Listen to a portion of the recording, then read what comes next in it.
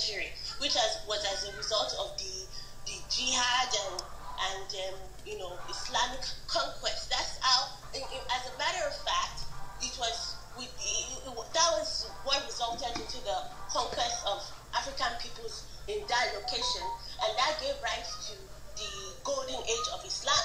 So please don't go on here and tell us that you are not the same. You guys are not the same. Go ahead. Vanessa, I really appreciate you educating me. Wait, let me say something. Vanessa, it's not okay. So the jihad is a recent event. It's the 18th century, right? Or 19th century, actually. No. That is what they make you believe, sir. Because I do trust me. I work alongside historians. It happened before that, because you know what, the Islamic golden age started in the 6th century, and it's not because of the jihad and the jihad movement that wouldn't have happened at all. So I really Vanessa, let me say this. Before the jihad, right? The Hausas were largely animals, right? Well-documented history placed the Hausas as animals. Now it's interesting that Saeed says it's the 8th century, but this is what I read. What you read is simply wrong. I can give you sources. I'll be glad. Please hear me. I'll be glad to unlearn what I know. So the 14th century, the Fulanis, some Fulanis, a pocketful, right, did migrate for economic reasons to what we know as Hausa today, right? They did migrate, engage with the people up until the 18th century, 19th century, when they carried out the jihad. And if you notice, many of the people, right, because the population wasn't there, many of the people who worked alongside Danfodio were actually Hausas, not Fulani. Right? So they did have that number. So we have to finish so we can go to the custodian of that particular thing. But hold on. But the Hausas were leading a change in empire. It was a very large empire and a progressive one, and it was an empire that is also simply not true. That traded, it is an really dominant. Please yourself. Sorry, Nicola, do you know what you're confusing? The Danfodio, what's it called? I think it was my mistake, because the one you're talking about is jihad, right? Like the Danfodio. Truly, that happened. That movement was around 1804, like 1800. But however, these two people, they've come in contact prior to that, due to the Arab, although people don't talk about it, due to the Arab conquest of the northern part of Africa. That was when the Arabs started enslaving and forcing the religion on the northern people, and yes, it reached the Hausa territory as well. So before Danfodio even came to do more damages, the Arabs, the white Arabs, they already came to do a lot of damages. And the reason why a lot of Hausas today, they think they're Arabs, they actually started to their culture, they started to think they're Arabs, and that's when their culture started to denigrate them. What's that? So that's where it all started. Prior to when Danfodio just came to complete what the white Arabs did. So that's why they have so much confusion. So because their current generation don't care to know where they are from. Okay. Okay, guys, let's do this. Can I let's do this. I'll bring someone from the. I brought someone up. He's from the north, right? And like I love listening to him. I'm sorry, guys. Nuhu, can you kind of enlighten some of us? You are Kanuri, right? And you're definitely not Hausa, neither you Fulani. Can you explain to us the concept of Hausa Fulani, please? No, are you there? Okay, for me, yeah, I'm here. For me, I'm from Borno State, and I'm from Southern Borno. I'm not Kanuri, I'm not Hausa, and I'm not Fulani, because I have my own language too. But you see, me, from what I've gathered, because I know in Adamawa we have Fulani, in some other states of Nigeria we have Fulani, and the Fulani man is a Fulani man. Yes, I can speak, some of them can speak, I speak with a Fulani man, and he can speak Hausa very well, but that Hausa, Fulani, me myself, I'm confused about it. Because I know that there are some states, there are 100% Hausa people. They are not Fulani. They don't speak Fulani, they don't speak Fulani language. But when you use the word Hausa, Fulani, I get confused. I said, okay, is it the Hausa people want to affiliate with the Fulani or what? Because I don't believe a Fulani man would think more as a Hausa man. I don't think it's possible. That was my submission. All right, thank you. So it's interesting that even someone, sorry, I thought you were Kanuri. I'm so sorry I didn't mean to misrepresent your ethnic group. So it's interesting that was this attempt to code them in. But someone who is equally from the north is saying that there's no figure. It's confused on this outer Fulani thing. Abi. Yeah, okay, I'm here. Olabode, sorry, there's Zainab that wants to talk this issue. Abi has not come. Zainab will go after. Okay, so Zainab, let Abi go if you don't mind. Okay, let me talk. First of all, what I understand about the Hausa Fulani is not a tribe. I'm from the north, I know. I'm not a Fulani, I'm not a Hausa man. I know Hausa Fulani is not a tribe. The tribe is Hausa. Hausa is different and Fulani is different. God bless you. Okay? But it's just like they are calling themselves, because what I understand, okay, based on my own perspectives, all Hausa Fulanis are Hausa. That's what I understand. Hausa Fulanis are not Hausa Fulanis. Because it's just the same thing that everyone started explaining, that your father is a Hausa man and your mother is a Fulani. So your father married your mother and you started calling, and hearing you are explaining something I don't know much. My English is not that like good. You talk about patriarchal or metrical or something like that, or labodi. So that is in the north. If your father is a Hausa man, so you are definitely a Hausa man. So nothing like that in Nigeria. So nothing like Hausa Fulani to me as a tribe. But people do identify themselves as Hausa Fulani, but it's not a tribe. Because if it's a tribe, you can ask what's the language. Can you speak Hausa Fulani? No, there is not a specific language as Hausa Fulani.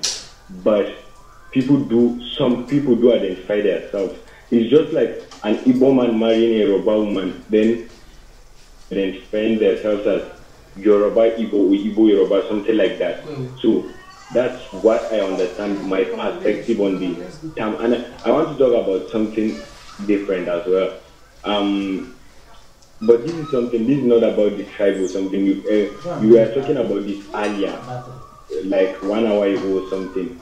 We are talking about the Hausa people not following the Yoruba peoples to pray. Okay? Like in Port Harcourt, a lot of people explain Hausa people. So what I want to say about this is like Islam, like Muslim, is a religion, just like Christianity. So there are different groups, I know in Christianity there are Catholics and so on. So I don't know much about Christianity, but I know there are different groups. So the same thing as Islam. Okay, we have Izala here in Nigeria. We have Lerigan, a lot of them. Even in Saudi and everywhere, Islam, like it's divided into different groups. Every religion is like that. So 90% of the Yorubas, okay, or let me say almost all the Yorubas, maybe have their own group. Like they are not almost all of the Hausas that are in the south are Izala, and almost 90% of the Yorubas are maybe Erika or something different group. So the Hausa people don't want to follow the Yorubas to pray, not because of their tribe. It's because of what they believe, their faith, the religion. It's just like a Catholic person or someone going to different churches, you know, in Christianity groups. So you just wake up today and you say, I will go to maybe Deeper Life. Why you don't used to go to Deeper Life? I don't know about the groups like in Christianity. So that's the same thing. So that's why Hausa want Yoruba, maybe if you are Erika or something, to lead them in prayer. It's not because of the tribe. The tribe is nothing. Me, I know I went to school in the north, in Katsina, where I did my secondary school, where 90% of our, it is Islamic school, and 90% of our teachers and but our principal is Yoruba, our vice principal, 90% of them, they are Yorubas, and they are all Muslims. It's Islamic school, and they are all Muslims, and they lead us in prayer. We do everything together. So I don't know about that. It's not because of the tribe. It's because of the religion, the groups. Maybe I believe in this, and you don't believe in this. Maybe you, Erika, you believe in this. You Catholic, you believe when you go to church, you do this and this. Me, as a maybe different group in Christianity, I don't do this, I don't do this. So that's what really happening. It's not like Hausa people are not for prayers because they are hypocrites or they don't want to. No, that's not. But about the House of Fulani, I think House of Fulani is not a tribe. That's my perspective, my own opinion. You know, what I understand as someone that was born and raised in the north, and I'm not Hausa, I'm not Fulani. But I know House of Fulani is not a tribe, but maybe people are identifying themselves as House of Fulani. So that's what I want to say. Thank you. Thank you so much. No, are you here? Thank you so much. That is very ideal. The way you speak, you spoke, at least you know, you understand that we are not one stupid set of people that someone can come and begin to make us feel like we don't understand what we are saying. Nuhu, are you here? Nuhu. Zainab is there now. Okay, Zainab. Okay, I'm going to correct what Vanessa said. What she said is highly inaccurate, and it doesn't even make sense. First of all, the Arabs, when they came to you can't say somebody don't make sense here because you are full and please. Just make your. You can't say somebody don't make sense. One guy here, don't worry. Let's take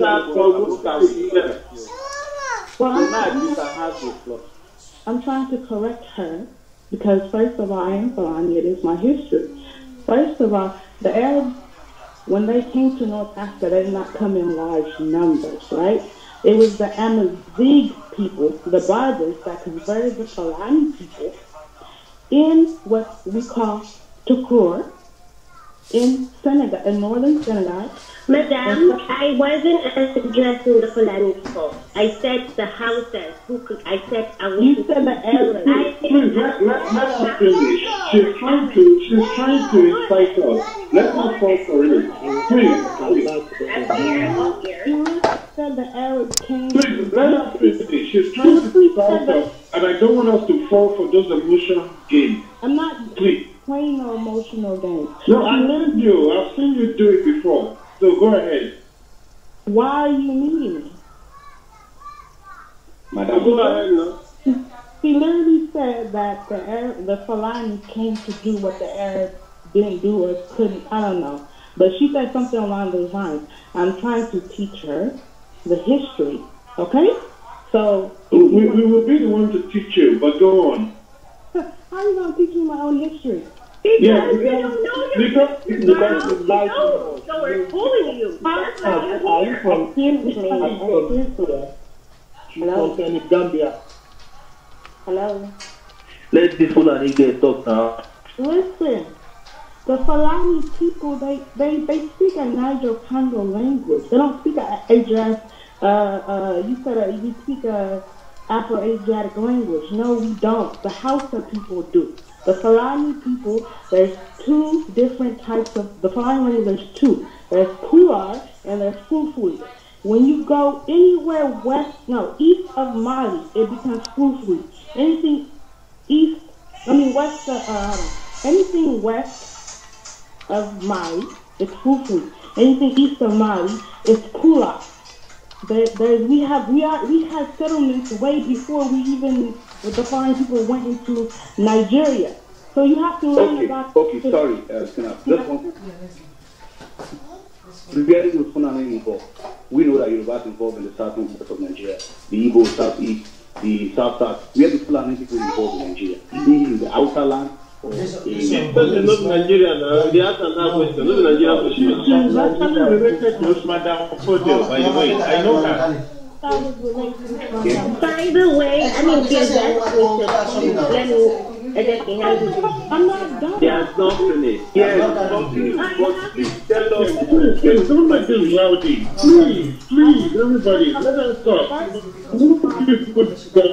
If you don't. First of all, I never said I was related to Usman Danfodio. I said we are from the same clan. He's a Torod, I'm a Torod, right? We're from the same clan, right? I'm trying to give you a breakdown of Fulani history before we even got to Nigeria. Fulani people were a mixture of Amazigh people and the people who lived in the Senegalese River, near the Senegalese River, in southern Mauritania and northern Senegal. That's where we had an empire called Turkey. You can look it up. It's not that hard, right? And Stop talking to us like we're kids. Just make your point, okay? Please. Y'all keep muting me.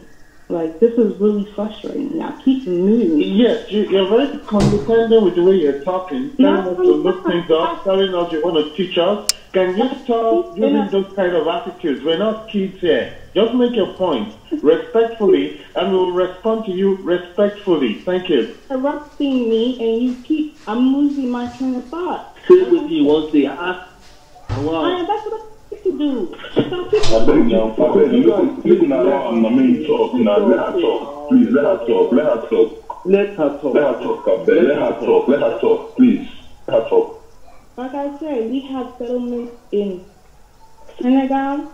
We have 3 settlements in Senegal where Fulani people are found. In Guinea, you can go to Fouta Djallon. In Mali, you can go to Fouta Masin. We have settlements in Burkina Faso. We have settlements everywhere before we even entered Nigeria. I'm just confused So the question I want to ask you first, before you go on, you said that you existed in Mali before Nigeria, right? That's your point?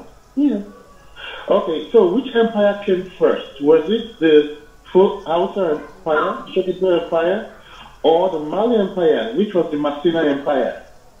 You said, are you talking about the Sokoto Caliphate, or are you talking about... Yes, there was the Sokoto Caliphate in Nigeria, and there was the Masina Empire in Mali. Which one came first? The Sokoto Empire came first. Good. Now, the man who started the Masina Empire, do you know who he was? Chuku Amadu. Mm-hmm. How was he related to Usman Danfodio? He wasn't. Okay, but he was his lieutenant. The flag that he got to start the Masina Empire, he got it from Usman Danfodio. Yes, yes. Okay, so what's your point? That they don't have any link? That Mali and Sokoto are different people? Yes, they are. See, we're still knowledgeable for this, what you're about to do. But I'm going to let other people talk first. You know,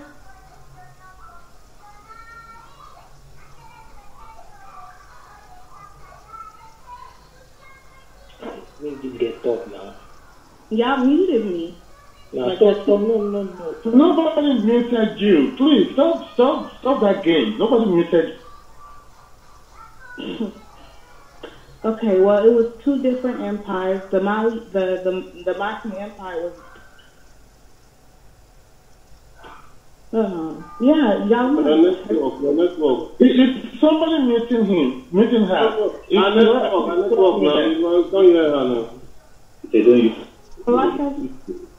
The Machi Empire, but there was basically two of them. One of them. The first one came before the Usman Dan Fodia Empire, the Sokoto Empire. The second one was his father there. You are right, but there was already foreign people there before that, right? So,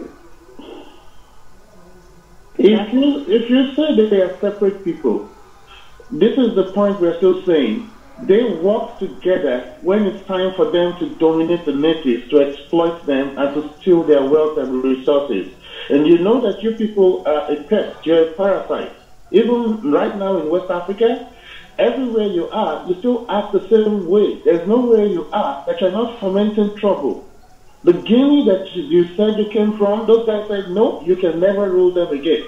Mali, you're attacking the grown people. Niger, you're causing trouble with them. Central African Republic, they chased you out. Nigeria, you're decimating us. So I don't understand when you say you're not the same. Your character is the same, your attitude is the same, and your intent to exploit you all follow a code, the Fulako code. Why does Buhari find it easy to come to all over West Africa to bring your brothers to come and be disturbing us? It's because you all think alike. So you can't come here to confuse us. We know what the game is about. We know what. By the way, I need to correct you. Is she still there? Don't go, no worries.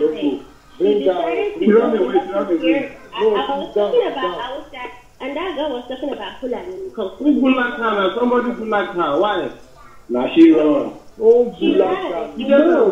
Who treat her focus? Somebody like her. Bring her up your mouth back.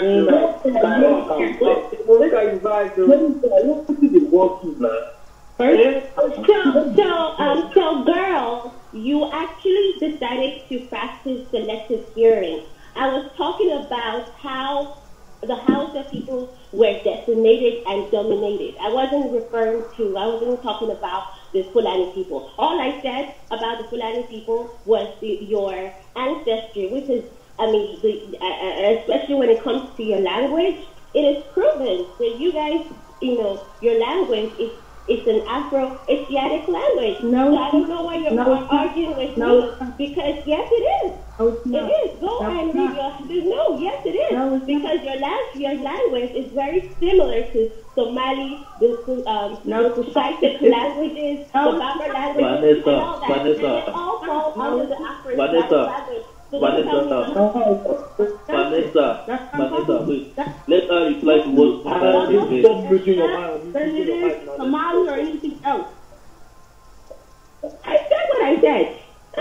Somebody should move to your bed. I want to listen to this conversation. I said what I said. It falls under the Afro-Asiatic language. Yes. So what are you telling me? So tell me nonsense. So you're telling me that we have more. Let me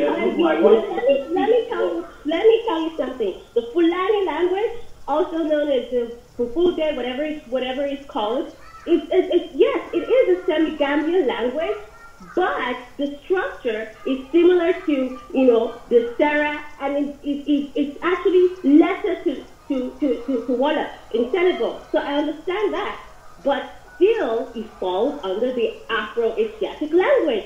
What are you talking about, girl? So you're saying Wolof and Sera fall under Afro-Asiatic language?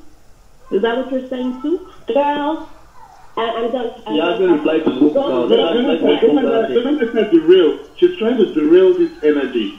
Don't fall for it, Vanessa. Vanessa, let her reply to Bonka. Don't try to change the conversation. Let her reply to Bonka. Let's face her and Bonka. People do not have 1 inch in present-day northern Nigeria, but some people claim you are part and parcel of Hausa people. So now what is stated here now is that you do not have a root from anywhere around the northern part of Nigeria, not even 1 inch of land, right? Not even West Africa, not just Nigeria. Excuse me, we are indigenous to West Africa through our maternal. Area, where is your land? West Africa is paternal. So you can be indigenous to maternal in anywhere. We are indigenous to Senegambia, Guinea, Mali, Burkina Faso, Nigeria, Niger, Senegal. You are not. No. You're not indigenous to those places. What y'all do? Wait. When the British came to Nigeria, what I know is that the 3 major ethnic groups, I know this for a fact, and I've seen it on YouTube every now and then. They are Hausa, Igbo, and Yoruba, and that is what BBC has been reporting ever since the 1940s. So I don't know where Hausa Fulani now came on board in this day. Please, maybe you can. I don't know. Like people have already said, the Hausa and Fulani people have been intermarrying for a long in Nigeria. That means that you can collect their land. You can hijack their stuff. Nigeria is the only place where Hausa and Fulani people are united. Okay? United? Are you crazy? Okay? I guess you guys... I tell you, my baby, these people will speak too much English. I don't like them at all. At all. You know what of ends like that? Like the Al-Qaeda. Tell them that. Al-Qaeda. Descendants of the terrorists. The terrorists. Please, people should move out. Let's go out. No, we can't. We don't want to run now. Well, this is a lesson for us to learn down south. This guy has systematically came all the way from where I don't know, and messing us up in Nigeria. If we don't come up today and deal with these politicians are messing us up as well, and get them out and chase them back to Senegal or whatever they fucking come from. Well, can I? It is only everywhere.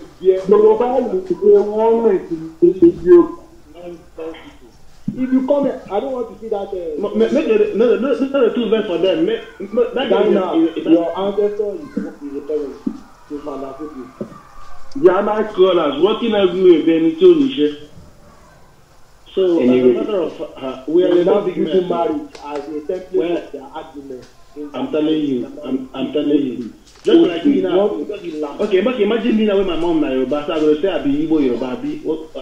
I will go drag line for Ogun State. I think they are the only one that have monopoly of. Carry go the keep for Ogun State. You cannot tell me that. But they no bomb me when I go now go play now. But now that's not what they happen here. You guys, wait, I don't that one. Wait. Look at one thing that's happening. Look at what has been established now. The thing now is that it's only the Hausa that are called Hausa Fulanis. The Fulanis are called Fulanis. Hausas are called Hausa Fulani, right?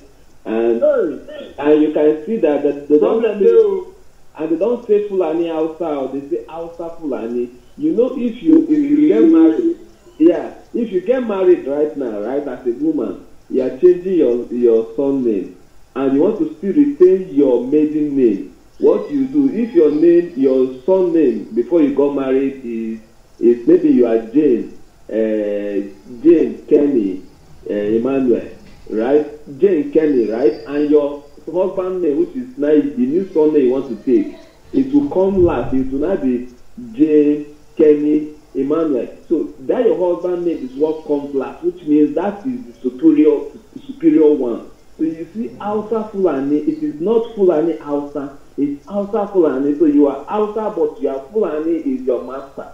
Do you understand what they are doing here? Yeah, that is what is happening here. It's Hausa Fulani. And let me say this as well. Let me say this as well. These guys, they're doing this in hundreds of years. The way it is now, if you're not careful, in 100 years, Yoruba land will be a Fulani land. And they take their time. They don't give up. They keep coming. We are not dating all those outside. They don't think that we got that land. It's those, you know what they do? They hijack their social political system. They were now using it to control their economy and they subjugated their cultural heritage. That is why there is no way an Hausa man wants to make any argument with you. They always make a reference to Quran. I'm not saying that kind of before. No argument once you work with them. They will make Quran a point of reference every now and then. I don't know why. See, people. Now why not get God? So wait, now why not get kids get something? Though we have been conquered, but we are now bound by one thing called religion. Yes, you do not hear it very well. We believe that I feel like here from 100% Hausa person though. I feel like here from Hausa person Congo, they say Hausa for this. I thought you don't say Hausa again. You don't say Hausa for global. You don't say Hausa for global. They don't talk about the I want to talk. You see the power of language. Please, let's talk one by one. We're not telling each other. Why are you meeting my mic? I want to talk. Go ahead and talk. Okay, concerning what ISESE or something said, like the only what do you mean ISESE or something? Or something. I cannot pronounce the name. It's not like I'm disrespecting him or something. I cannot pronounce the name. So sorry for that if I'm disrespecting him or something. But he said the only system, so the only three languages in Nigeria is Hausa, Yoruba, and Igbo. I'm not Fulani, remember that, and I'm not Hausa. But what about the other languages? Like the I'm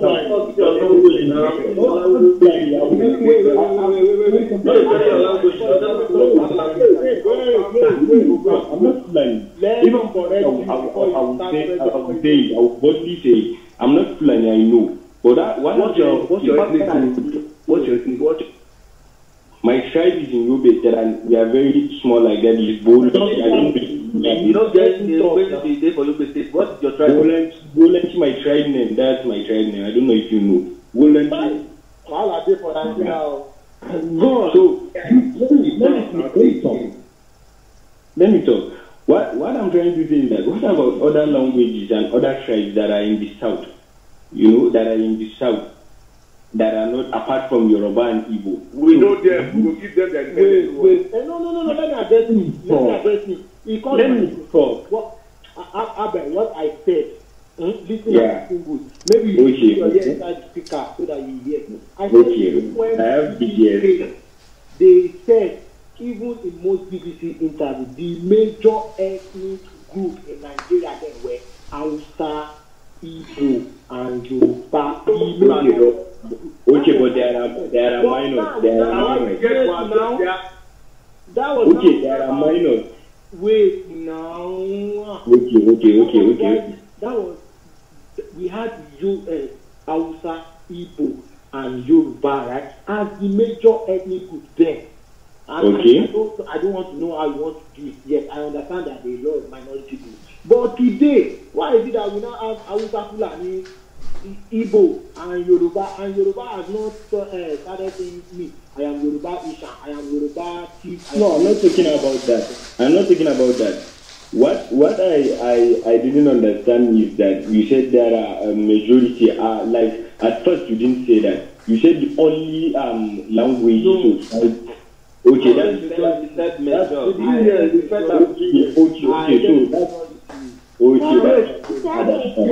I think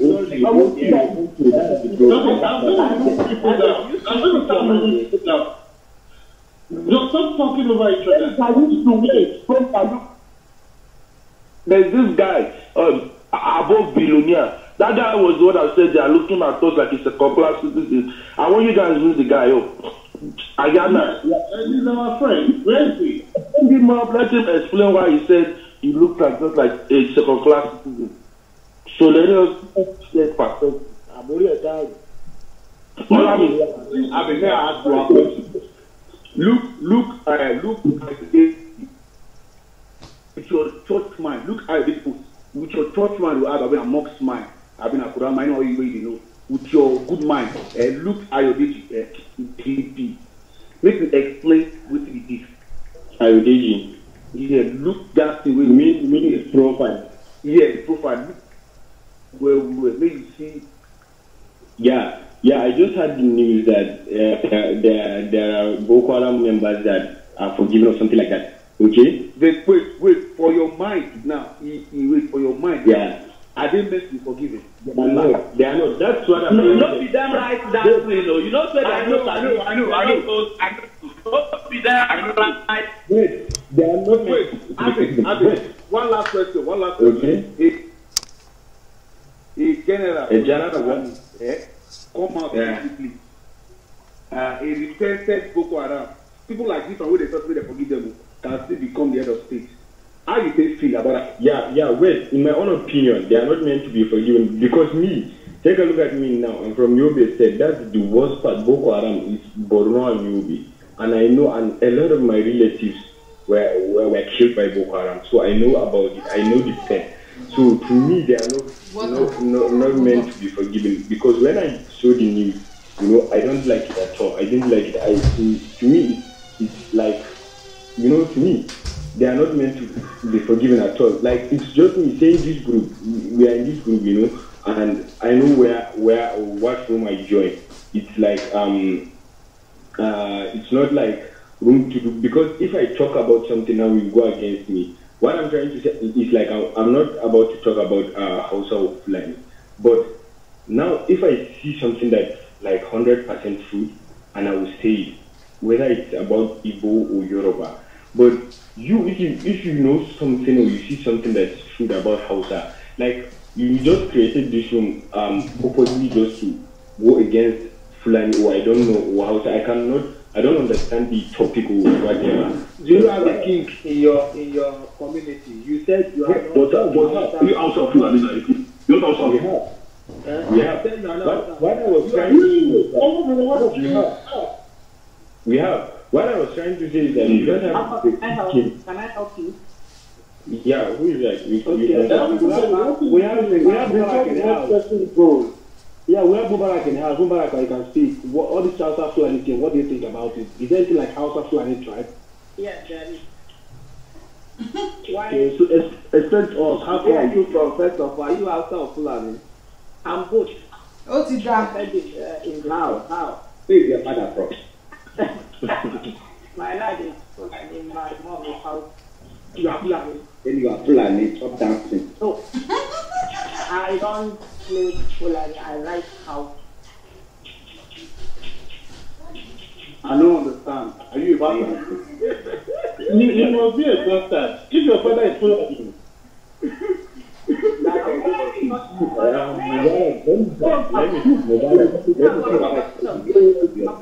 Let me talk. Wait, yeah, I can take them. Are we here to record each other or to talk? You can take me. Make it away, can I make them talk? I'm on an event to shoot.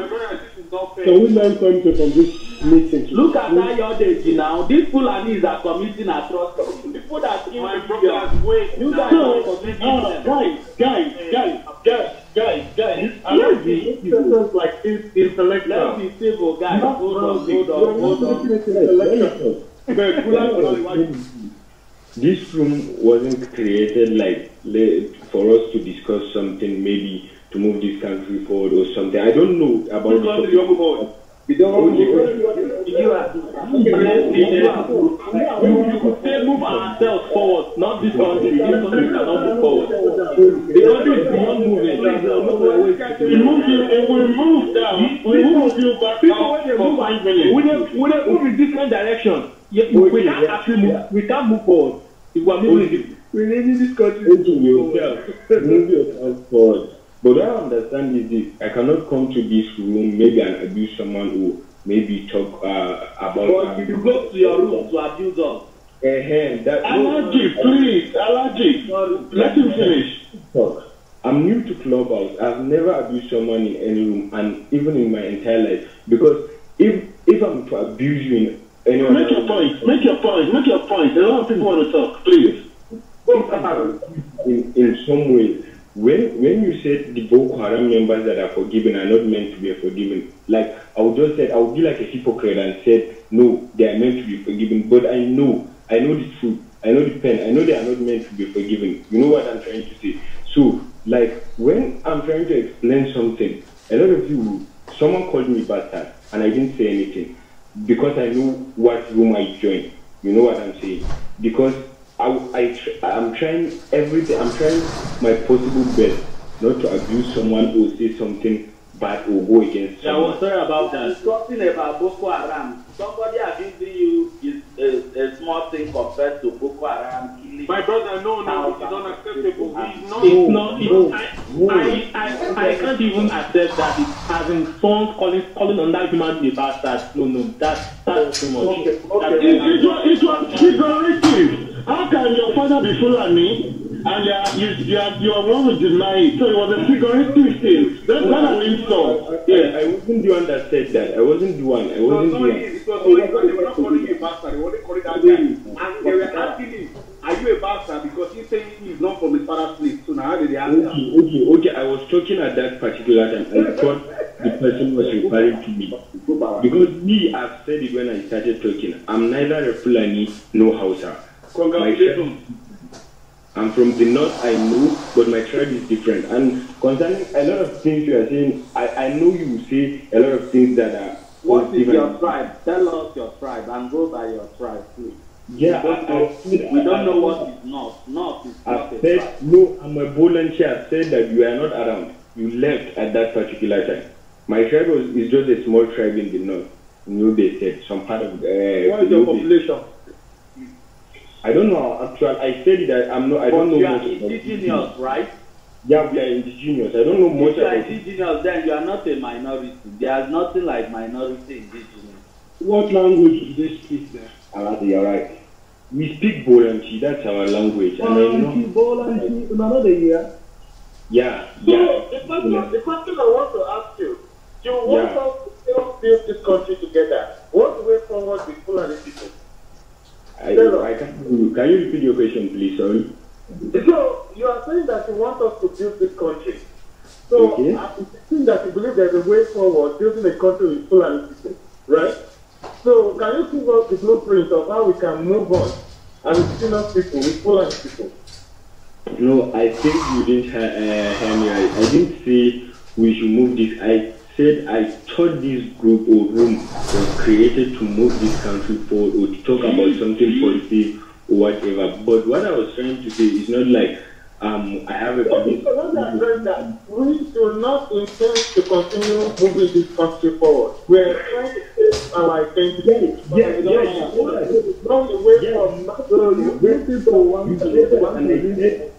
said, and I said it is okay because that's your opinion. I can just, based on your opinion, maybe you've done a lot of research and maybe you've been paying for you. Let's move on. You're getting boring. So next question. Wait, I want to ask you a question. Sorry, you, Abi, sorry, see my question for you. You're saying that your people have been killed and have been destroyed by these Fulani people, but you still want one Nigeria. Why?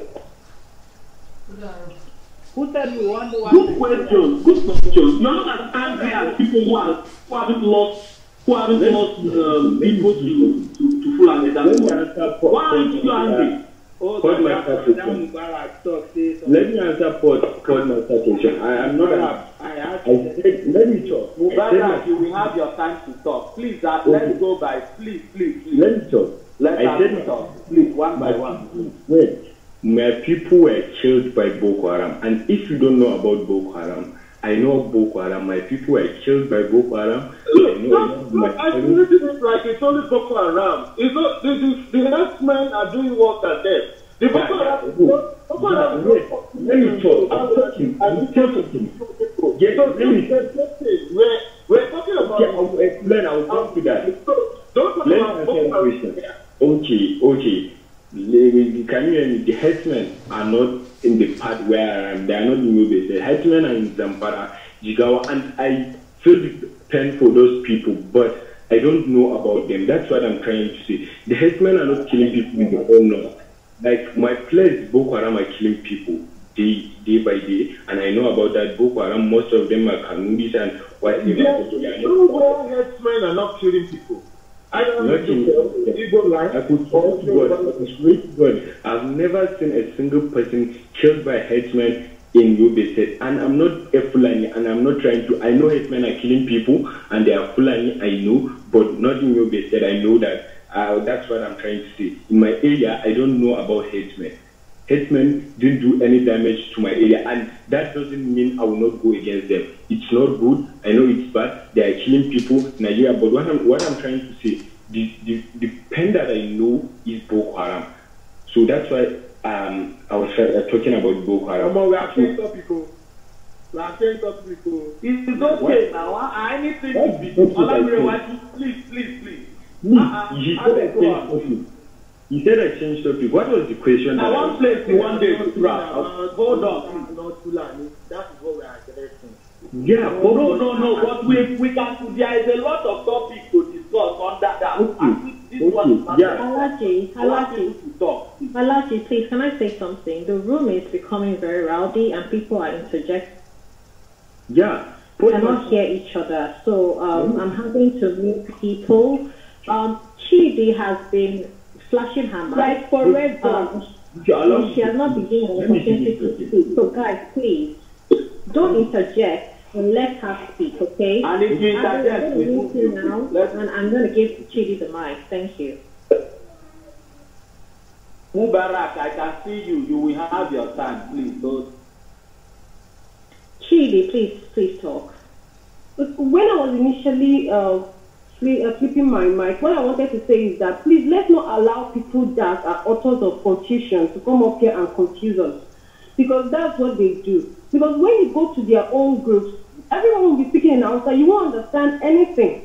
If you talk nonsense, they will just kick you out. Exactly. But here we are all trying to make everyone understand what we are trying to say. So let's not give anyone hand to come here and cause confusion and make us not to achieve what we want to achieve. If anyone, like when you ask someone a question and the person is beating around the bush and you see that this person is trying to cause problems, mute the person and take them down.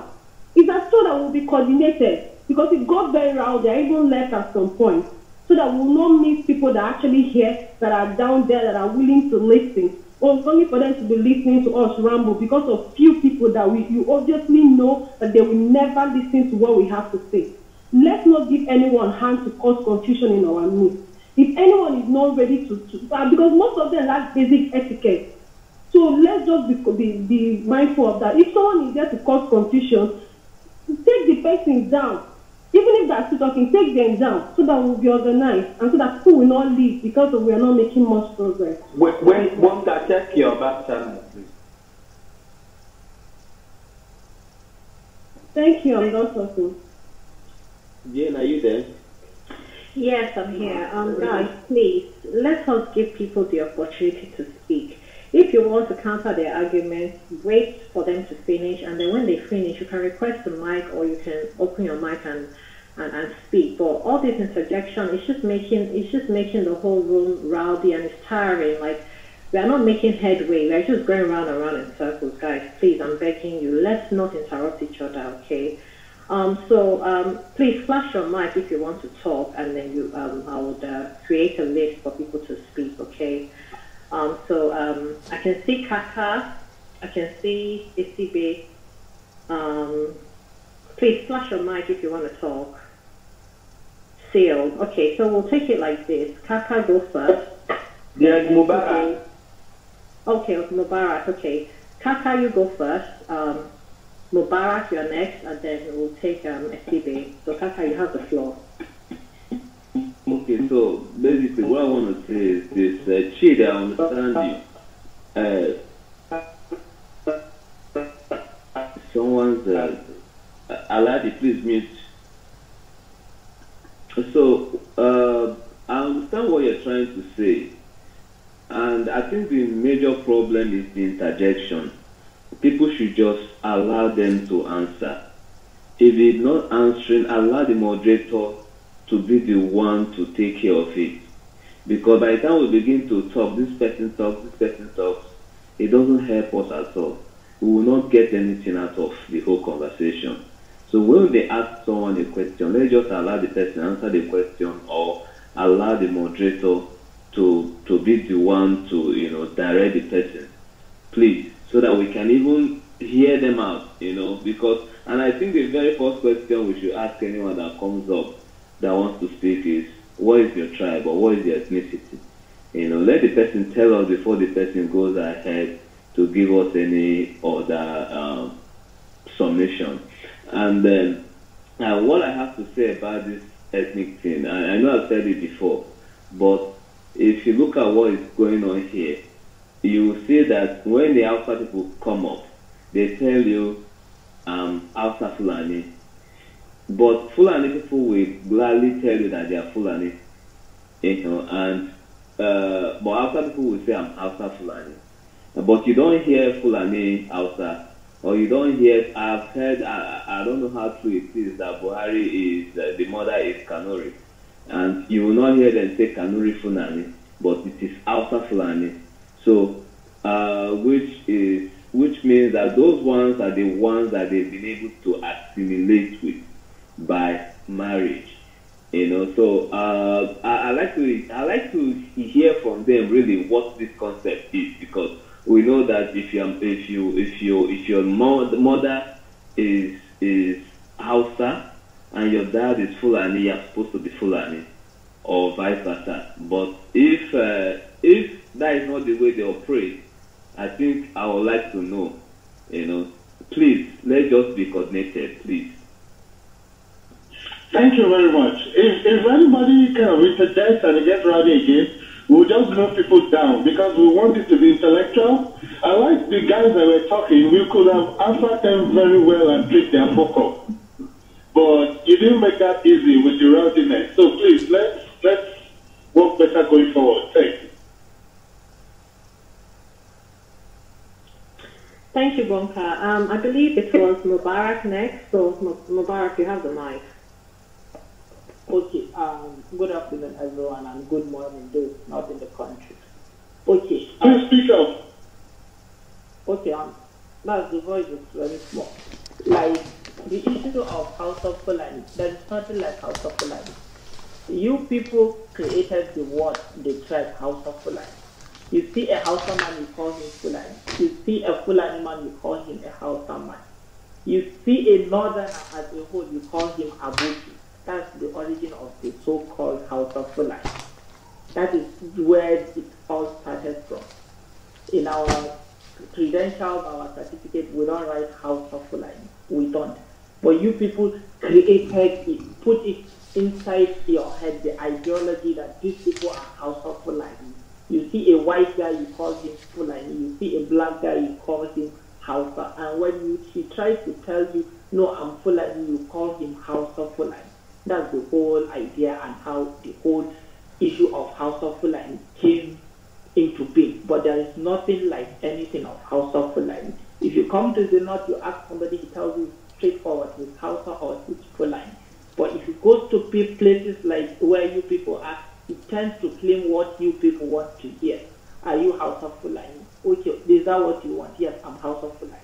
That is it. Is that just the origin of House of Fulani? But there is nothing like House of Fulani. We don't claim House of Fulani. Just like I told you, I'm House of Fulani. That does not come or relate in anywhere. But it's what you want to hear. That is why I will tell you I'm House of Fulani. I'm pure Hausa. If I will claim Hausa, I will claim Hausa.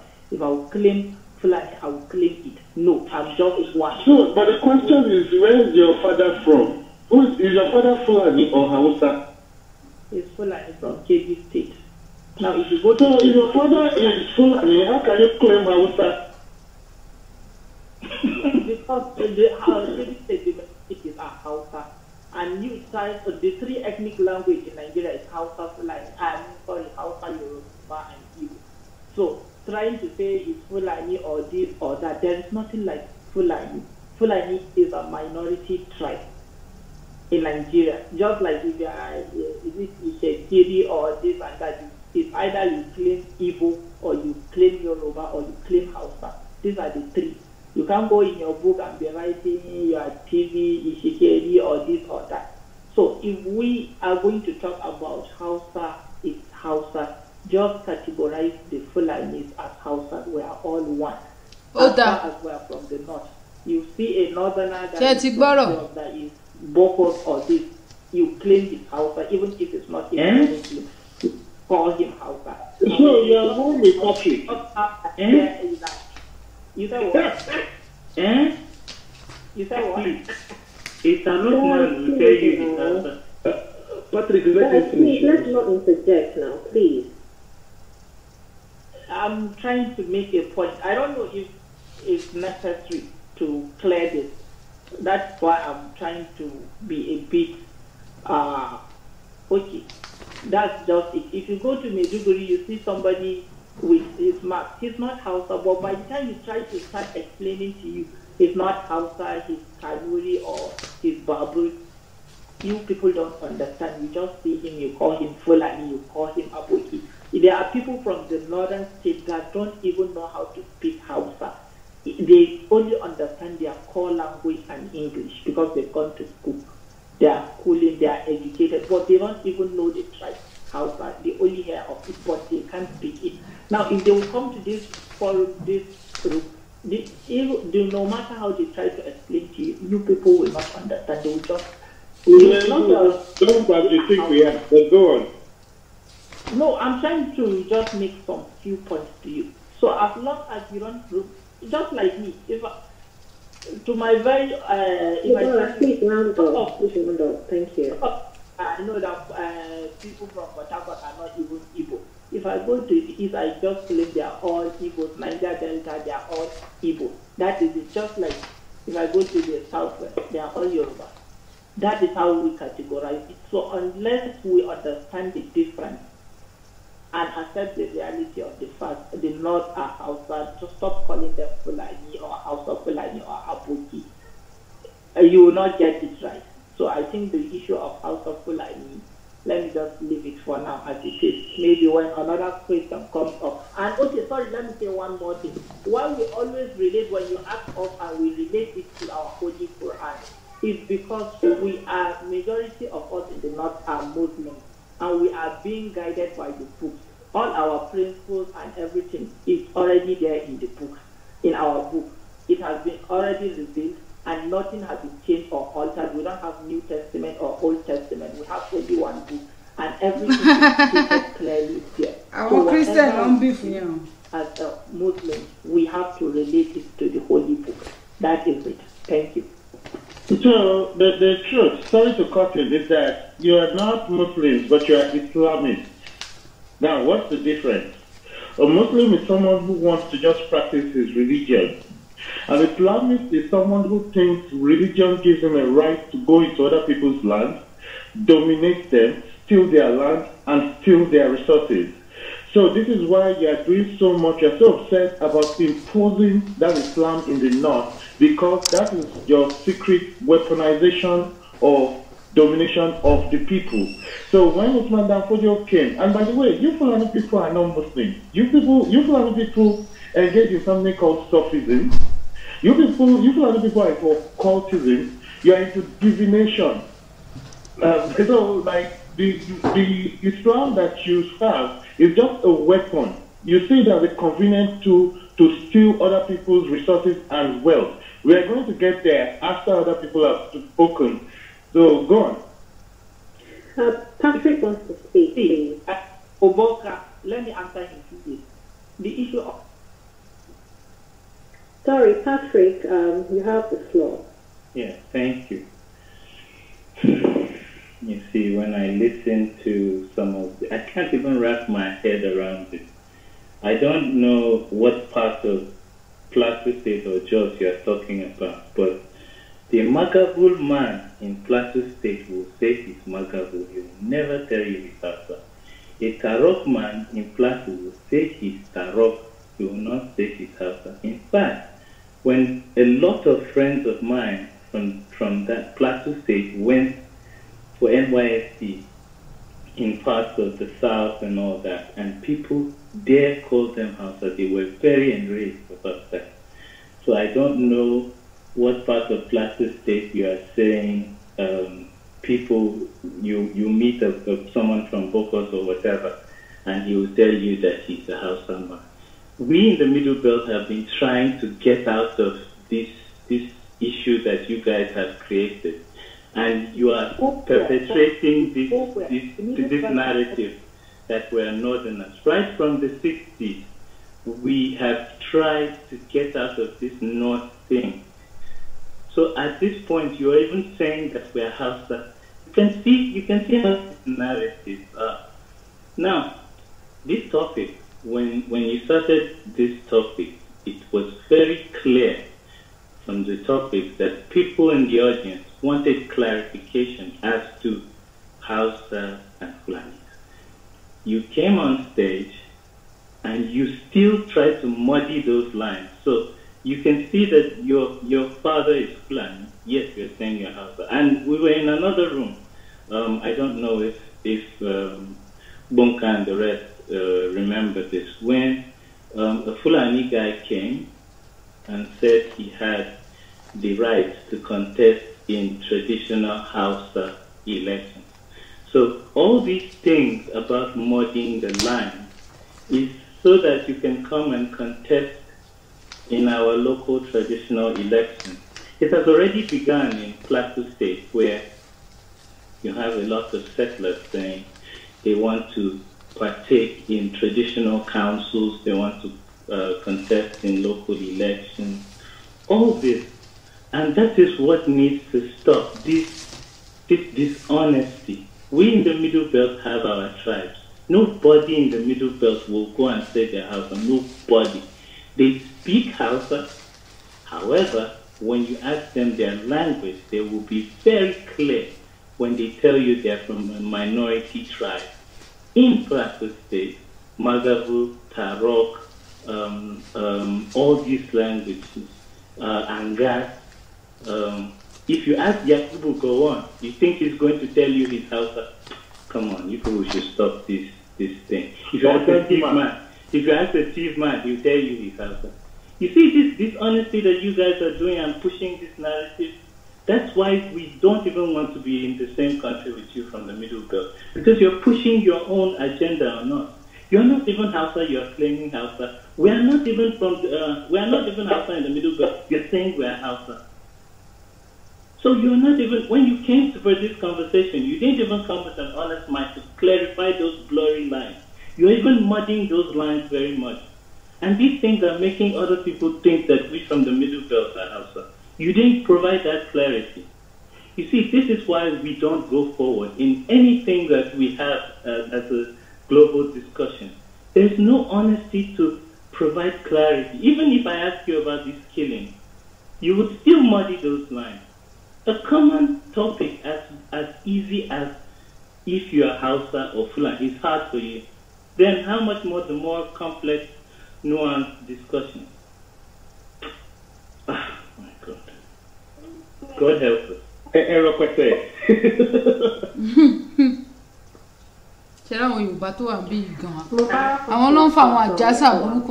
Okay, Patrick, you said you don't want to be in the north, you don't want to be one Nigeria. Nobody is after of being one Nigeria. All we are saying is follow the due process, and there is nothing like Middle Belt from the onset. There is nothing like Middle Belt. Please, what did you say? Wait. But there's nothing like Middle Belt. Okay, who's that guy? I'm going to move that person down. Who's spoke now? Don't attack me. Allow me to finish. Then you can come.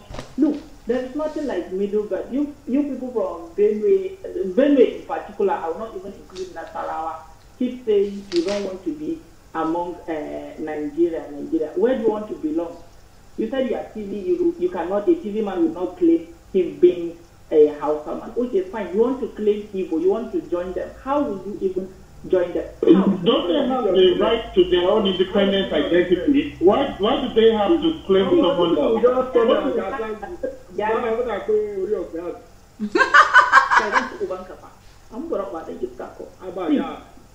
This earlier, the fact is right do you have to tell Everything yet you asare bu won yen Damboroba. I mean, you come here to come and say it in the face. No, don't hear.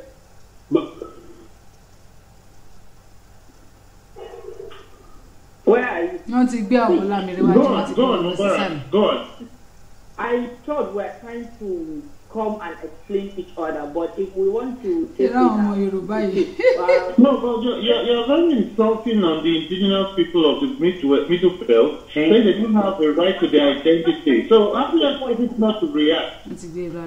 I'm trying to make a point. Let me finish, then we can come up. At least I allow someone to finish before I try to make my point. That is it. I don't know why. Go on.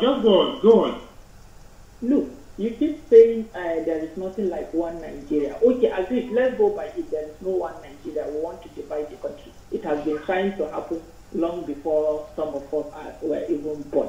But we are here and we are trying to see the possibility. What is so big or hard in it to go by the due process of dividing the country? What is the due process? We don't know it. Tell us. No, I'm not here to tell you that. I'm just here to clarify one. Then there is no due process. It's you that said you don't know the due process. There's no due process. You mentioned due process, therefore it exists in your mind. You must know what that due process is, or you cannot use that word. Finish. Don't worry. I will explain that to you. I will tell you. You can go and submit a bill to the UN, United Nations, trying to claim your state, produce your state. It's as simple as that. Submit a I'm making you work for. Have we not done it? We are doing it now. So you are saying that. So why are you fighting? So hold on, Mubarak. You are saying that it's UN that will give us the right to our identity, right? That's your point, right? Can I ask you a question, Mubarak? Mubarak, I'm asking you a question. Can I ask you a question, Mubarak? Who is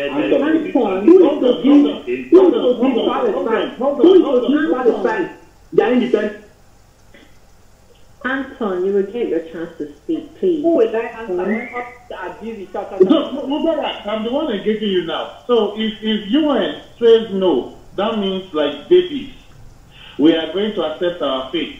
So if UN does not give us a right to our identity, then we don't have a right to it. Is that your point? Is that the reason for you people to be fighting, killing others? Answer your question, I move you down. Wait, who is killing us that? If you don't answer your question, I move you down. Killing others. Bunker, wait, please. Is that the reason why you're fighting, killing others? Let's not attack it emotionally. Let's take it one after the other. To the thief people in the house, who is Steve here? Who identifies as Steve or Idoma? I'm Igala.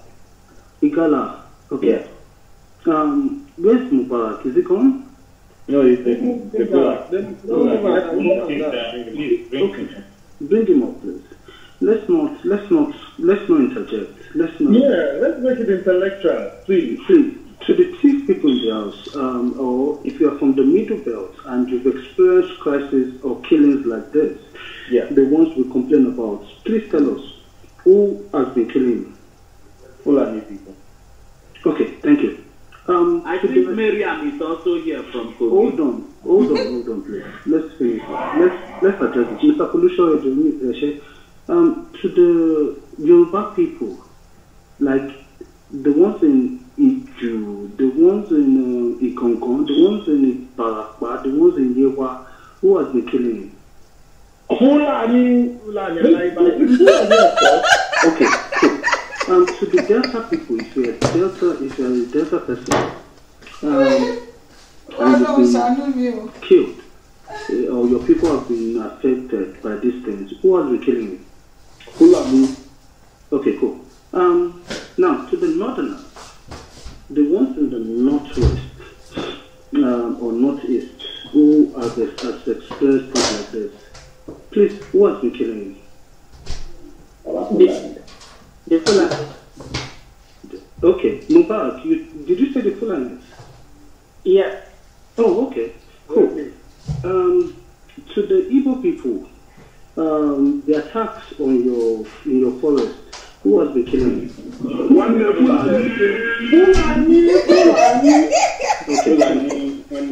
All right.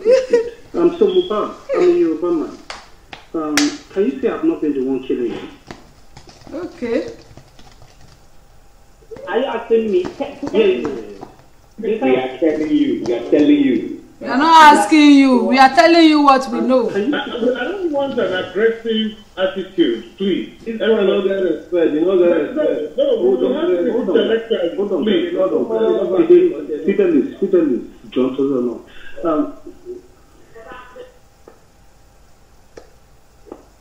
Can I speak? Thank you.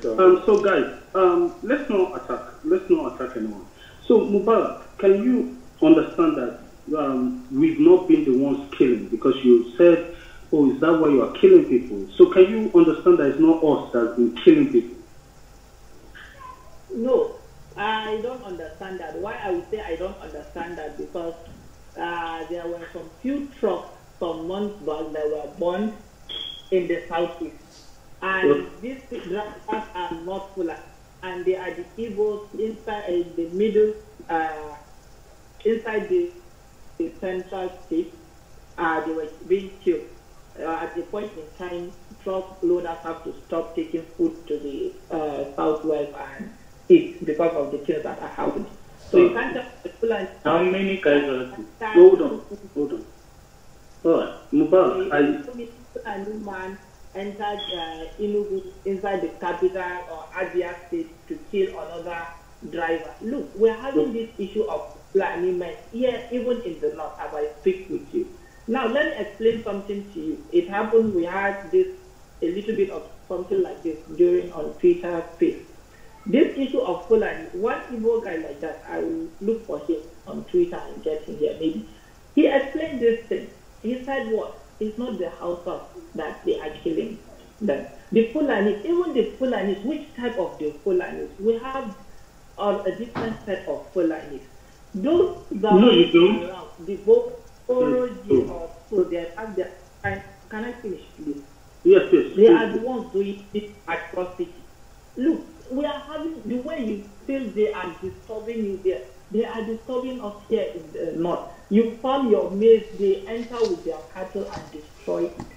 It's not like, if you don't try to reason, you will not understand whatever we tell you. It's not Mubarak. No, Mubarak. Can you say that we are really... Hold on now. Mubarak. Wait now. Mubarak, let's talk. Let's talk. So allow me to, it's a conversation. Let's have it. Right? Okay, let's have it. Cool. So you talked about the killings in what state did you call it? Sorry. You talked about you talked about the burning of vehicles or trailers. What state did you call it? I think Abia also. Yes, it happened in Anambra State.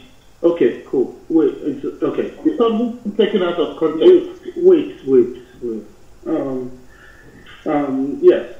So you said because of that particular incident, that's why you said they're killing people, and that's fair. I mean, you don't want your people to be killed, but can you understand why it is not nice, why it is condemnable?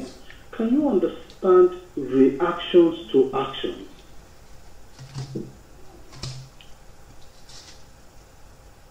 Not a monologue. Yeah. Can you? But why kill animals?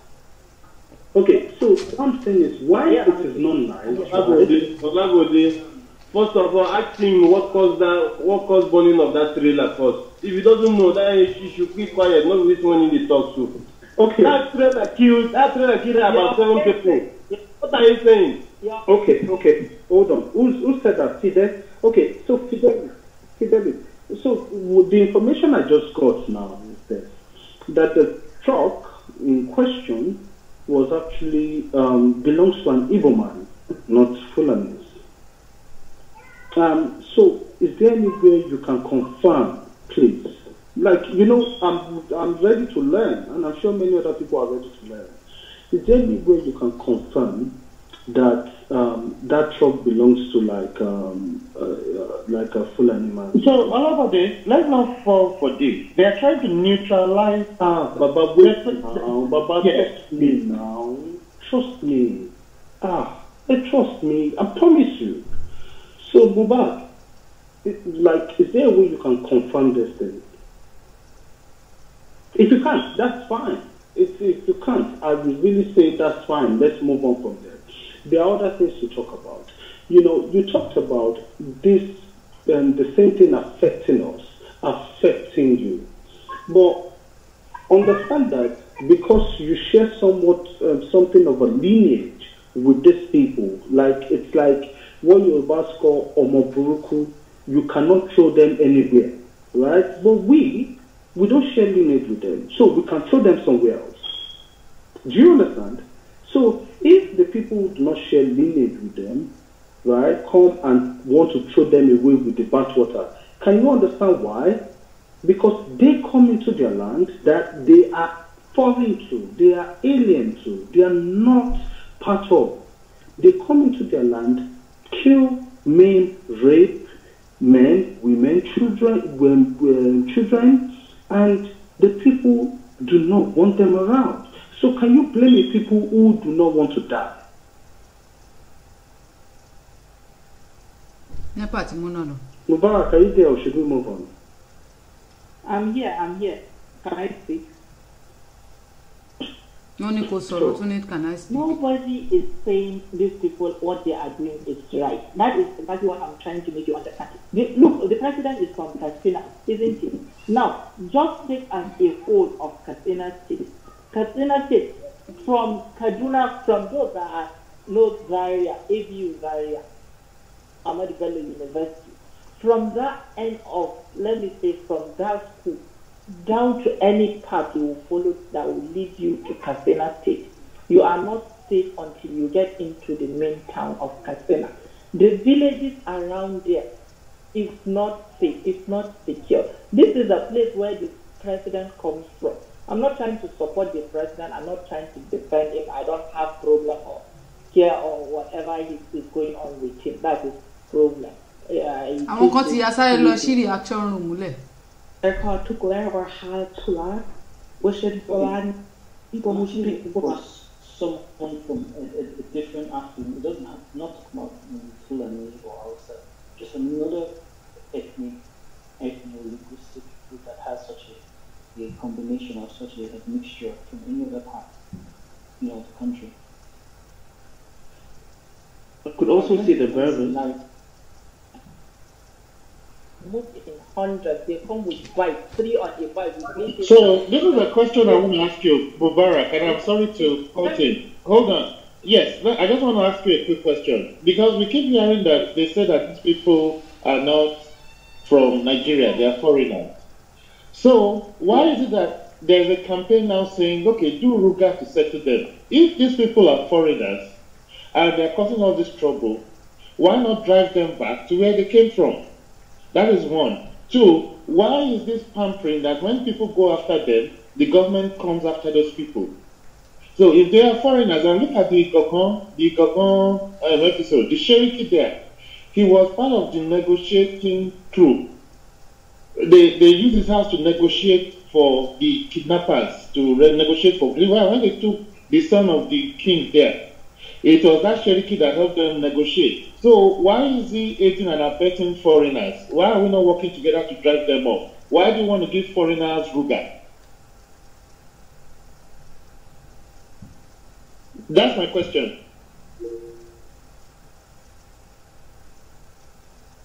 Mara, are you there? You're off the floor. You know you're a celebrity today. So you call the entire group Hausa. So it's Hausa community, is it? No, not Hausa community. The whole. Did you hear Bunka's question? No, please. I only took half. I want to pick a cup. Please, can you say it again? Well, Bunka, please, can you say it again? So these people are foreigners. Every time we go after them, the government comes after us. Right? Now, the government is saying, okay, to settle this problem, give Ruga so that, make Ruga in your state so that they can settle down. Why do you want to settle foreigners in our land? Why not drive them back to where they came from? Now, the energy with which they have used to arrest the Igboho, to arrest Nnamdi Kanu, why are they not using that same energy to go after these people when they make this But they are forgiving Boko Haram. They are making worse insightful statements. The statements that this Miyetti has made is worse than the things Nnamdi Kanu and Sunday Igboho say. Why have they not been arrested? These are the questions we're asking. Okay, can you allow me to speak? Nobody should attack me, please. Nobody will attack you. Nobody will attack you. Hold on, Mubarak. Hold on. Okay. Attack you and move that.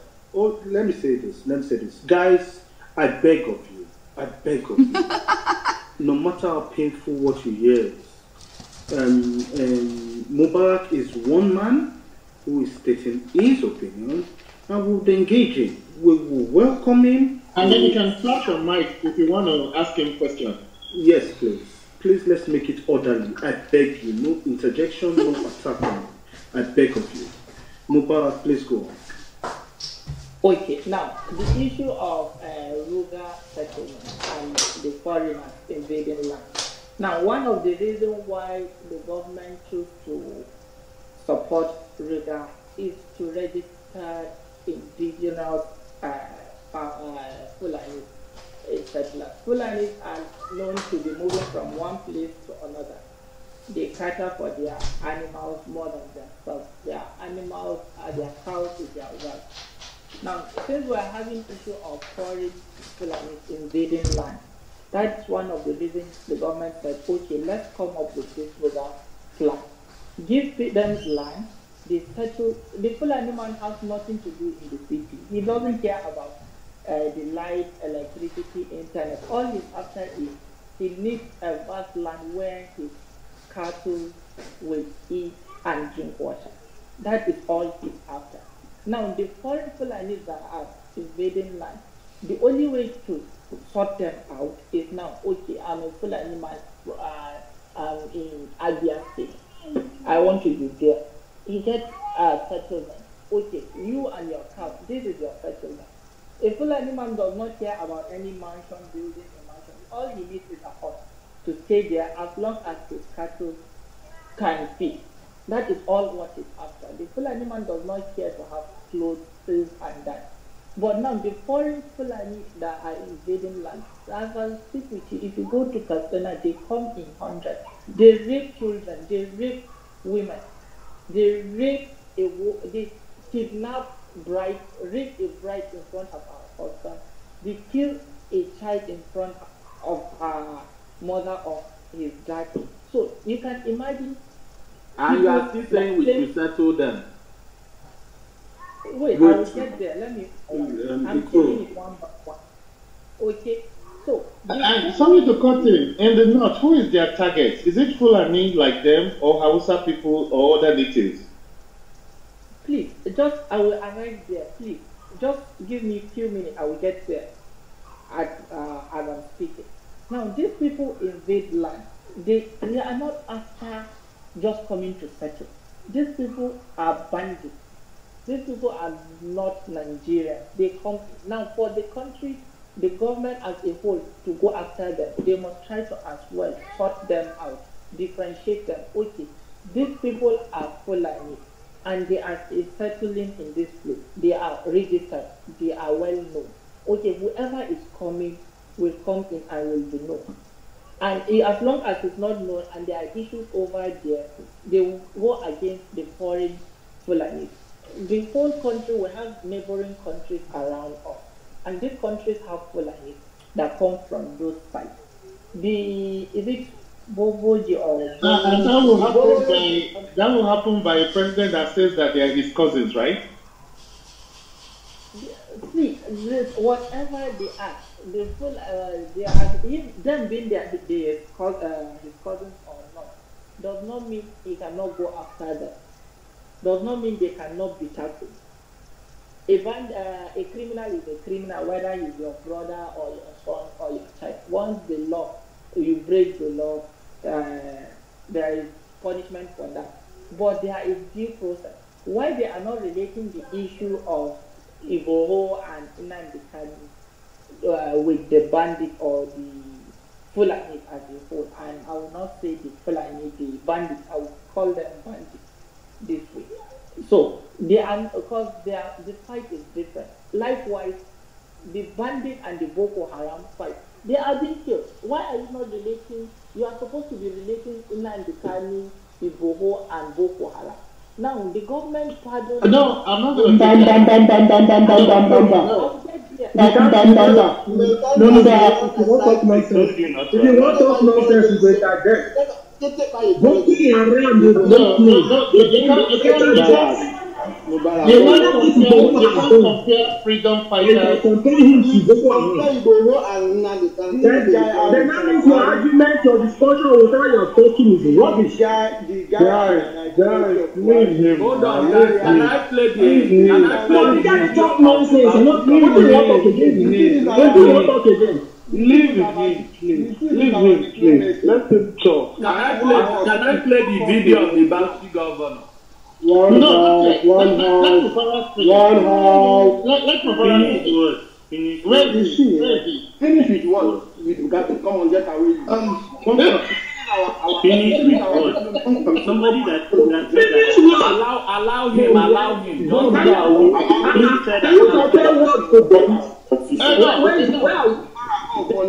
Hold on. No, wait. No, wait. Somebody said I'm Hausa and you want him to continue to spew it. Please forget this thing. No, I'm not going to allow this. See, this is Takia. Pure Takia. And we have answers that for we him. cannot debate. Please, let's treat his fuck up, please. This guy said I'm Hausa because I'm from the middle belt and you are even engaging this guy. No. See, this thing, we will not allow him to continue to speak. Yes, okay, I understand why. He's poisoning. He has shown that we can't even engage with him even with a little conversation. So there's no need extending. So, let me tell you something about the Fulani before they find their divide. They love ignorance. You see the guys mad. The guys say that we should allow them. People that are raping people, we should allow them. Wait now. The guy is a madman. His luck, His luck is, oh Jesus. Anton, bring him up. Now, why are you people putting him down? Bring him up. Please wait. Please. Guys, what I think we're going to do, we're going to move a lot of people down if you don't cooperate and just leave a few people up. Bunker, please. Bunker, now you go down. Bunker, please wait. I don't mind. Bunker, please. What Bunker, beg, wait. Guys, listen to this. This is how it goes. We've been on this app for months, discussing, researching, laying out researches, spending hours learning, unlearning, relearning. And you think one person speaking is going to change all the hard work we've done? When we would also have the chance to rebut? No, now. Let's trust in our own selves. Now, let me say this. He said, and I understand why the things he says inflames the room. But he says we should be relating Nnamdi Kanu, Igboho, and Boko Haram, right? We should be comparing them. Cool. Now, what I would expect us to do is, when he finishes, right, we will dissect it, issue by issue. What Nnamdi Kanu fight for and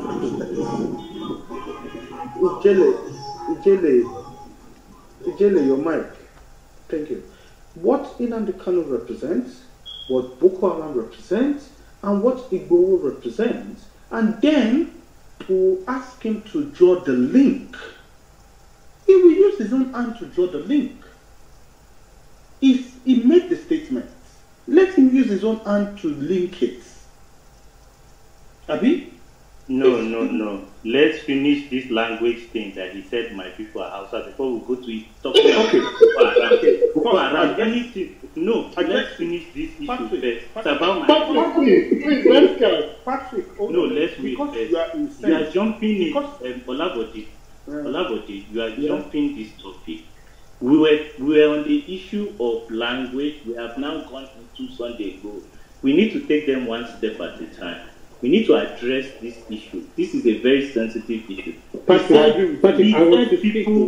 He said people from my place say they are Hausa.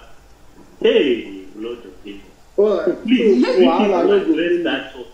Patrick, address that particular this thing. No, let him come and use his mouth to address it now. Is he not the one that said it? He's here now. I want Patrick to address him. I want Patrick to engage him now. I want it to be between Patrick and Mubarak. Let's clear that place out, then we move to this other one. Patrick, are you there? I am here. All right, you have the floor. Engage him the way you want. Thank you. You see, this issue is what we are discussing. I don't even want to listen to any further thing you have to say because you first came here lying.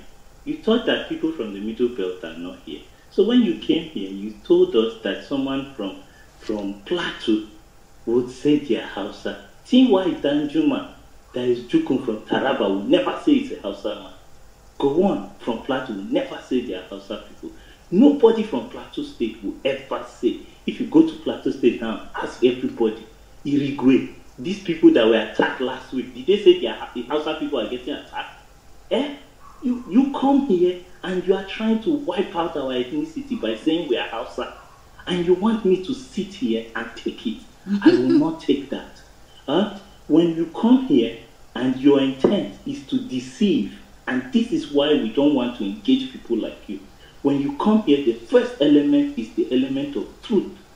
We have over 58 tribes in Plateau State, and everybody is proud of who they are. We have Afizere, we have Anaguta, we have Magaro, we have Angas. All these tribes, when they go outside the country, they say they are proudly from that place. For you to come here and by the way, before Exxon existed, these people were fighting never to have anything to do with Fulani. Yes. Now you want to claim them one as you. You want to come and use that black. Even you yourself, you are not Hausa, you are Fulani. And this particular topic is to clarify that line that most people think Northerners are Hausa. All Northerners are not Hausa. If you go to Borno, there are Margi people there. And these people are not, and I repeat, are not Hausa people. So for you to come here and to try to play on our intelligence is an insult. For us to continue to engage you after seeing this gross, who do you think is here? Who do you think you are talking to? You think you can come here and spew rubbish and people will just laugh? Am I insult here? And the least you can do is respect those minorities in the Middle Belt. Can you imagine this guy telling us which part of the Middle Belt is the North? That Benue, you don't consider Benue part of the North, but you consider Plateau. But who told you that the Plateau people want to be with you? Have you seen the voting patterns of Plateau State? People in Taraba, have you seen their voting patterns? Do you think they have anything in similarity with you? You come here and you think you can gaslight us? How should we engage with you when you come with deceit?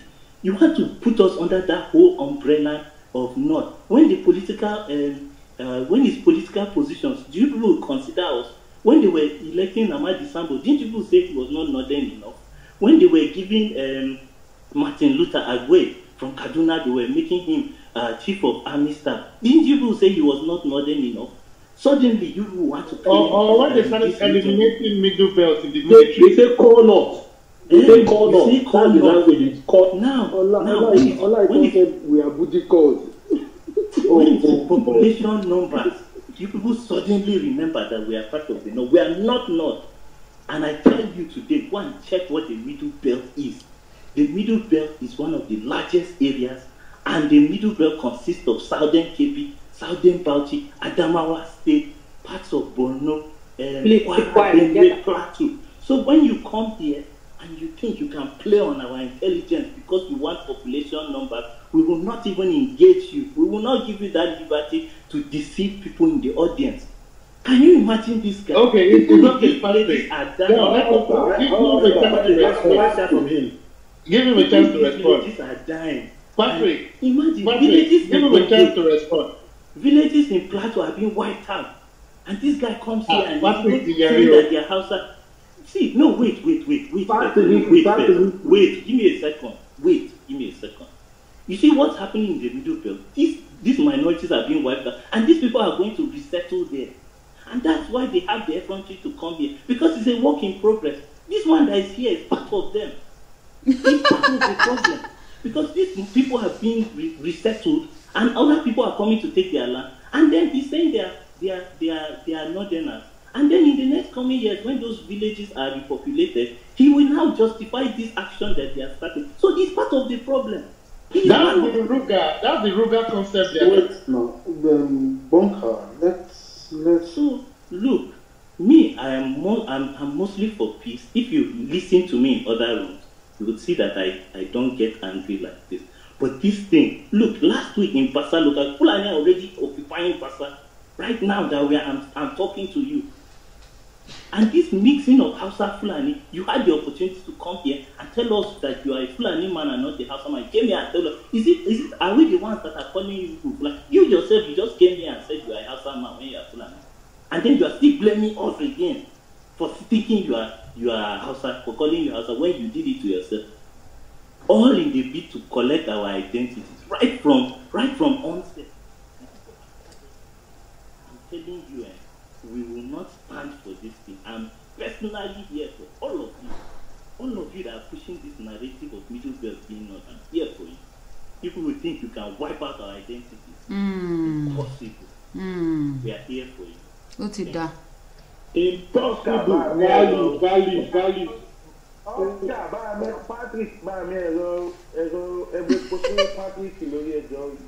Ṣé àwọn Yorùbá tó wà ń bí nǹkan míì ni wọ́n?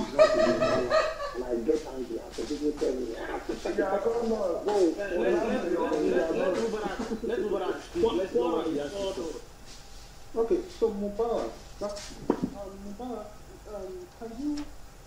can you understand why Patrick was incensed by your statement? For instance, I know of the Angas people, I know of the Giron people, and I know of I'm here. You said what? Please come again. Okay, so I said, can you understand why Patrick was incensed? Why he was angry at your statement?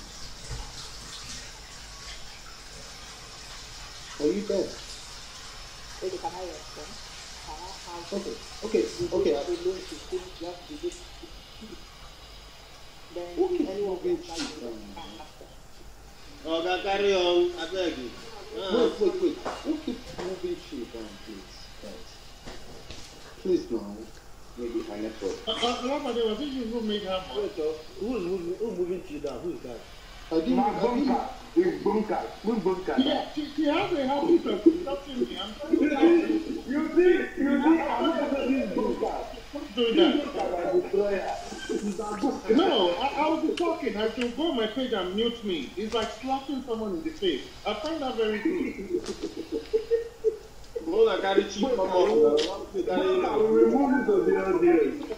Please come back. I forgot how the mic. Bunker, I will move it to the audience. Alright, so, Chi, come up, please. Okay, Chi has the first. Anyway, Mubarak, back to you. Please answer. Thank you. Patrick, you are here. Okay, well, I've even forgotten the thing you said. Me claiming Plateau gave me to be part of the North. If you don't remove that hatred in you and accept the reality and fact the way it is. Shut up! Okay, I can't hear this guy again. What useless reality is that? You can get the reality. This is a problem.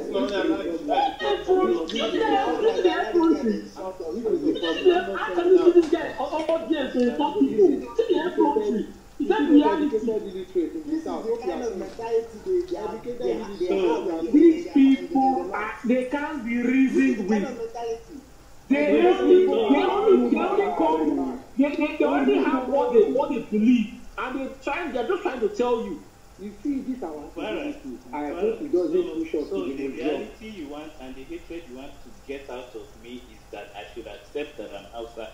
People from Benue should accept. Mubarak is gone now. From Plateau, they should give their identity. They should forget their Biron. They should forget their Magabu.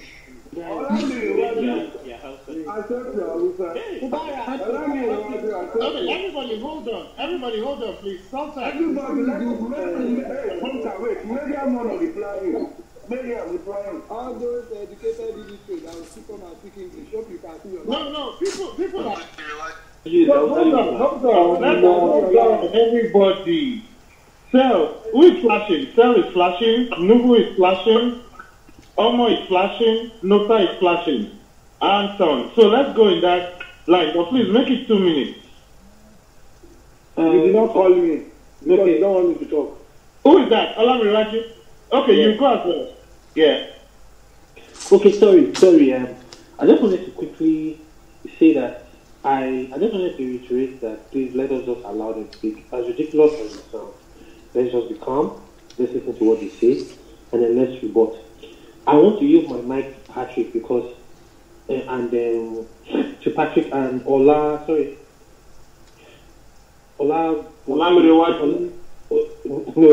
Ola, but I wanted to please share the time equality to respond to what Mubarak had said. I believe they have a lot of facts that need to be set straight. Thank you. Yes, because a lot of people have not spoken. Let them go around the queue first, and then we'll give them the time. Is that okay, Olabode? I just want to do questioning. I don't want to even make a submission. Okay, then let Patrick speak because I feel like he has a lot that he needs to. Yeah, it's just that it's not fair on a lot of people that haven't spoken. It's my time. Okay, let me address this. The problem we have been having in the Middle Belt is this issue. Imagine that Hausa is incorporated into the curriculum. So you can see there's a very systematic way of erasing the identities of the minorities in the Middle Belt. We already have it incorporated in our curriculum. You have most natives that grow up not even understanding their language. And despite this, you have a few minorities that are still struggling to keep their languages apart. Speaking, and I get this a lot, just speaking about your identity alone is hatred to people like Mubarak. So saying that you in Plateau State, you identify as a Biron man is hatred to him. Saying you want to identify as a Steve man is hatred to them. Now, let's look at why they think this is the case. If you look at historically, they have been able to give away their... So religion, they prefer to have sex. So if you listen, you will see they have the Ahmadiyya, the Tijanias, and all those sects, about 4 or 5 of them. And they have been able to take away... so Islam has become more of a religion and identity to them. So you would give away your ethnic identity and take one of the sects. And that's why if you go to the north today, you will see that there are a lot of discrimination between different sects. And that is the problem we're having in the Middle Belt, where people think that they have the right to tell us what to choose with regards to picking the sect and forgoing our ethnic identity. We opened the Middle Belt room and someone off the bat said it was un-Islamic. So you can see that this thing is incorporated, and you can see what we in the Middle Belt are facing by this type of narrative. The problem I have with this is that already you have a lot of displaced people in the Middle Belt, and when I was working in an NGO, these people couldn't go back to their land, and a lot of them said that these lands are already being repopulated. I myself witnessed a repopulating of lands around Bauchi State, right?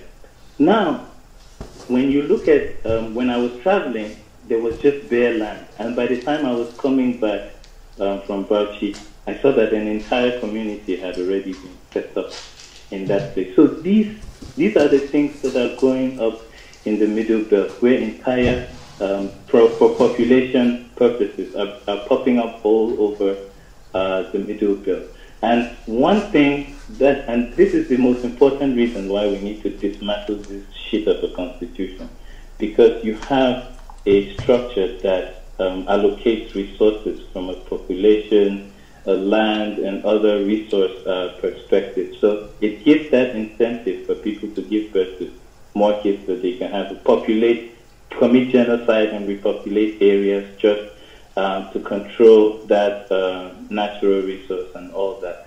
So this right here is a typical example of what we've been fighting for, and it gives us an idea of how we should go around supporting the Middle Belt, and more importantly, your communities, because these things, they're telling me that it's hatred for me to talk about my tribe.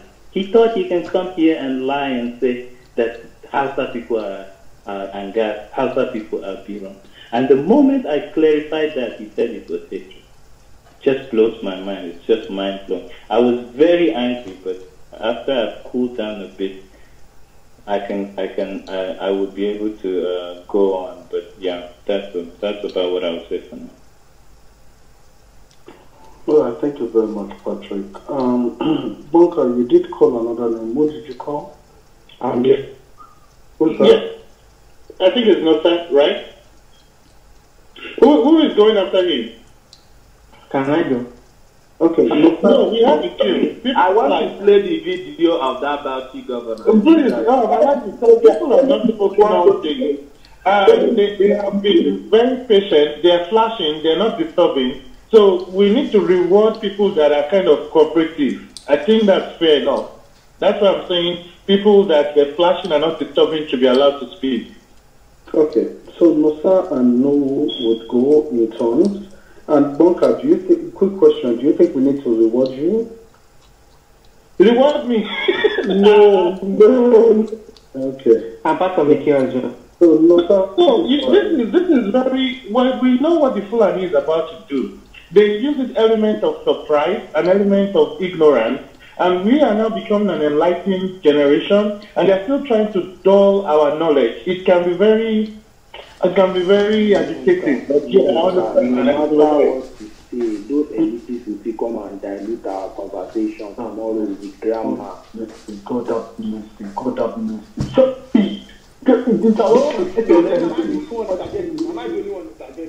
you are. Please, let's be serious. Please, we are in a serious thing. Okay, thank you. Today we are Olabode, please, after you reset the room about the Fulanis, the Boko Haram that are being compensated, then that's the second topic we'll discuss. Okay. No, sir, please go ahead. Thank you, guys. Please don't need to talk.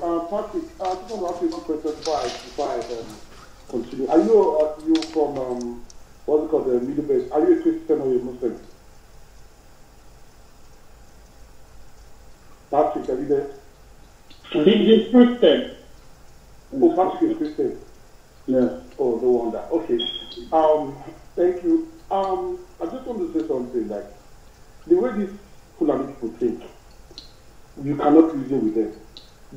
They are educated quite very well, but their mind is made up, and no matter what you say, they will not listen to you. Look at what you said the other time. You said this hatred.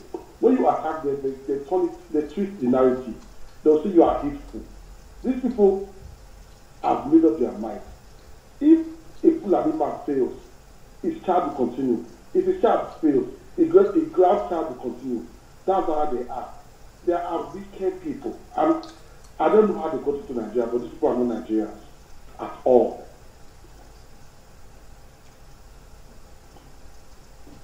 Yes, can you hear me? Yes, it's cut off for a bit. Please continue. So, I want to ask Abubakar some very vital questions, but you guys have removed it because of his ideas. But it's all right. So I just wanted to clarify that part, and now I know Patrick is Christian. No wonder Patrick is so angry about the old narrative. But it's okay. The next person can take the floor. All right, thank you very much. No, please go ahead. Yeah, okay, anyway, I need to correct something that Mubarak has this notion that calling middle belt the North or Benue. You see, he has this mentality of the typical Nigerian politician. You know, when the North are looking for support, they will say Kwara is the North, Benue is the North, Plateau is the North. But when everything is over, when the nitty-gritty time comes now, they're subjected to start calling them middle belt. So, make it try on the sound, make it over talking for market space. Somebody come slap on the there, say Benue man, chief man, hausa man. How many people Benue speak out? The little can speak out. They don't even speak out in Benue. The same thing with Plateau. Maybe people will Plateau because of people of just north, because of the hausa people are there. So let's have this notion. Middle belt is middle belt. They all have various languages in middle belt. Hausa man is Hausa man, his language is Hausa, period. Thank you.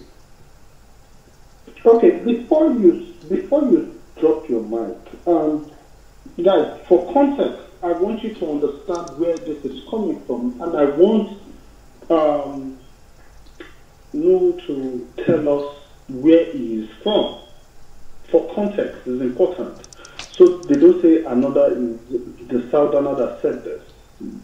So, no, please, where are you from? I'm from Borno State, southern Borno State. I'm from View local government. Okay, thank you very much. Thank you very much for that. So, please, quick one. Sorry to interject. Miriam, are you there? Yes, I'm here. Where are you from? Kogi State. Do you have something to say about it? Sorry, she's a lady. That's all. I actually But Miriam lives in yeah, I live and work in Borno State.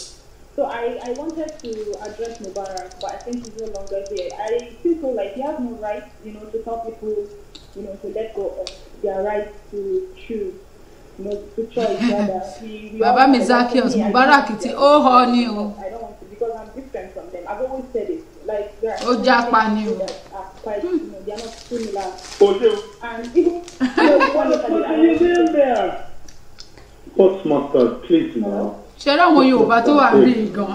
Miriam, continue.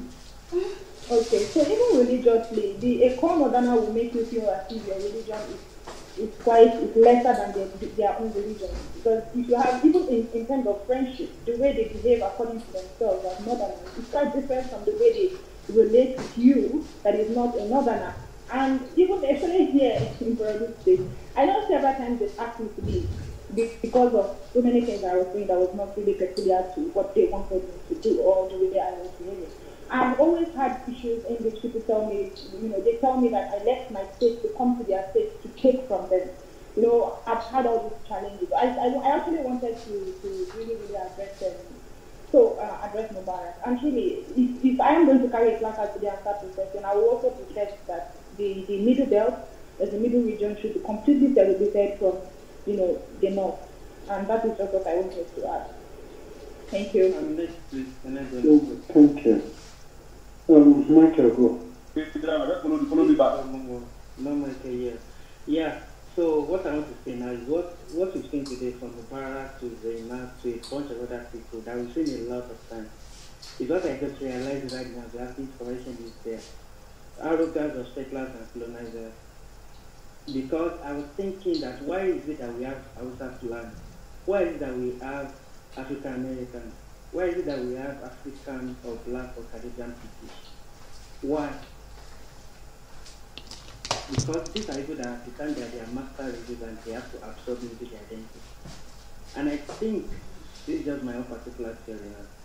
The matrilineal lineage that is particular to the Hausa Fulani that was accepted by many of themselves that I spoke yesterday is just a way for them in particular to have a claim, like Zainab said, and I know we brushed over it super fast, but it was very important. They have a claim for indigeneity of the land. Therefore, it's about the land at the end of it. And the major problem they have, in particular in the northern part of Nigeria, is this. When they had their conquest, they forgot to wipe out majority of the population in a particular state. Therefore, they could not really accomplish their goal the way the settler colonies of the America and the Brazilians and Australians and those people were able to do, whereby the indigenous people became minorities on their land. But in this particular case that we have now, the colonizer is a minority in the land of indigenous people. That's where they need to create an hierarchy of race, where the Fulanis are at the top, the Hausa follows, and others are below. And they are trying to absorb majority of those that they consider to be even lower than themselves into their Hausa identity. But they will always remain at the top. This is what I see in this version of Brazil. I just want to point that out to everybody, just to sit down. Nobody should come. Thank you. No, thank you very much for that, Omo. Onoche. It's okay. Thank you. I just want to highlight that we are really in a because of the folk using Mubarak as an example. You all know that a vast majority of their educated folk are like him. They think like this. Think to a spirit. A lot of them believe it. And they're even more radical about it when they're in their own circle. This thing is widespread. This ideology is very common. If you come across them, us that live in the middle belt, us that live are facing it face to face. People downside may not have that experience. But us that are here in the middle belt face it face to face on a daily basis. Hold on, please. Are you Idoma? No, I'm Igala. Igala, can you explain what you are describing? Because sometimes what we do is just talk about it and not go in depth. So for clear understanding, can you explain what you are describing to us, please? Thank you. Where I am from in Kogi State, I feel it's the last part of their front when it comes to the middle belt, because just after where we are is the east. And even like sometime earlier in the year, in Omala local government, they went and they killed farmers on their farms. In fact, there were some headsmen, those attackers, those invaders that were killed at some point. They came and almost wiped out the whole village. Sometimes they capture them for reporting. They will come and wipe out a lot of people, and it has been happening like that in and out. Even the Lokoja Abuja expressway now, if they are passing there, you have to take caution.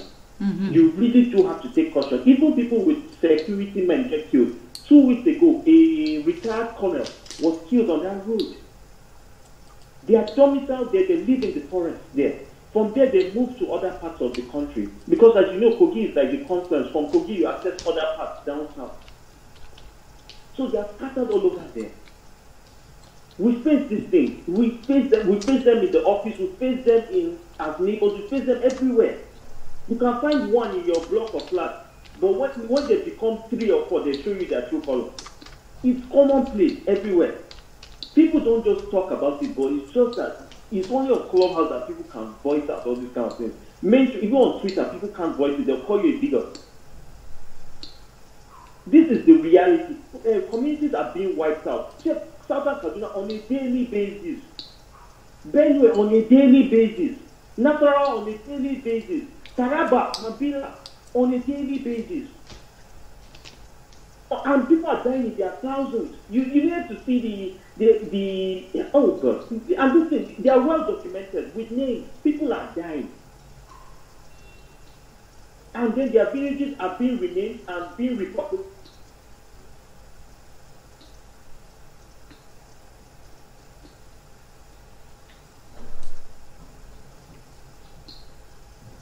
gbogbo àwọn ibi tó ń sọ yìí wọ́n ti block àwọn news yẹn wọn ò ní sọ lórí IT ní NTA gbogbo wọn ní sọ.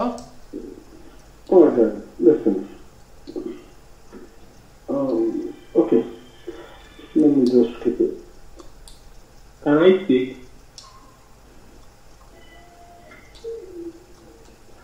Who's that? Can I speak? Anton, please go on. Okay, I watched the video and it was about apartheid South Africa. I want to explain what these people are trying to do. So I want to use the apartheid South Africa, the white in South Africa to explain it. So I watched the video on YouTube. It was a debate, a very, very old debate about blacks and whites. So there was a white South African, a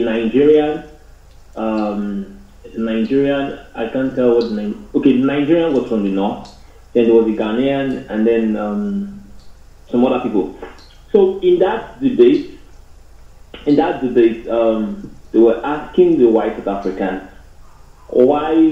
how did they come to settle in South Africa? How did they come to settle in South Africa?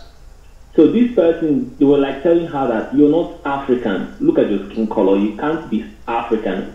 How did you come? Why do you feel like you're African? Like, we know when you came here. It was like we've been living here for a very long time. We came here around 1600. So yes, now we are now part of the land. We are not going anywhere. That's the ideology that these people are bringing to wherever they conquer.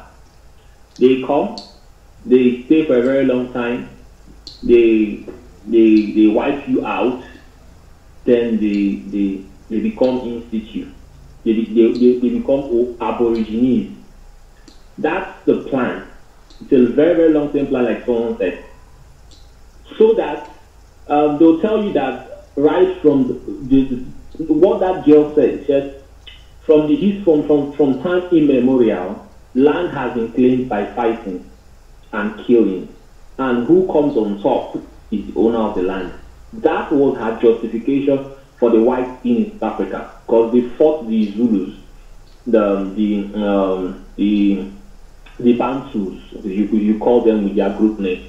So they fought the Bantus at the Cape, and that's where they started spreading all over Southern Africa. Now, to bring this to what Fulanis are trying to do, they still believe in that old system. They don't believe that everybody has been settled and there is no land grabbing anymore. We all believe that everybody has settled, and everybody from now in perpetuity, there will be no more land grabbing, and land grabbing is outlawed. These people do not believe that land grabbing is outlawed. I mean, I cannot go to America and justify grabbing land of native of Americans, and then try to tell people that that's what we people normally do. We come, take your land, and don't try to fight us. If you try to fight us, you are very, very aggressive. You are very, very hateful.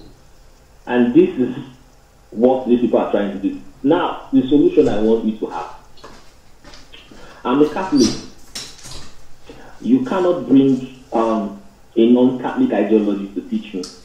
I have, in my room, indoctrinate myself to the extent that you cannot teach me what I don't want to be taught. And there is nothing you're going to say from now to infinity that I'm going to accept, except what I have chosen to accept. This is the mind of these people. The only people that can fight them are extremists. You have to be extreme in your own ideology. If you can't be reasoned with, you're gone. If you can be reasoned with, in fact, you are your own enemy. If you can be reasoned with, you are your own enemy. This is why they are able to go through Nigeria and be able to finish us. Our own people call us bigots. See, you don't fight war with words. You don't fight war with flowery words, and you can't obey you fight war with justice, good, and all that.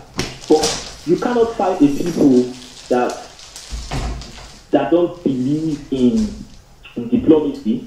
They cannot be reasoned with. You cannot reason with them. They already know what they want. You're just in their way. And it's high time we stop discussing with them, because to you it might seem intellectual, but you have to understand you are the one that is being manipulated. That's all I can say. All right, thank you very much. So, Alaji has something he wants to play. Please let's listen to it. Alaji, please go ahead. Okay, before I go, I want to, can you give me a minute to engage Onuche? Onuche, are you there? Onuche.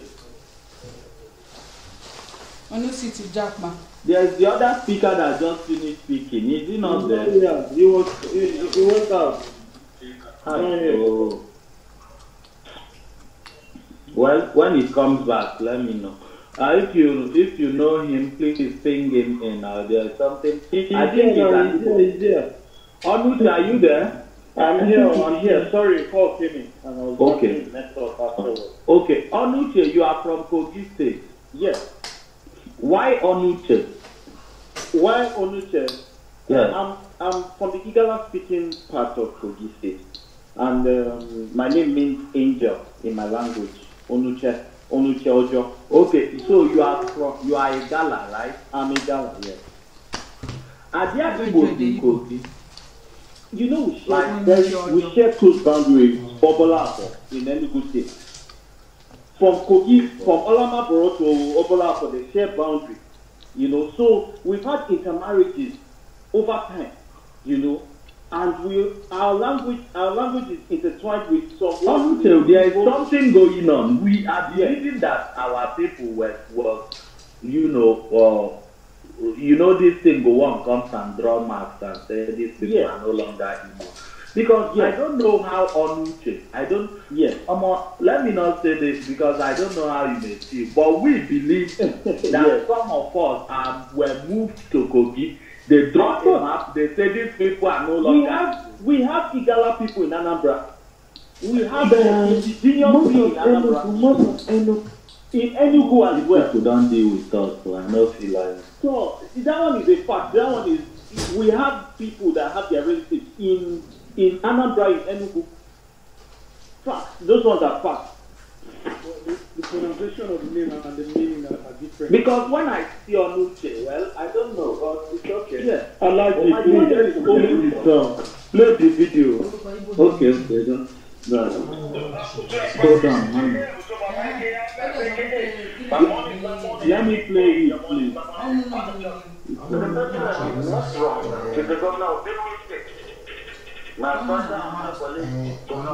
think this video is not to do that. Okay. I will tell you something that I told my colleagues about the headers of farmers. Can you guys hear it? In Nigeria. We have seen the South. We can. And some of them were the South. Things. Some of us told them with all modesty and humility. You are wrong. But the person that is not wrong is the governor of Benue State. My brother and my colleague, Governor. You know, if you don't accommodate other tribes, we are also accommodating our tribes in other places.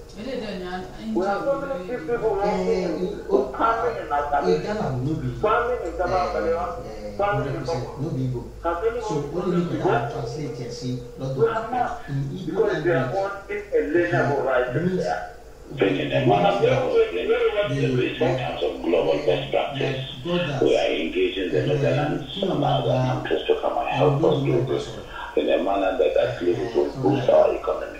We have so many reserved land and we have so many forests that are not being used. Some of them are even being used by hooligans and charlatans, where some aspect of criminality has been provided by that forest that is called Lamembora Forest and the Yankari precincts.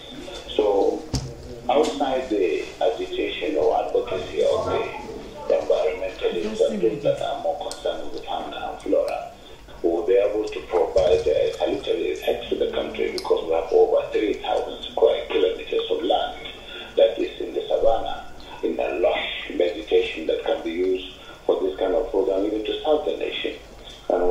doing it as the federal government has conceived it. We want it to be private sector driven, and we will bring those who are more familiar with it. Okay, if it's because I mean, everybody will want to see that this killing ends and there's peace, and then people go about their businesses peacefully. Everybody wants to see that. But when you say that you want it to be private sector led, we understand that the government is going to provide 80% of the funding. The state will provide 20% and then provide the land.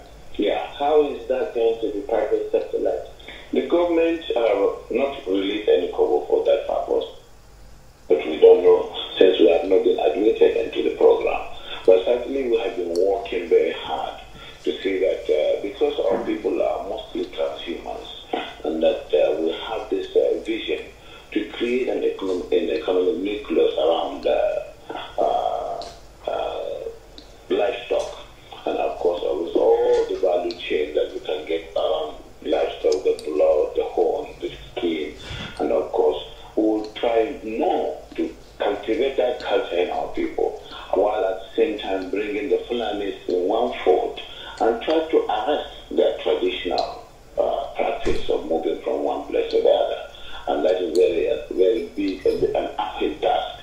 But I think we can communicate with them more, because to them they don't have borders from Cameroon to Nigeria. But that's very interesting. How do we ensure that those who will be participating in this federal government largely funded program will be Nigerians? In terms of the funding? No, in terms of the operations. They bring in Fulanis together.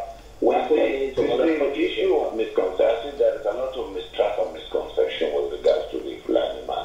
The Fulani man is a global or an African person. He moves from the Gambia, from Senegal, and his nationality is just a Fulani man. And as a person, I have no relations in the country. I hope people had that. I have relations. Wọ́n ní ìtumọ̀ ẹ̀ ní pé àlùmájèrí means pé ẹni tó máa lọ kiri láti seek for wisdom. Kí ni wisdom tó sọnù lọ́wọ́ ẹ̀ tó wá sí? Because he speaks the Nigerian language, which you are a man.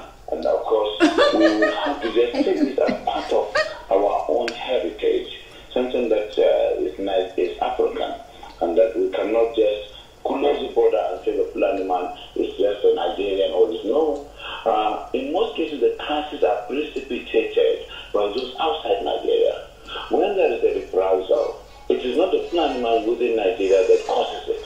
It is that culture of getting revenge, which is embedded in the tradition of the Fulani man, that attracts the pressure from all over the place. If I understand, does that mean that those Fulani men who are maybe domiciled in other countries who move around, they are coming to the country and this plan will accommodate them as well? Yes, that's what we want to do. But it has to be done through sensitization. Wow.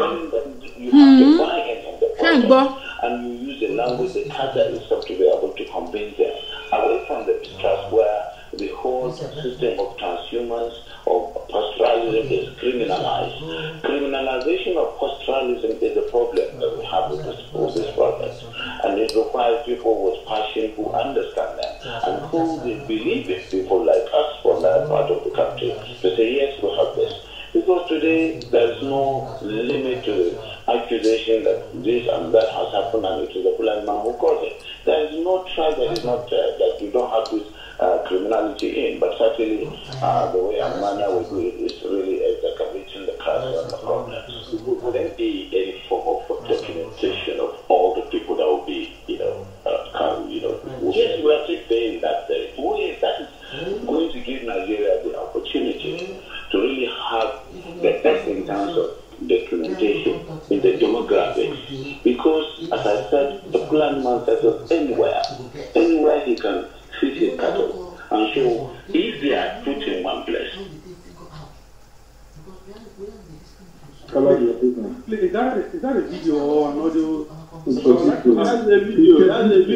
Can I get the URL to it, please? Okay. I'm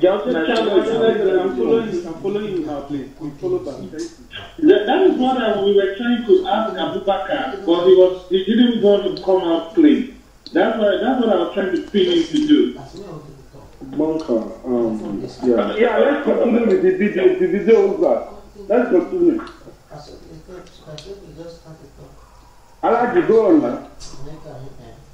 I think well, in my opinion, I don't know what is the I think it's made a lot of the points people have been making here for ages.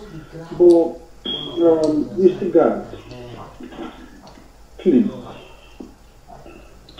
I want people to do me a favor. I want people not to be getting angry.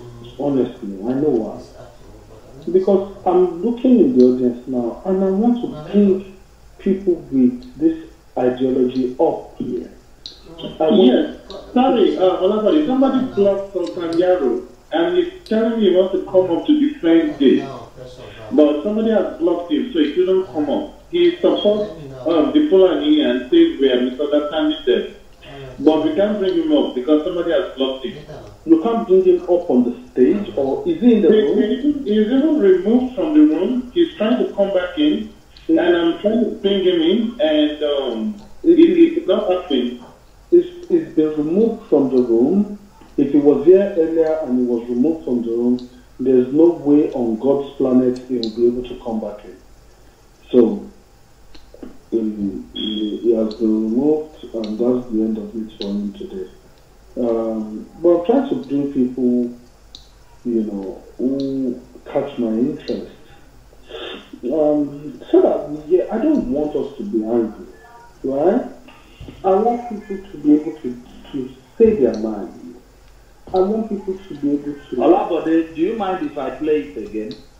No, you will play it again. I just want us to bring people who would speak to these issues, who would come, because we say these things and they try to deny it.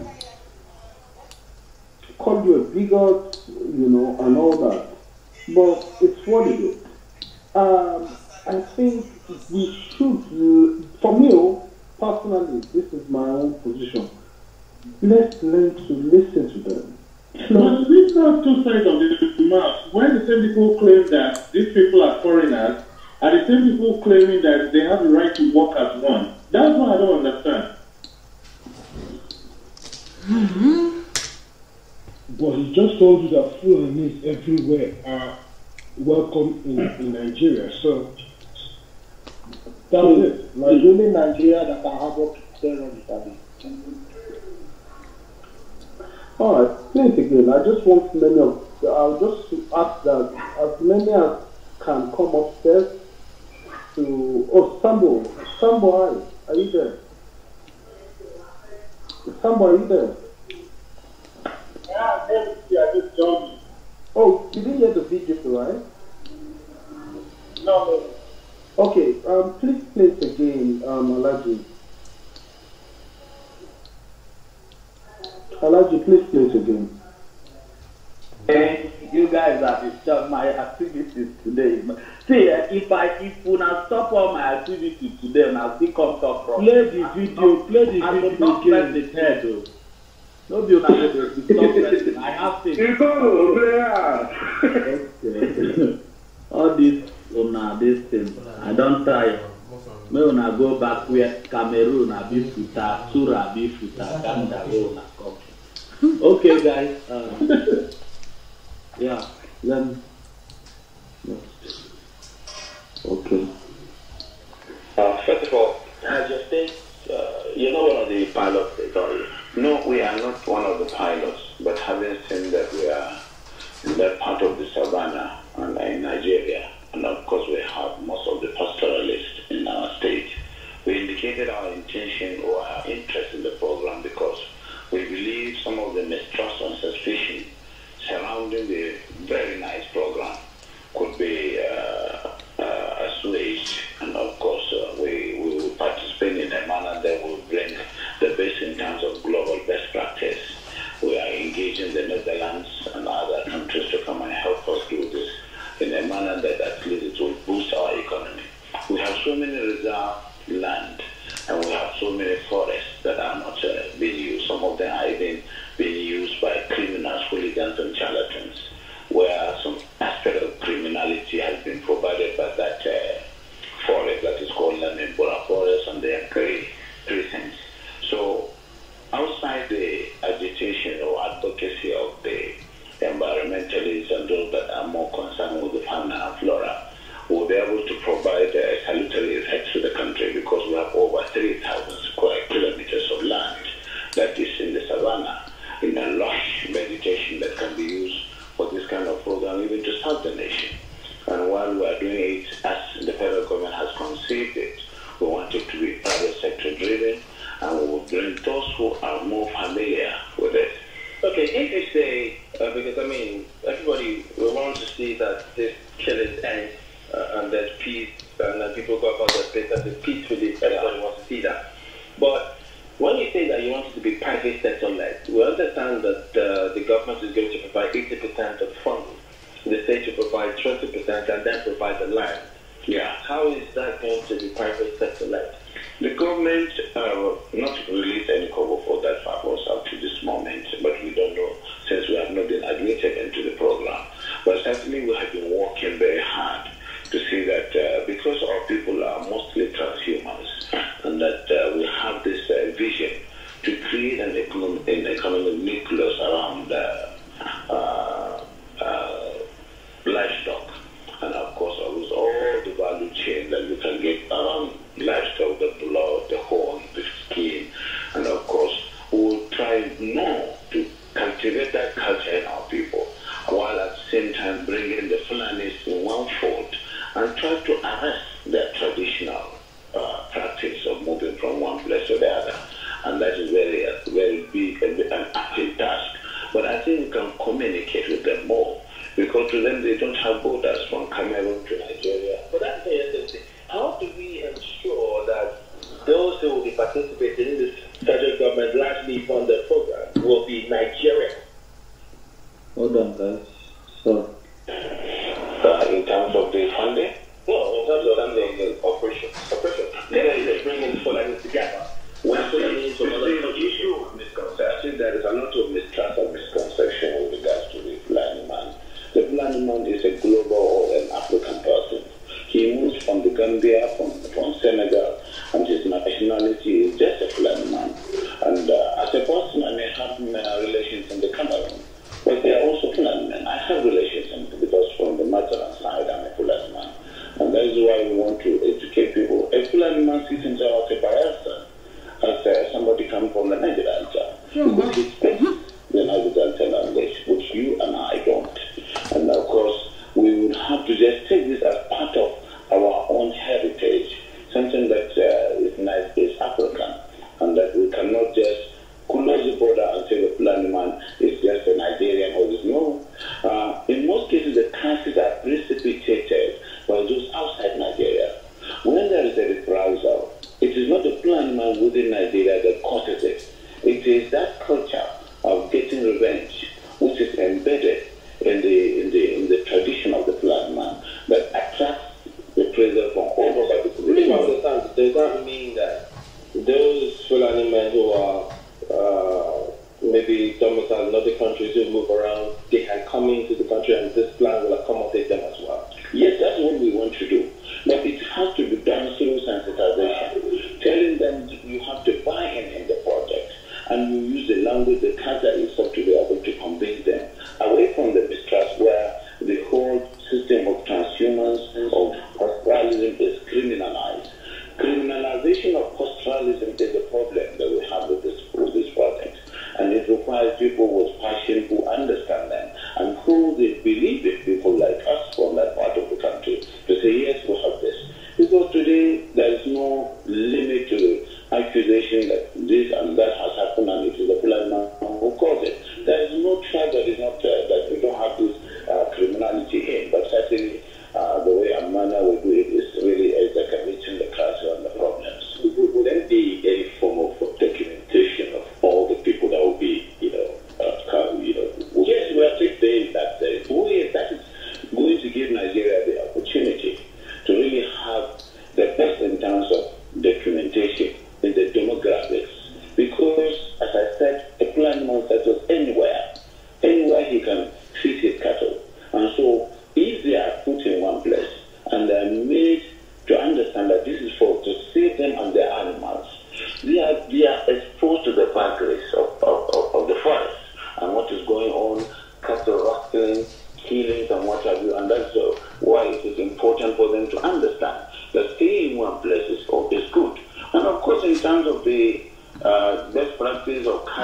meat, carrying the meat. And that's stay in one place in Nigeria. Let's say we got security and go. Nigeria ló máa wá fàdà gbá ìtòrò sí tí wàá bá wa.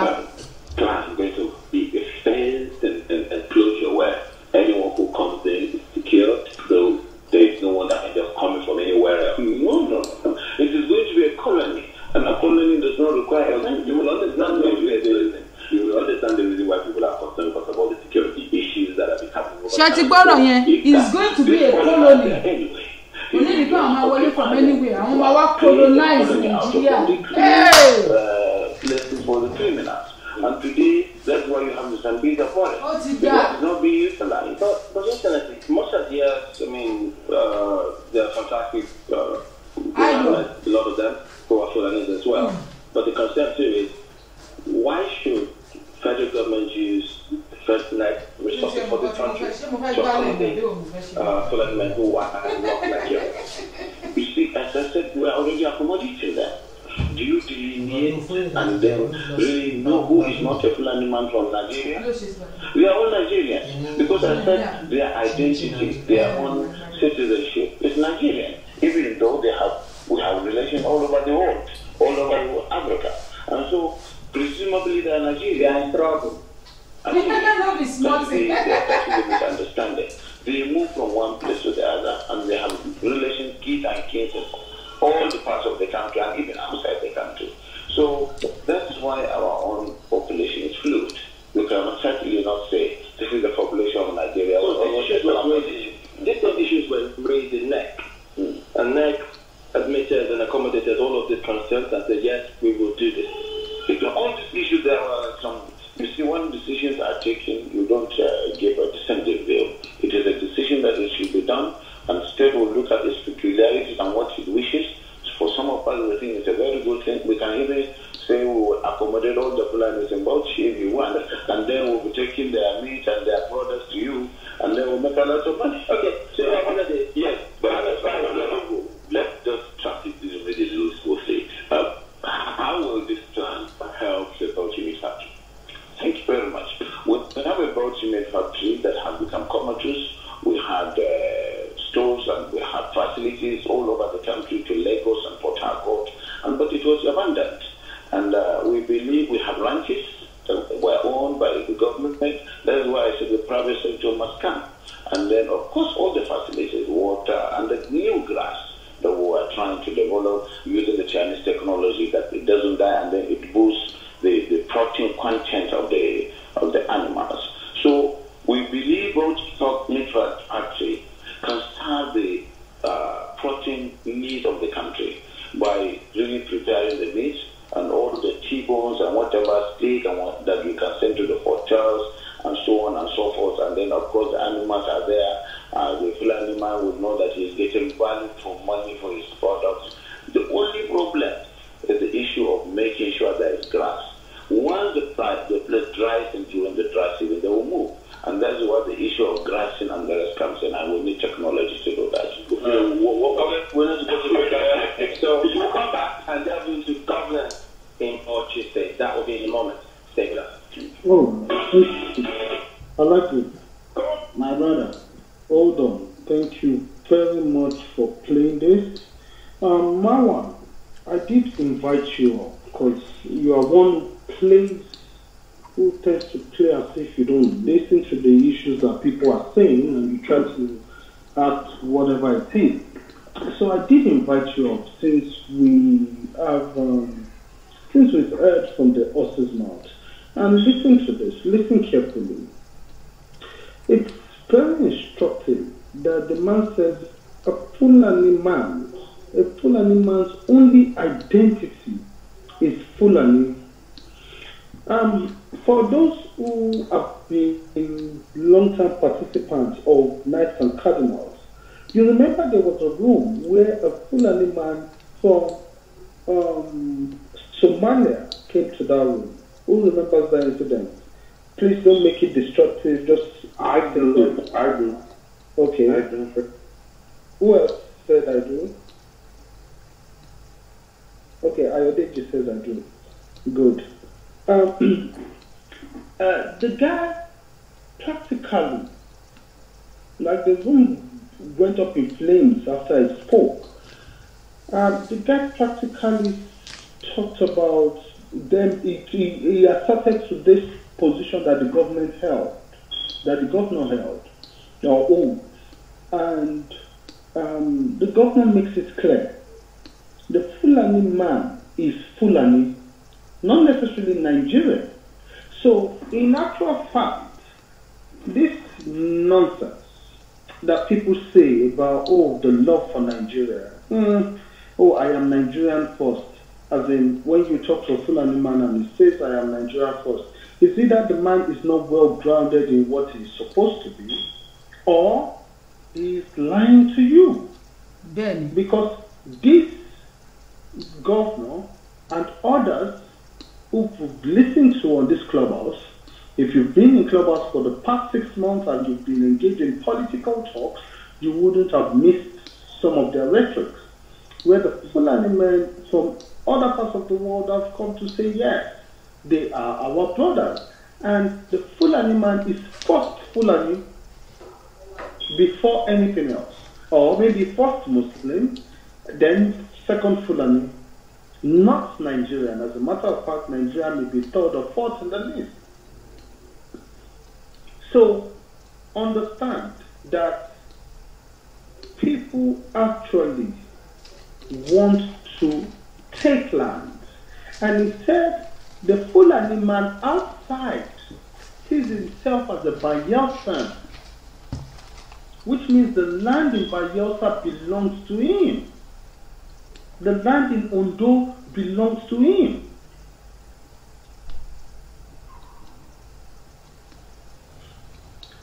So you see why the nonsense being pushed and peddled round is, it doesn't add up when people say it's been since the 8th century. And then I ask, what type of migration took you to Somalia?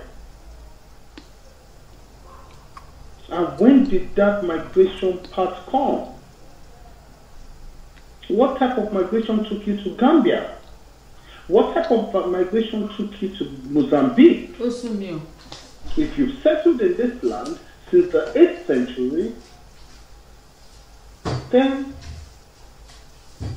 how come history, one, real history doesn't put you there, in my opinion? Two, what was the pattern of migration? I think we need to understand the pattern of migration. It's important. What was the pattern of migration? These are pertinent questions. But for anybody who cares to have sense, right? Yes, another thing is the governor clearly admitted that these people are murderers who murder, who call, God, this is interesting.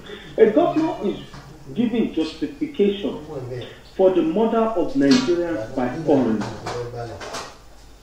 Guys, when you add this up, aren't you more resolute in the position that Nigeria has to actually split? Maybe not even like are you not more resolute that Nigeria really needs to split and we need to build a big fence with electricity like circling the fence? If we need to pump all the resources to make sure like anybody that touches that fence burns into ashes, we need to do it. And isn't that what you feel? Because when someone says foreigners are coming to kill people to avenge, subtle justification. I want to understand this. But people like Marwan won't say it. He won't speak to these issues from the governor of Bauchi State. I'm calling, you see, when people go into their rooms, right, they become tigers. When they come out, they become pussies. I mean cats. And I want them to come on stage. This is why I don't want people to guard them. I want them to come on stage and make a justification for them. This is why I want people to mute their mics, let them talk, and let's hear them. Then go tell you that it doesn't speak to all Fulani. Nothing will tell you now. Just let's hear them. Because if that is not insane, if what we've heard now is not insane, I don't know what is. Now let me tell you, Malapade, are you done? Yes, I am. Thank you. Yes. Now let me tell you how the Fulani people do jihad. There's 3 layers. The first jihad they do is to allow a settlement. They let a settlement go into a place. Then the second thing is that they appoint a cleric. So if they get that ruga, they're going to appoint a cleric in that place.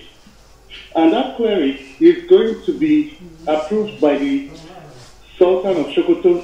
No, we also see that the Sultan of Sokoto now is the Muslim leader of all Nigerians. So in any place where he appoints a cleric, that cleric has spiritual authority in that state. Yeah. So if you look at all the jihads that were fought in the past, every man that led it was a cleric. Usman Danfodio was a cleric. Alimi was a cleric. Now, the plan to make the Sultan of Sokoto a spiritual leader started with in the late 1970s by Muritala Muhammad. So there were 2 factions in the military that were very powerful.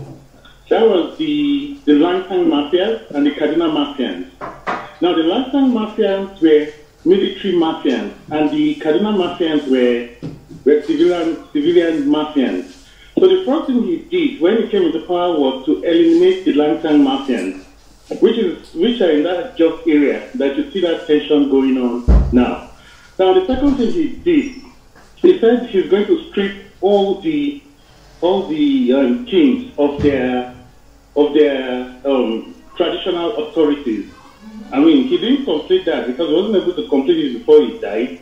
But Obasanjo completed that for him, and he changed the land deed laws. The land use something. He changed it that the traditional rulers were land use act. Thanks. He changed that. So this thing is not something that is started today. See, if you go to the Pulaku Code, you will see an element of patience. It says that the Fulani man understands how to be patient. That is why it took over 10 years for Alimi to do his checkmate on Afonja.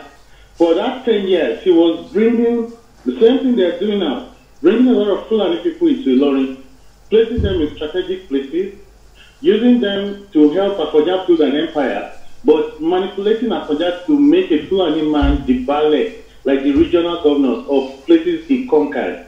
By the time they were going to go for him, it was too late. And one of the reasons why they protect Islam so much is that Islam is a tool of divide and conquer for them.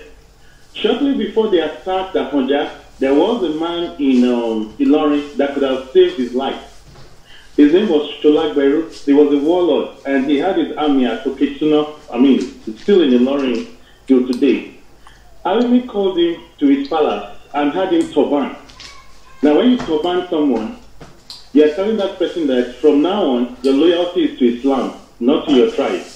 So when they came in on Afonja and they tried to attack him, and he sent to LAGBA to help him, LAGBA said, no, I can't, because I'm a turban Muslim.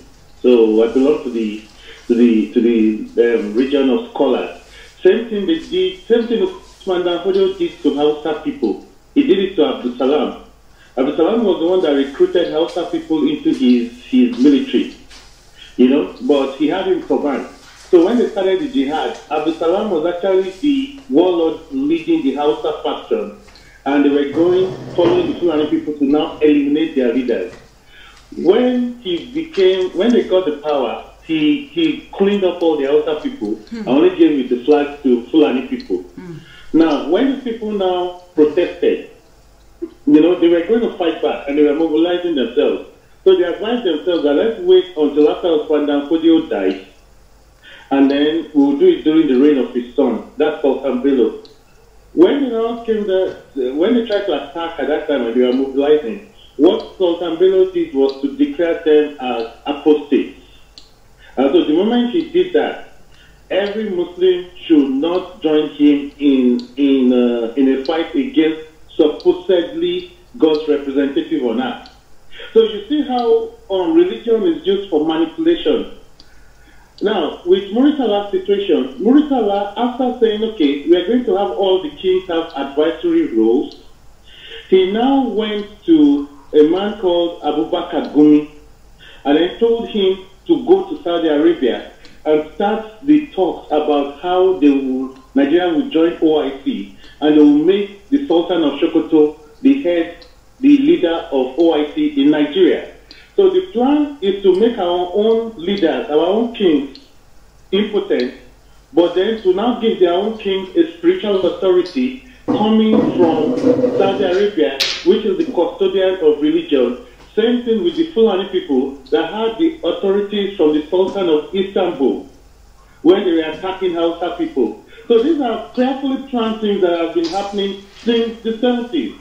So if they ever get Ruga today, and they have that settlement, that will be their launching pad for their jihad. They will bring in the clerics, the Sultan will approve them, and then those people will have the power to declare holy wars, and then from inside, they will start the decimation and assimilation.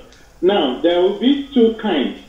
One will be, they will assimilate people like us Yoruba people, because if the Sultan declares a cleric in our land, the Muslims will gravitate towards him naturally, and then they will be able to do a divide and conquer. But in places like Igbo land, in places like Niger Delta, where they don't have that kind of advantage, they will do direct decimation and psychological warfare. So you see, we're in serious trouble, and things like we hear like this, they're not joking things. We need to stop all this nonsense of interfighting with each other and start planning on how we are going to remove the cancer. Thank you.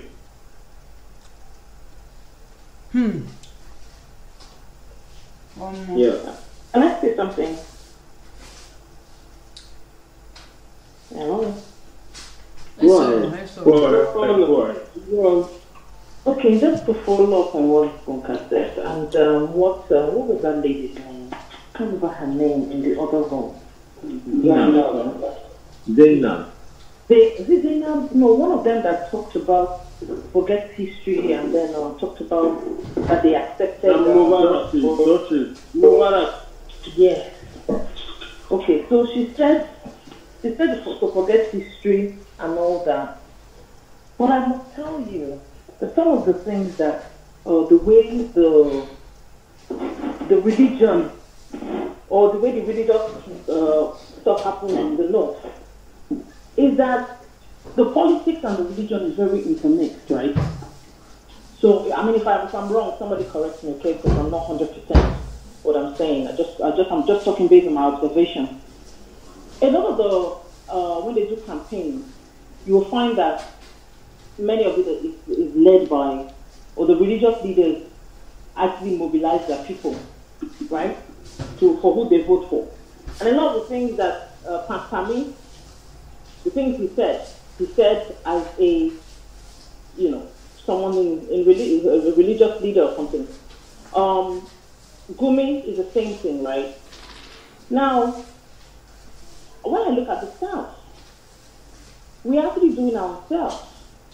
What are we doing with our religion?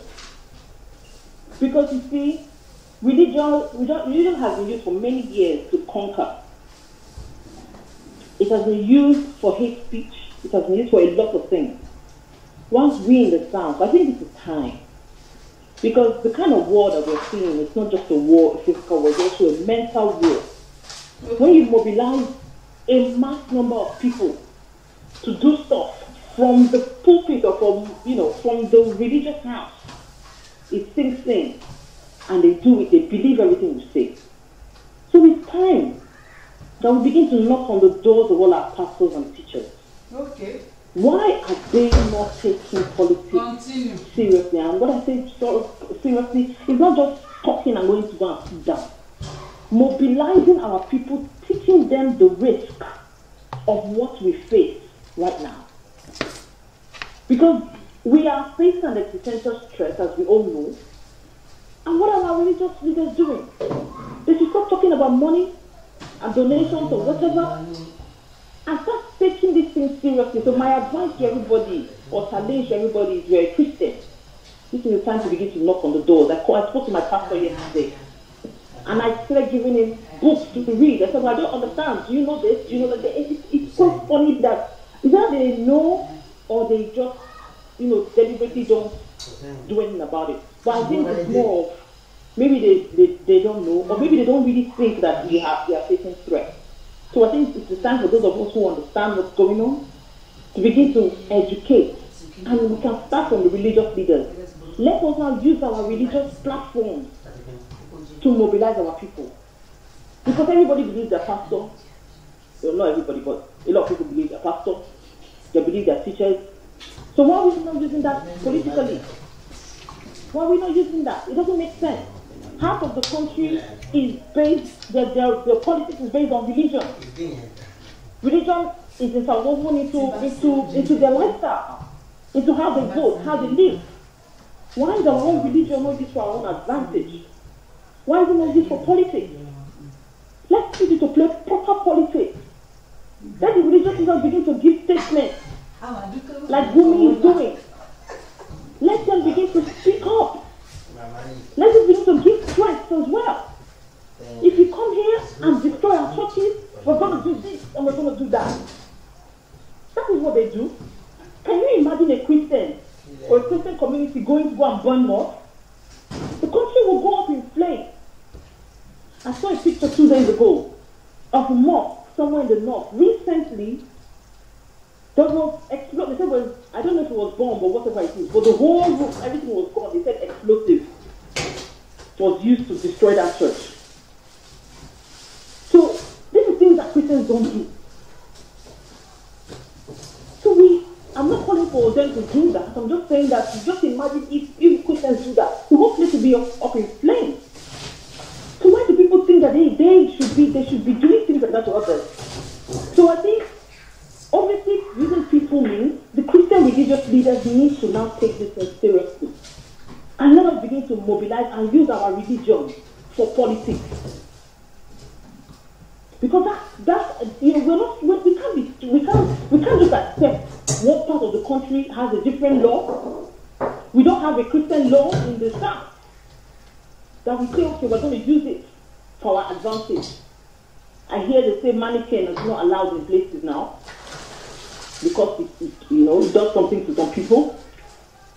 You can't drink, you can't, they say they're destroying people who sell alcohol. So many things they are doing. Why can't we have a Christian law that bans nonsense in the South? Or a traditional law, traditional religion law that says if you wander into our forest, this is what's going to happen to you. We need to push for that. Because you can't have a country where it's not fair. There's no justice. You can't have one part of the country ruling with whatever means they want to, waking up and just saying, bullshitting democracy and creating their own type of only God knows what. And then the other people are trying to navigate and trying to understand what's going on. We use our religion, traditional religion, use it. Christianity, use it. Turn it into politics. They're not the only ones who created the religion. For many years, England used religion to do a lot of things in their own country. It was only not too long ago that the religion was sort of watered down. But today, the Queen is still the head of the Church of England.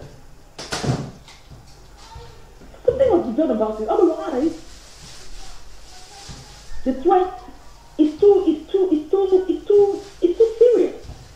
We cannot be named as one of the indigenous tribes that are exterminated from this face of the earth, like the Aboriginal Americans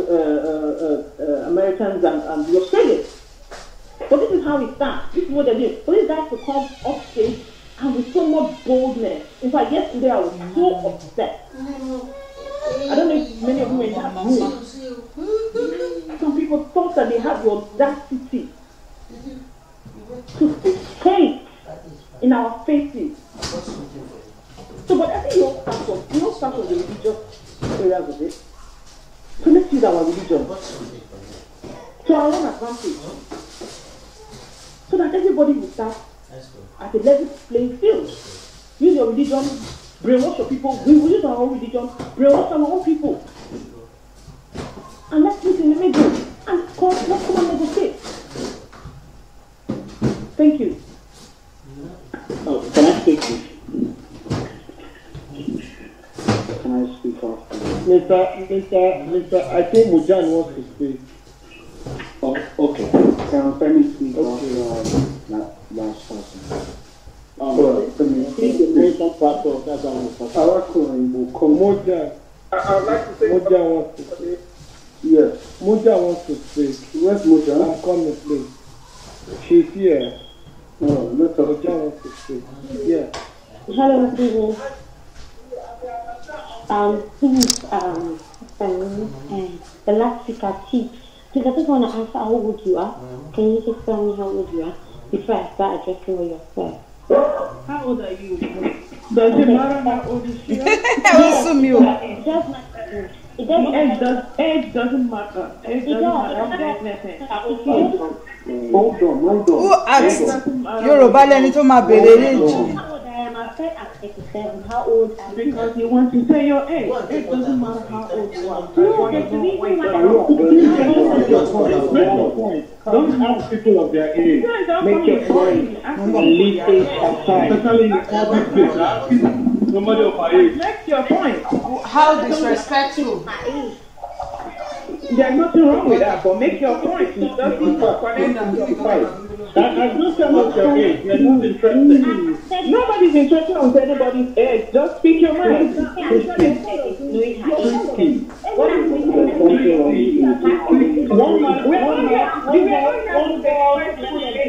Please, you don't have the right to causes a lot of Wait now. I'm 15. Wait. Hold on. Abby? She's 55. I do know her personally. I can tell you were born on the same day. So continue, Mojan. Thank you. Mojan, please continue. Okay. The reason why I asked her about age was because she was saying things that, like, she doesn't know what Nigeria history is all about. I was born up in Lagos, and I'm hausa, and I've been, my dad is a military man, was a military man anyway.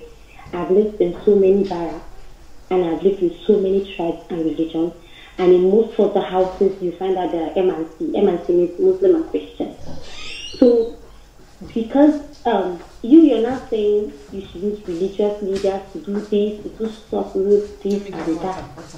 What happens to your people who have Muslims and Christians in the same house? What are you saying? They should kill each other, or they should do what? We are trying to see how we can come together. Forget about the political views. Who come together?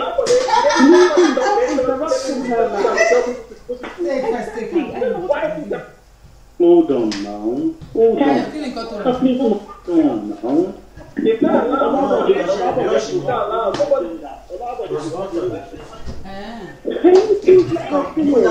Everybody stop. Continue, Mr. Mojan. Wait. Let me address something.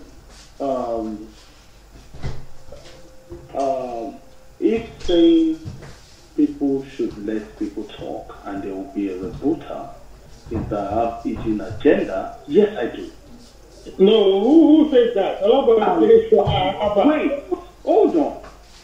If people say, if saying let people talk is because I have eating agenda, I do. So what are you going to do about it? I love the data. Okay, that's like everybody say that. Now let people talk. Let people mi yóò understand ọlọ́bọ̀dé fẹ́ kí gbogbo wọ́n fẹ́ kí àwọn fúlàní yẹn kọ́ máa sọ̀rọ̀ àtàwọn haúsá yẹn kọ́ lè máa tú àṣírí ara wọn. But àwọn people you won't understand. I'm the one that said it, and I'll face you on that. Well, what's your reason? Right. It's okay, we don't want to know. Please, let the lady finish. Yeah, let Marjan finish. Go on. Won't understand them. To really she contradicted. Marjan, finish, please. Okay, thank you so much. So, if as I was saying, we, the masses, we are tired of this political leader saying this, this political leader saying that, whatever region he is from. Because me, as personally, my upbringing, I don't see any reason why we should be killing each other. I don't see any reason why we should be no matter your region. Because I've lived with people, I've lived with Christians, I've lived with Muslims from different tribes, and we lived peacefully. So why would we allow the top leaders, people from, I don't know, that have been leading for the past 50 years? Specific. Who are the we? Me. I said me. Please and please, when she was talking, I know that maybe most of you who are interrupting now want to hear. Now that I'm talking, you don't want me to talk for Mojan. I am the one that asked you to even told them to speak, and I've been listening for hours. Okay. So, Mojan, I want you to speak for 2 minutes. Okay. In my place now here, this is 5:31. 4:31 Nigeria time. So by when it is 4:33, I'm going to talk to you. Okay, thank you. Okay, my mom is from Delta and my dad is from Kasson. Imagine if you say you want to barricade the region. Where will I belong to? Will I start facing as Hausa first, or I'm Delta first, or I'm Muslim first? You belong to where your father is. Stop it! We are tired of hearing this about this girl talking. I'm polite, and you don't want to be polite. We can take it anywhere. I'm a barrack state. If you want to take it to the Woodlawn, we can get there. Yeah, I'm a barrack state too. So don't threaten people with barrack. I want to get clean from you. Don't threaten people with barrack. I know everything about barrack. I was born in Kaduna and I'm a barrack girl too. So don't threaten people with barrack, okay? Thank you. For goodness sake, can she finish? I think it's very unfair. So you interject now, you get moved out. Go on. Now, Auntie Katina. She's left. She has left the room. These are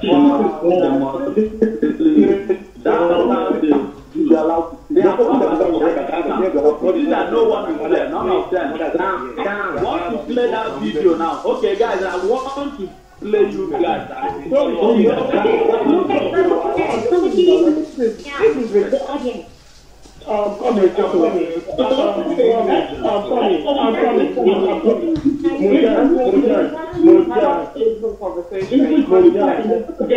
For 1 minute uninterrupted. Please. Mojan, continue. We're all here for a particular reason. If you know you're not here for this reason, please don't leave. It's easy. Mojan, make your point. Okay, Aaron. Stop shouting. So, what I've been saying of the inconclusively is that we should, me, you, and whoever thinks he wants Nigeria to be peaceful, to bring our hands together, join hands together, and stop all those people doing all this rubbish so that we can move forward. And nobody should be thinking there should be barrier or barricades. Our forefathers lived together. Nobody complained. They didn't complain. They lived together until some people came up and started putting notions into people's heads. So please and please, I'm done talking. Okay. Please, can I ask a question? Hold on. Our forefathers also fought each other. Just to address that. Sorry. Hold on. Guys, I want to speak for 1 minute before I leave. I've been listening for a very long time. Sambo, hold on. I don't know. Sambo, hold on, please. I actually want our colleagues to speak. Please. They all should indulge me. Because I want him to tell me my agenda and If we go off pointing, we go off pointing one life. You know. So I really want Arakun to speak. Sorry. Honestly, I want Arakun to speak. Where is he? Can I just do that? Yes, before that, can we ask Morgan a question? 30 seconds. I just wanted to add to what I was saying earlier, which is someone was saying about the history, that we forgot about history. I think my point really I wanted to add was that history, whilst history is being taught in the mosque, and nobody's going to tell me it's not being taught.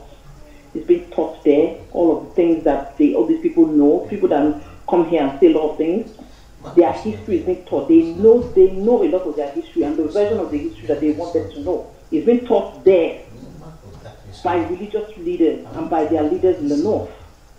So Christians, start teaching your history.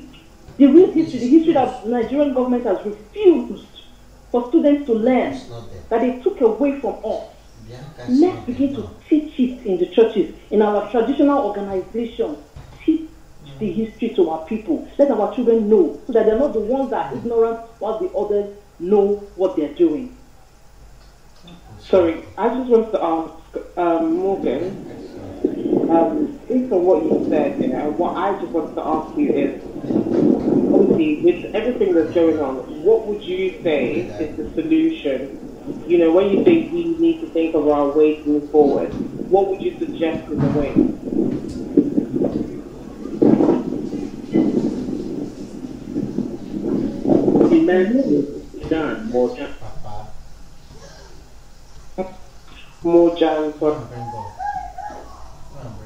I'm here. Okay, so what is the solution? That's part of what I said was that we should all come together. Forget about the political leaders. Forget about the religious leaders and do the right thing. That's what I said.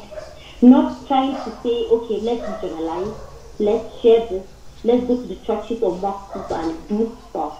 That's not what I'm saying. My own is, okay, look at your inner self. What can you do to help the nation? What can you do as a person to change all that? Not what people, what people are saying, or let's do this, let's do that and that. That's my own. So, Master, you said, I want to speak. Let me answer her. Wait. Master, you said we should not regionalize. Yeah. Is that so? Why? Is it only to have monopoly of ethnic nationality? Because hello? Osumi. Okay, go ahead. Mojan. Thank you. I want to really stop now. You say I'm the most quiet on this thing. I will go out to let me ask a question. I want to ask that. I'm going to remove it. Wait. Thank you very much. Mojan. Thank you very much. One thing is that I want to say something. If we cannot have a civil conversation, we cannot be able to expose those who want to conquer us through peace, and we are not going to properly educate many of our people that have become educated Negroes. Exactly. I have been here for the past how many hours, listening attentively, playing along. Not because I don't have 1,001 million things to say, politically, economically, historically, but it is better to engage in this discourse. Mujan has made her point. She has made her point. Many people have made their point. Mujan, thank you very much. And I'm happy for what you said. Thank you. There is something that you did that is unfair, which is a classical way of argument. It is called emotional blackmail. What you just did is to victimize the victim and play the victim and emotionally blackmail people that are speaking out. Let me tell you something, Mujan. I am a Yoruba man first and last. No apologies for saying that. And secondly, we played a particular video where a particular governor of Bauchi State 2 times said the following thing. One, he said, this is just inference and summary. A Fulani man only has one identity. A Fulani man does not believe in the Gambian, Nigerian, or any other identity. A Fulani man has only a Fulani identity. That means he sees himself as Fulani first. The president of Nigeria has also said that in different means. Sheikh Gumi has also said that in different means. Mark Ban, Miyeti Hala, they've done this thing also. Several leaders in the north, core north, have also spoken in this way. So this is not Arrest speaking. He also said, all Fulanis of Africa are Nigerians by fiat. This is the second inference. The third inference he said was that a Fulani man is indigenous to Niger Delta, Igbo land, and Yoruba land because he speaks the language.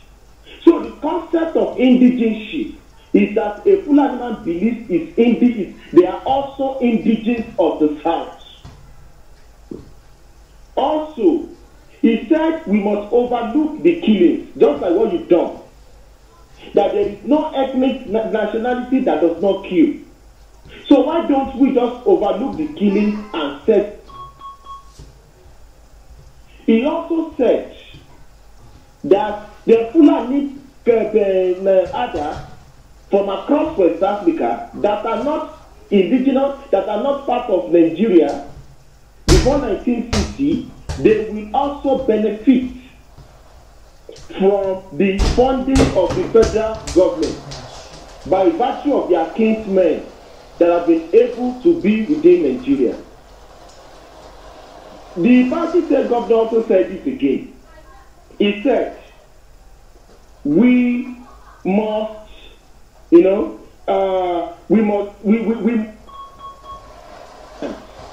is to create colonies. I repeat, people that listen attentively, we should create colonies across, most especially in the Middle Belt and the South, for Fulani in Nigeria. This was what he said. Why don't just give them land, settle them, and part of the Ruga Council Colony Livestock LFCP project. One, you are going to build hospitals, mosques, you are going to build markets, you are going to build build towns in forests, in allocated areas, going into towns that is free from indigenous people, for Fulani people. This was the Bauchi State governor said. You understand? Now, you came here and you said together, you and who? I don't think you understand what is happening in Nigeria. And you are asking, I think one should also question that your age. Because you seem not to understand what's happening. The reality of Nigeria is not a nation. We are not that happy big family. We share different identity. We share different value systems. Nigeria is a country of nations, not a nation. So when you look at what the Bauchi State governor records what Buhari has said, the airport what Miesiala said, the airport what Mark Banner said, the airport what Fulani. We have videos. We can continue to play it from now to tomorrow. So when you now come here to a forum that is majority South China, people that are suffering from Fulani terrorism and Fulani hegemony, and you are coming here to something is wrong, madam. Go to Arewa group and to go and tell them and tell Fulani people to stop South Africa. Tell them to stop killing people in Africa. Tell them to stop killing people in the Middle Belt and the South. No. There are close to 5 to 10 million people that are internally displaced people. Let me break it down. They are refugees in Plateau, in Benin Republic, because of these killings by the Fulanis. It's a fact. And they said, this is what the presidency said. Additional, the presidency spokesperson. He said, it is those that are alive that can always fight for their indigenous space of your land than die. Now you're coming here to tell about masses, the masses. You think they are stupid? You don't even rate the intelligence of people that are here. See? No sympathy for the victims, and you're coming here to preach one Nigeria. Are you okay? This is the reason why some people lose it. Because the reality is this. And those of us that just want to keep quiet and even learn, we can say, okay, let us look for a solution. You say we should not regionalize. Have you been to the United Kingdom? Scotland is a region within the United Kingdom that is populated by Wales is an ethnic group in the United Kingdom. The Irish are an ethnic group in the United Kingdom. And the English Kingdom. Do you want to tell me that your life is better than them? You think they are stupid? Have you been to Switzerland? Do you see the way they practice ethnic, not regional lines? But you want us to give you kumbaya when I'm going to give the land of my forefather and give for terrorists from the Sahel to come and name of one Nigeria. Let me tell you the truth. Chief, this is for you. I understand that you talk about we should use religion. We are Yoruba. In Yoruba land we have a lot of Muslims. And there are many Muslims, in fact, many of the victims of Fulani killings in Nigeria are Muslims. Against Fulani terrorism in Nigeria, in Yoruba land, the leading fighters fighting against Fulani terrorism in Yoruba land are Muslims. Issue. The problem about the Fulani agenda is not the religious people. Issue. What we have happening that is what we call Islamism. Islamism is in the same category of fascism, Nazism. Can also call it communism or any form of political ideology. In fact, it is in the same category as Western democracy. So what we see that is going on in the deep, in a hardcore Islamism nationalism. In Yoruba land, there is Yoruba nationalism going on. In Igbo nationalism going on. In the Niger Delta, there is Niger Delta nationalism going on. In the Middle Belt, there is Middle Delta nationalism going on. In the core north, the going on. You can Google it. It's a socio and philosophical complex concept, whereby and the religion are intertwined, where the state and religion are one, where theocracy determines why they cannot practice secularism as it is practiced in the Middle Belt and the South. That is why they always try to bring any discussion in the society. That is why they use religion to support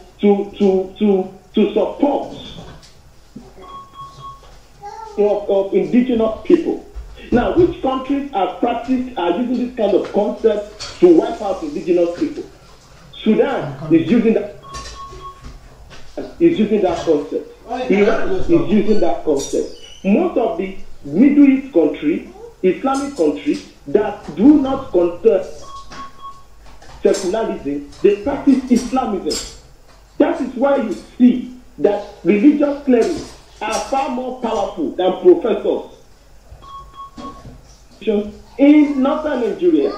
And if you see what the Fulanis have been able to, their system of colonization is even more advanced than even the British. Let me tell you why. For every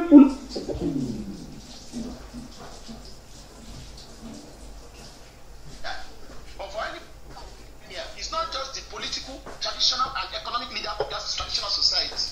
He is also the spiritual leader of that society. So that is why they are seen as almost self-evident. So this is the problem we face, and this is the monsters that we are facing. If you see what the governor, the Kaduna State government, governor said, you are going to see that Southern Nigeria only, or Middle Belt, only has one or two options. It's either we become slaves till eternity, or we fight to the last man standing. Nigeria was never won. It has never been won. And it will never be won. So know this. So if anybody comes here, because you don't really actually understand what's going on, and you don't want to defend the indefensible, and start telling us your leader, your mother is from this, my business with that.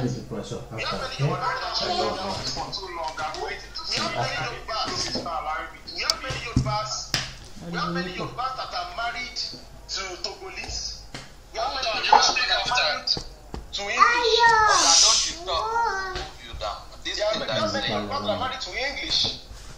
But how does this affect the movement and development of our people? It doesn't make any sense. It doesn't make any sense.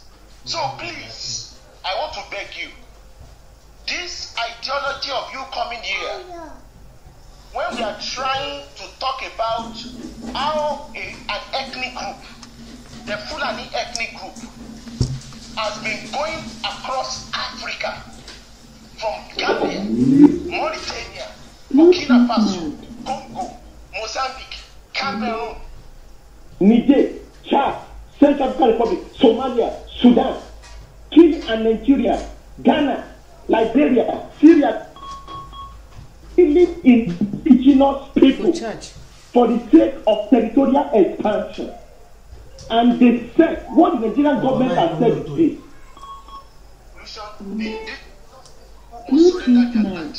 We are not fools. For one, keep your oneness to your pump. That is a product of Uganda. It is an experiment, and that experiment will it be. Because theocracy and democracy cannot coexist. It's impossible. This is a clash of civilization. How can I be in the same country? I cannot. It's impossible. Is it possible for you to get Afghanistan, Germany, Yemen, Sierra Leone, Nigeria, and you now put United States of America, you put them together, and you give the Yemenis power, and they are trying to enforce Sharia law on the rest of us? Does it make sense? No. I'm not even talking about Christians. What about people that are practicing the indigenous religion in Nigeria? When you look at the constitution, where they take the resources of the South to treat the poor North. Is that your one Nigeria? May that one Nigeria born in hell? So when we keep quiet, and when we think we can hear intellectual discussion, all you hear is emotional blackmail. I've been my forefathers who who did not fight this battle, who are speaking English and let this they let this madness to come down to this level. So please, when you want to come to a forum like this, come with your arsenals. Don't come with emotional blackmail. I have been in a forum on Clubhouse where I met a Fulani man, Fulani people from across West Africa. I'm not lying. They said the killings in Nigeria will not stop until the Southerners surrender their land. People can bear me witness in this platform. That day, that morning, very early in the morning here in Europe. So you come here and you think we are stupid? I don't understand what this is. You these guys think we are stupid? Just come here and talk about one Nigeria. What's the meaning of Nigeria? Niger area. You are Nigerians. So we have the principle of self-determination. Yoruba land is for Yoruba people. Young lady, get that into your head. Hausa land is for Hausa people. If we allow themselves to become slaves to the fulanis, is none of my damn business. Igbo land is for Igbo people. Thief land is for thief people. Birom land is for Birom people. And we'll continue to fight and fight till we push you invaders back to the Sahel where you belong to. Are you the mic? Chai.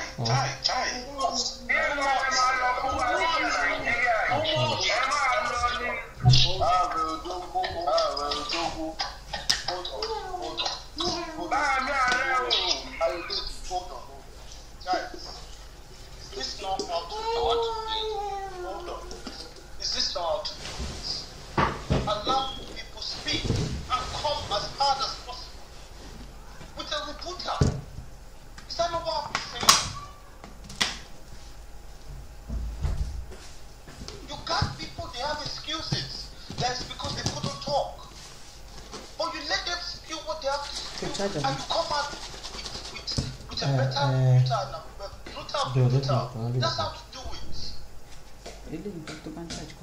But Cherry now, I was the one that told even in here, let this person speak.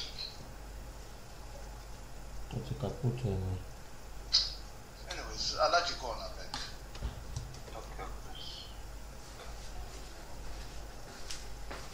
The crime you have in the north, the insecurity you have in the north is as a direct consequence of their own action. They groomed them. Al-Qaeda in the Maghreb, and ISIS in West Africa, Boko Haram, Fulani headsmen, bandits, all of them. Who brought them to Nigeria? It's Fulani. Fulani brought them into Nigeria. Everybody brought them in. Why did the government brought them in? Are you people deaf and dumb and stupid? When you come out and you pretend that we are one Nigeria, go and show me. Somebody was asking where is the boundary, where would the boundary of Biafra begin? And I asked you, where did the boundary of Nigeria begin? People from Niger come in and go as they like. Most of these leaders are from Niger. They are building a pipeline to Niger. They are building a well line to Niger. They are building those to Niger. Whereas where the money comes from, which is Biafra land, we don't have those infrastructure. No, we don't. But you're taking our money. You come to Ohio. You come to Akure. You come to Ebony. You take our resources. Take it. Get the money and now you're building a way to get it. And what is that with you? Don't we all Nigerians where one Nigeria? I think you see me like you are saying. You come to my land, you take our oil, you take our gas, take our manpower, you have to take our VAT, our SMP. You are now doing it from Katsina to Niger. It is not correct, but we change it. You take oil, crude oil from my land, you take it to Niger, you have to bring it back to me as a refined petroleum. For as many years as you got it. And you're telling me that country is viable. You're telling me that Nigeria should support them. Yeah, you want Nigeria. You're not going anywhere.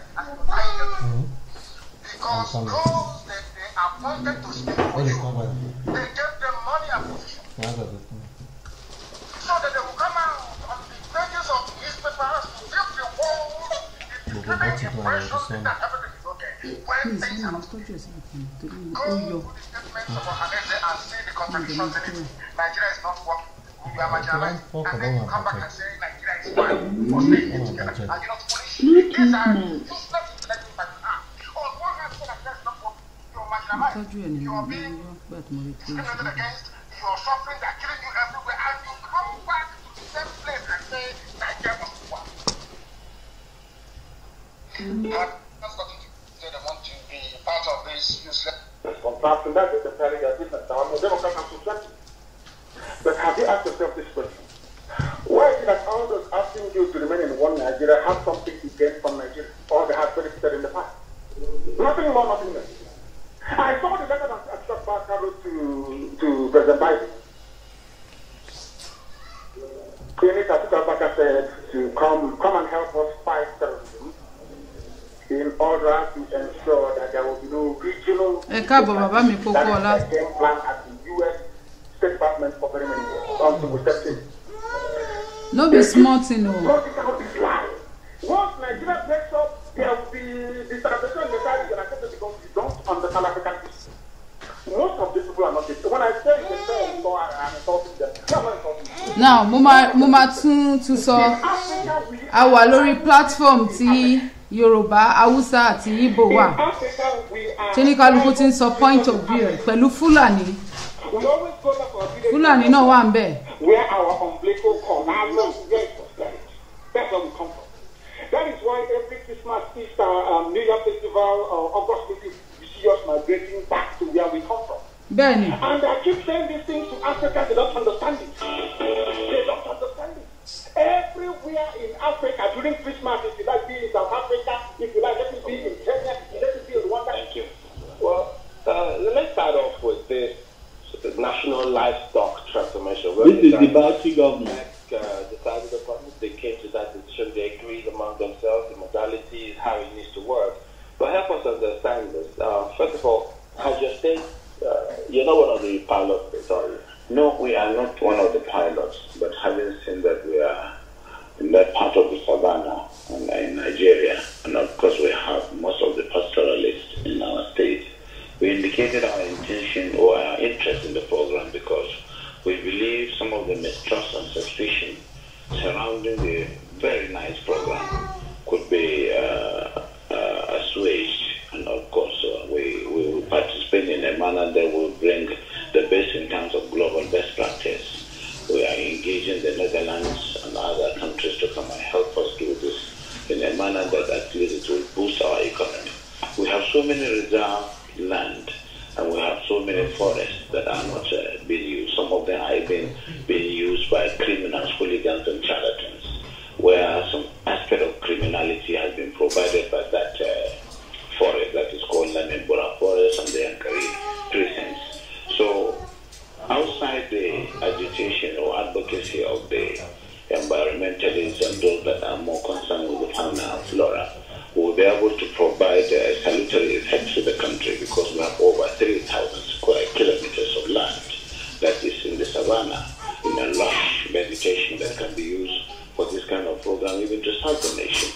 And while we are doing it as the federal government has conceived it, we want it to be private sector driven, and we will bring those who are more familiar with it. Okay, if you say, because I mean, everybody we want to see that this killing ends and there's peace, and then people go about their business peacefully, everybody wants to see that. But when you say that you want it to be private sector led, we understand that the government is going to provide 80% of funding, the state to provide 20%, and then provide the land. Yeah. How is that going to be private sector led? The government not released any cover for that purpose up to this moment, but we don't know since we have not been admitted into the program. But certainly we have been working very hard to see that because our people are mostly transhumans, and that we have this vision to create an economic nucleus around livestock, and of course all the value chain that you can get around livestock, the blood, the bone, the skin, and of course we will try more cultivate that culture in our people, while at the same time bringing the fulanis in one fold and try to arrest their traditional practice of moving from one place to the other. And that is very big and uphill task.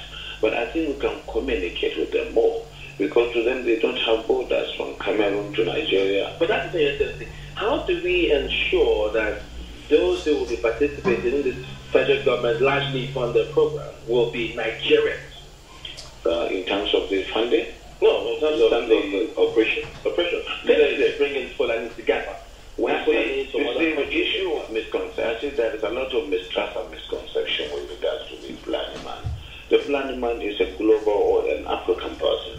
He moves from the Gambia, from Senegal, and his nationality is just a Fulani man. And as a person, I may have my relations in the Cameroon, but they are also Fulani men. I have relations because from the maternal side, I'm a Fulani man. And that is why we want to educate people. A Fulani man sees himself as a Bayelsa, as somebody coming from the Niger Delta, because he speaks the Niger Delta language, which you and I don't. And of course, we will have to just put it as part of our own heritage, something that is nice, is African, and that we cannot just close the border and say the Fulani man is just a Nigerian or is no. In most cases, the crises are precipitated by those outside Nigeria. When there is a reprisal, it is not the Fulani man within Nigeria that causes it. It is that culture of getting revenge, which is embedded in the tradition of the Fulani that attracts the pressure from all over the village. If I understand, does that mean that those Fulani men who are maybe domiciled in other countries who move around, they can come into the country and this plan will accommodate them as well? Yes, that's what we want to do. But it has to be done through sensitization. Telling them you have to buy into the project and you use the language that has that is up to be able to convince them away from the mistrust where the whole system of transhumance of pastoralism is criminalized. Criminalization of pastoralism is the problem that we have with this project. And it requires people with passion who understand it and who they believe in, people like us from that part of the country, to say, yes, we have this. Because today, there's no limit to the accusation that this and that has happened and it is a Fulani man cause it. There is no tribe that is not that we don't have this criminality in, but certainly the way our manner will do it is really exacerbating the crisis and the problems. Would there be any form of documentation of all the... I think we can start from here. Alabado. Yes, sir. Okay, go ahead, please. All right, thank you. Sorry, I went out quickly. I know Femi wanted to speak, but there was someone before Femi. Mr. Please quickly go. Femi will go after you. I think, should we invite some Fulani person? Is there any Fulani person in the hall that will... As long as people will let them speak. Because there's no point inviting people and you don't let them speak. So we will move anybody that just down immediately. You are not, then you move yourself if you are going to be fair. Yeah, even me. I will start it myself. I'm going to be fair, you have to move yourself. The thing is, there's no point bringing them up if you won't let people speak. If you don't have strong rebuttal for people, I just think then we should continue with it. Because I say people should speak. If someone says he has an agenda, I've been receiving texts from the background. If you don't want them to speak, it's fine. Just continue with what you're saying. If you want them to speak and you think you have strong rebuttal for them. So, Alabade, are you falling for blackmail? Someone says you're asking now, you want to change your modus operandi? That's falling for blackmail. No. Bunker, no. My modus operandi from time immemorial has been everybody should have the right to speak. We have a hot topic we need to let people start talking about. Please, let's talk about. So yes, let people speak, but that's why I maintain, and that's what I've always maintained. Anyway. So please, let me cut in for a minute. A question I want to ask: how can we be a united people like Fulani as well? We shouldn't just keep condemning. Okay. We should actually learn. These people are saying, look, I would always embrace my brother over in Nigeria. And they've shown it through words and action. How can we learn from that and learn self-love too? Because that's the tool they used to conquer. We're not doing it on Clubhouse. Can't you see that we are coming together? Coming together by mouth, not share. Okay, yes, Olabode, thank you very much. I've always been of opinion that you are one of the best moderators. You and now Otuba Ogedenge. I adore you guys because it's not easy, and that's the truth. It's not easy to have people 121 whatever together, and you have the control. Thank you very much for that. But if you mention Alante, you must mention me too. Okay, but you have one extra comma, but I will come back to you on that note. Anyway, let me say, the young lady that was asking for teenage age and all, there are loads of young people nowadays. I don't blame them. Because they don't know, either they don't know where we're coming from and where we are, or even if they know where we are at the moment, they do not know where we're coming from. They themselves do not know history, even their own history, and the atrocity and all that has happened in the past, you understand. Now, with the topic said, Hausas are not Fulani. Yes, Hausas are not Fulani. There is Hausa, there is Fulani. And all the atrocities being perpetrated there and there are Fulani. So we have to know, we have to identify what is going on. Someone said to me, I think it was the day before yesterday, and I also read this somewhere as well, that the Afghanistan, the Taliban, started small.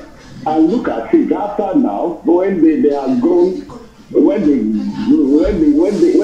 they have gone beyond just being a Taliban, they are now leading. That is what Nigeria is looking like. The point is, how do you even explain to anybody? Even it's not even for lawyers who are here. I'm sure they will say it goes beyond what they study, or maybe criminology, criminal law. When you are paying a lot of money for defense, for security, you are pumping money into a region to fight an insurgent, and then those people now said, okay, they surrender, and you now said, oh, you put them in a government facility to rehabilitate them. Are they the only one? Are there no other people that you are running after? Then you should release Kanye. Then you should not go after Sunday Igboho. So all of these things are pointing towards one direction. Okay, we can disturb you as much as you like. Okay, let us even allow you. We are not there for now. We surrender. So long that you can do this thing for us. So long that, what is going on. And you are pumping billions. Our budget went up when this Boko Haram crisis began.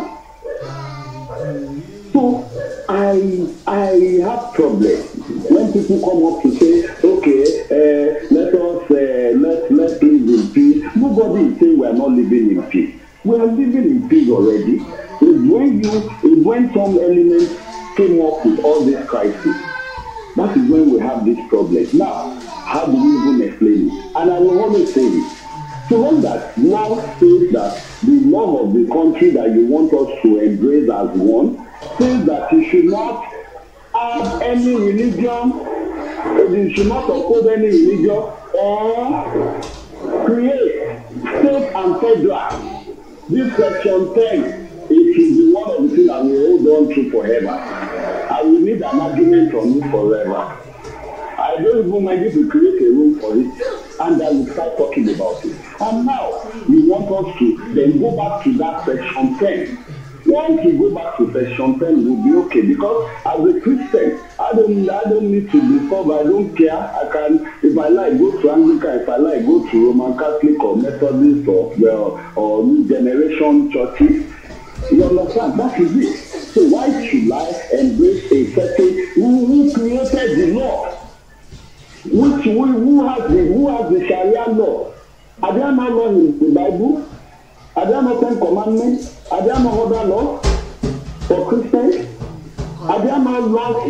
Or you think the traditional people do not have laws? Like he said, those things are the fundamental problem that we have. We need to sit down and talk about it. Once anybody is coming to with one Nigeria, say, oh, I don't have problem, but your one Nigerian say, right now, the country has been divided ever since. I also said it. We are not one. We are just deceiving ourselves. We are just pretending. Because if I go to the north now, you expect me to abide by that. If you come with your wife to that place, they will have to wear a certain clothes. And meanwhile, maybe I like my wife to wear trousers. I like her to wear a certain, you understand, to make it look appealing and use a certain makeup. You know? And maybe if I want to go to a place, I can't take a bicycle with a female. All of these are one of the problems. I think I went to Nigeria one time, and you know, we got to an hotel, and they said that this is a male hotel. I'm like, hey, what did you say? For what? Okay, is this person married? You know, all of that. So these things are one thing that will separate us forever. We are just deceiving ourselves. We are not one. It's because most people are not coming to the south to see how maybe the way we live are totally different. That still makes us different. So, my people, I would say that anytime we have people like, they say, okay, invite the Fulani, invite whatever, they are always here. But the defense is that they just want us to be talking about one Nigeria. It's no problem. I work for the debate. So long that you can say, the day we're going to talk about that one Nigeria, let's start with a section 10 of the Nigerian Constitution, the one that is not good, because 1999 Constitution, as amended, is bad. So if this is where they stand, no problem. Let's even allow them to come. We have been rolling out data, we have been rolling out information, we have been giving them happening. It's not an history. Things that is happening on a daily basis. Even our economic data, we're giving the statistics, and they have not been able to come up with anything. So I think if you are here and you are listening to me, I know I said it in the Igbo Nation, and someone sharply corrected me that no, we should not say you should go, but be mindful of what you say. Be mindful of how you say it, because so long that you do not have a good solution, you cannot preach to her. Because in Boko Haram, now the repentant Boko Haram, the one that was 1,000, they still don't know what they are doing about it. I remember telling, I think telling yes. Okay, I will round up. So, you know, Penny Falano wrote to Attorney General of the Federation that what happened to them. No, they didn't take them to court. But yeah, Baba mi ọ̀tẹ́gbẹ̀ yẹ Bluetooth yẹn náà ni Bluetooth yẹn ló sọ̀rọ̀ sí láìkẹ́ báyìí. If you know the millions that they have spent for the extradition, in fact, I don't know. Ṣeun bàbá mi, okay sir. And yet, some elements are already receiving good treatment. They are giving them package. My people, I rest my case. Oh, thank you, Mr. Felicia. Femi, please go ahead. For me? Yes, Femi, please go ahead. Oh, sorry. Can someone else go? I'm a bit busy now. I'll go. Sorry. Okay, can someone flash the mic, please? All right, Don Baba and then Mr. Hello guys, how are you doing? If you notice what has been going on, I've been in this room for 4 hours. This is exactly what I've been saying about this room, guys. The one that went to school among them is more dangerous than the one you see in the bush. The one that went to school among them are the one that sent them to do all these jobs. And they come here to defend them in the mission form. You understand? These guys, you know, like what I always say, many people don't like how I always come out out if we can still play along to see if we can push forward back to the south. Now, the reason is that these guys, other tribes in this country are ready to move this country forward. But you see these guys, they are not ready to move this country forward because it's not their pattern. Their pattern is to just come and conquer. Just like what the former governor said in the state that Alaji played. That tape, if you study that tape will tell you everything about Fulani. It will tell you that they are not stable. Hold on, please. So the guy is not a former governor. He's the current governor of Bauchi State, Balamoana. Oh, okay. Wow. Yeah. Okay. Now, if you watch what that guy said, that guy just gave you. I was even thinking if that guy is drunk, why I was saying that thing. Because it was revealing of secrets about their people and how their people behave. But you know, there's one thing about information. It's not everybody knows how to use information. You understand? Because whatever you say, I'm very aware of it. And it's just like I was just laughing inside me. This guy is just saying everything, but it's just that people around us, we Nigerians, what can we do with this information? This guy is massive. These guys, they are here to conquer. They are not here. They don't move Nigeria. They are not here to move Nigeria. Now, what that guy is trying to tell you that these guys, they don't have a country. They are just to wear benefits where they can conquer and look for where they can conquer again. Like what is going on in the Middle Belt. Their target, their plan in the Middle Belt is to just conquer those people and replace those communities with their people to make them stable. Because if you even check again, and that's what I noticed about this Planega is Nigeria. Just like everybody see them as people that travel around. Nigeria is their land destination. Because if they conquer Nigeria, there's no other way. They can't enter the ocean and go to the US. You understand? If it's even possible for them, they will do it. You understand? So we need to do everything possible and make sure that we don't allow these guys to move on. That is the reason why we believe that we need to stand our feet. Unite like them. We should unite like them. Then, Baba Raphael, you said you are convinced that all those northern governors are jihadists and unity beggars. Of course. Also to start passing messages to our children. That you see these people, don't allow them. They never believe in you. They will never come to work with you together. We should just always stand firm. And let me use all this opportunity also to tell the people in the Middle Belt, they should sit up. If people in the Middle Belt are very wise, they should be the one that will control this country. Because they are the ones that have the votes that change every election. But you know, the one thing about them is that they are not that smart on how to make use of what they have. You know, so that is the reason why they easily fall into this program. They see these people as all. Now look at, imagine what you guys were talking about in earlier in this forum about hausa Fulani. Do you know the meaning of that? Hausa Fulani means just like when you can hear that, it's like Black African American. Now people that bear that name is people that have been conquered. Now the Fulani at the end of the name is not the surname of an Hausa man. Imagine that.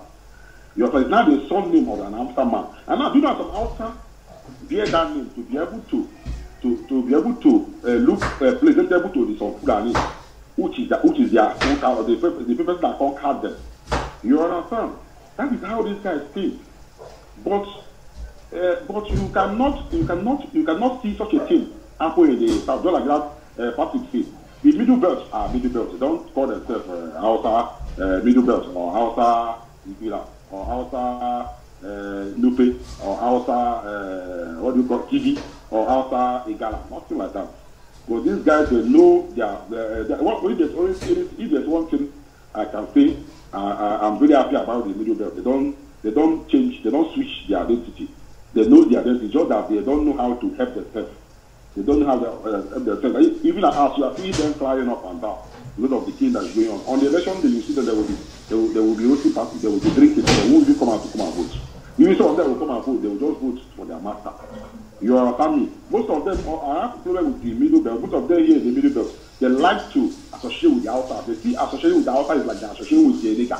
They are associating with a big guy. You understand me? They don't know that these guys don't love them. They just after to take advantage of them. They already need them when they want to tell you about number. It's all about number. Just like what I told the other guy last time. Don't tell me politics about number. Politics about tribe. If your tribe will finish, my tribe do. Don't tell me say I need your tribe to rule me. I don't want that kind of Nigeria. I want Nigeria that if your tribe finish, my tribe will come. Not you tell me after your tribe you don't correct for what you will tell me say you get number. That I need to come and make friends with you before you give me power. Like say you are trying to tell me when it's time for resources, you come to my place to take the resources. You will not tell I will not give you condition on taking resources from my place. But if it's time to give me power, you want to give me condition.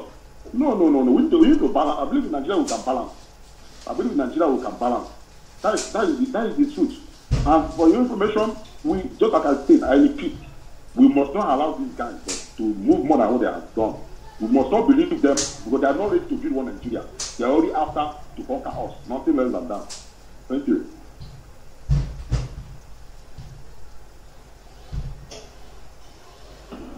Thank you. Who's next? Who wants to go next? Who's going next? Well, I'm back if I can go next. Go ahead. Thank you. Is it alright? Yeah, really, that was a very powerful statement he made. I guess a lot of what I've heard over the last few months in different rooms is, this thing that that Olabode, some of it Olabode has mentioned as well, is that people aren't. There's some form of emotional blackmail, or people are just misconnecting everything that's going on, and instead of addressing the pain that people are talking about, we try and you go over it, you try and talk over it with something else, or say that hold your leaders accountable. They're usual statements that I hear, and I think that's just one of the biggest problems, because we're not listening, because people aren't listening to the pain that people are talking about. You have someone like Patrick who mentions a lot of the stuff he talks about in Plateau State. My family and friends have lived in Jos for the last 20. My family's been there 30 years, but friends, I've been there at least 15 years. And when I've gone back, I've seen the destruction and the division that's happened, and a lot of what he says about the different communities in Nasara and Boko and all of those things is so true, because I don't know. I have one friend who's still left in Jos. Everybody else has left because of a lot of the crisis. They're either abroad or they've left Jos completely. And I know people that have lost land and all those kind of things. So there's a lot of pain that's going on, and sometimes when people talk about it's not this, it's not that, I think it's really important to listen to what people are saying, hear the pain, and hear what they're talking about. Go and do some research about it. Maybe the person is talking rubbish or is not saying the truth, but if you don't know what that person is even saying, then how can you even comment on it? Go and research and find out what is happening, and not just talk about your own issues or say everybody has to come together. I've always been someone who believes in one Nigeria, but I'm not foolish to just believe in a fantasy and a fallacy, because I know and I've continued to look into the history of Nigeria, and I know that it cannot continue the way it's going, and one Nigeria cannot happen without proper restructuring and justice for everybody and fairness. There's no way, my one Nigeria is not saying, and I know that, and I don't also discount that to get one Nigeria is not going to be a big struggle. There has to be a struggle, because the people and the powers that are played, I come from a military background, military family background and friends and all that. So I know the powers are played. Okay, go and take it and let's see. Let's see how you're going to get it. But because they're not going to release it they're not going to give it away, and it's been like that for many decades. So I totally agree and hear the pain, and if Nigeria has to go, people have to go their separate ways for there to be true equity and equality, then so be it. But if it's going to be one Nigeria or a form of the UK where you've got different regions, but for people to just think that, oh, go and, because I hear another thing, oh, go and vote in your local government, go and get your PVC and all of that. It's like, come on, that's not the solution. So, I hear what everybody's saying, and a lot of what, has been said today, and I just wanted to resonate. It all resonates with me. Thank you.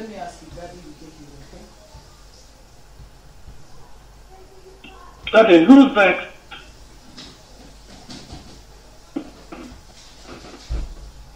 Go and read. Alright, good evening everyone. I heard the audio and I would say I wasn't surprised, and this is something some of us have always known. Yeah, and where have you been? We've not seen you in a while. No, I've been busy. I came in earlier, sure. I've been busy today, so that's not why I've not been really active, really. So, this is something some of us have always known. This is something some of us have talked about. No, so sometimes a lot of people talk about that, especially Tobere and her likes keep talking about why do we keep repeating the same thing and the same thing again. It's not fun for us, but it's to educate our brothers, our southern brothers, as I always said. I'll always keep saying it. The Fulanis are inconsequential in our fight. The biggest problem we'll have are our fellow southern brothers. And that is what exposing things like this help us to achieve, because we educate them. Because every day we expose this Fulani agenda, someone learns. Every day we talk about this thing, someone is educated by the things we say. Because me personally, I was a hardcore one Nigeria. But things happened, So I was in this room. I wanted to say something when someone was saying that we should compare IPOB to Boko Haram and blah blah blah blah blah, and everybody was shouting. I actually wanted to ask him, was that okay? Fine, even if I will be stupid enough to equate the two, many IPOB members have been taken to court. Show me one Boko Haram member that Buhari government have taken to court. None. So the thing is that we need to understand this game and understand what these people want. Fulani man that claims to be a Muslim, that claims to want Sharia more than any other thing, to want to be in the same country with an infidel like you, something must be the reason.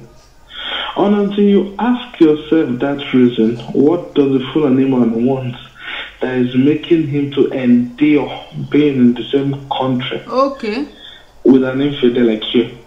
Then I think answering that will mean that it's very, very important to him. So one of the reasons we are seeing influx of Fulanis in Nigeria is because Fulanis attempted to do more than themselves in Central African Republic, and they were sent to square one. So that is why you see most of them moving into Nigeria. They were defeated, brutally defeated in Central African Republic. So that's why most of them are moving into Nigeria. And the Ruga is to kind of create land so that they can use to compensate them. And if some of you have even taken time to study where this proposed Ruga is, 90% of them are either in the south or in the minority or indigenous land in the north. None or little is in the areas already controlled by the Fulanis.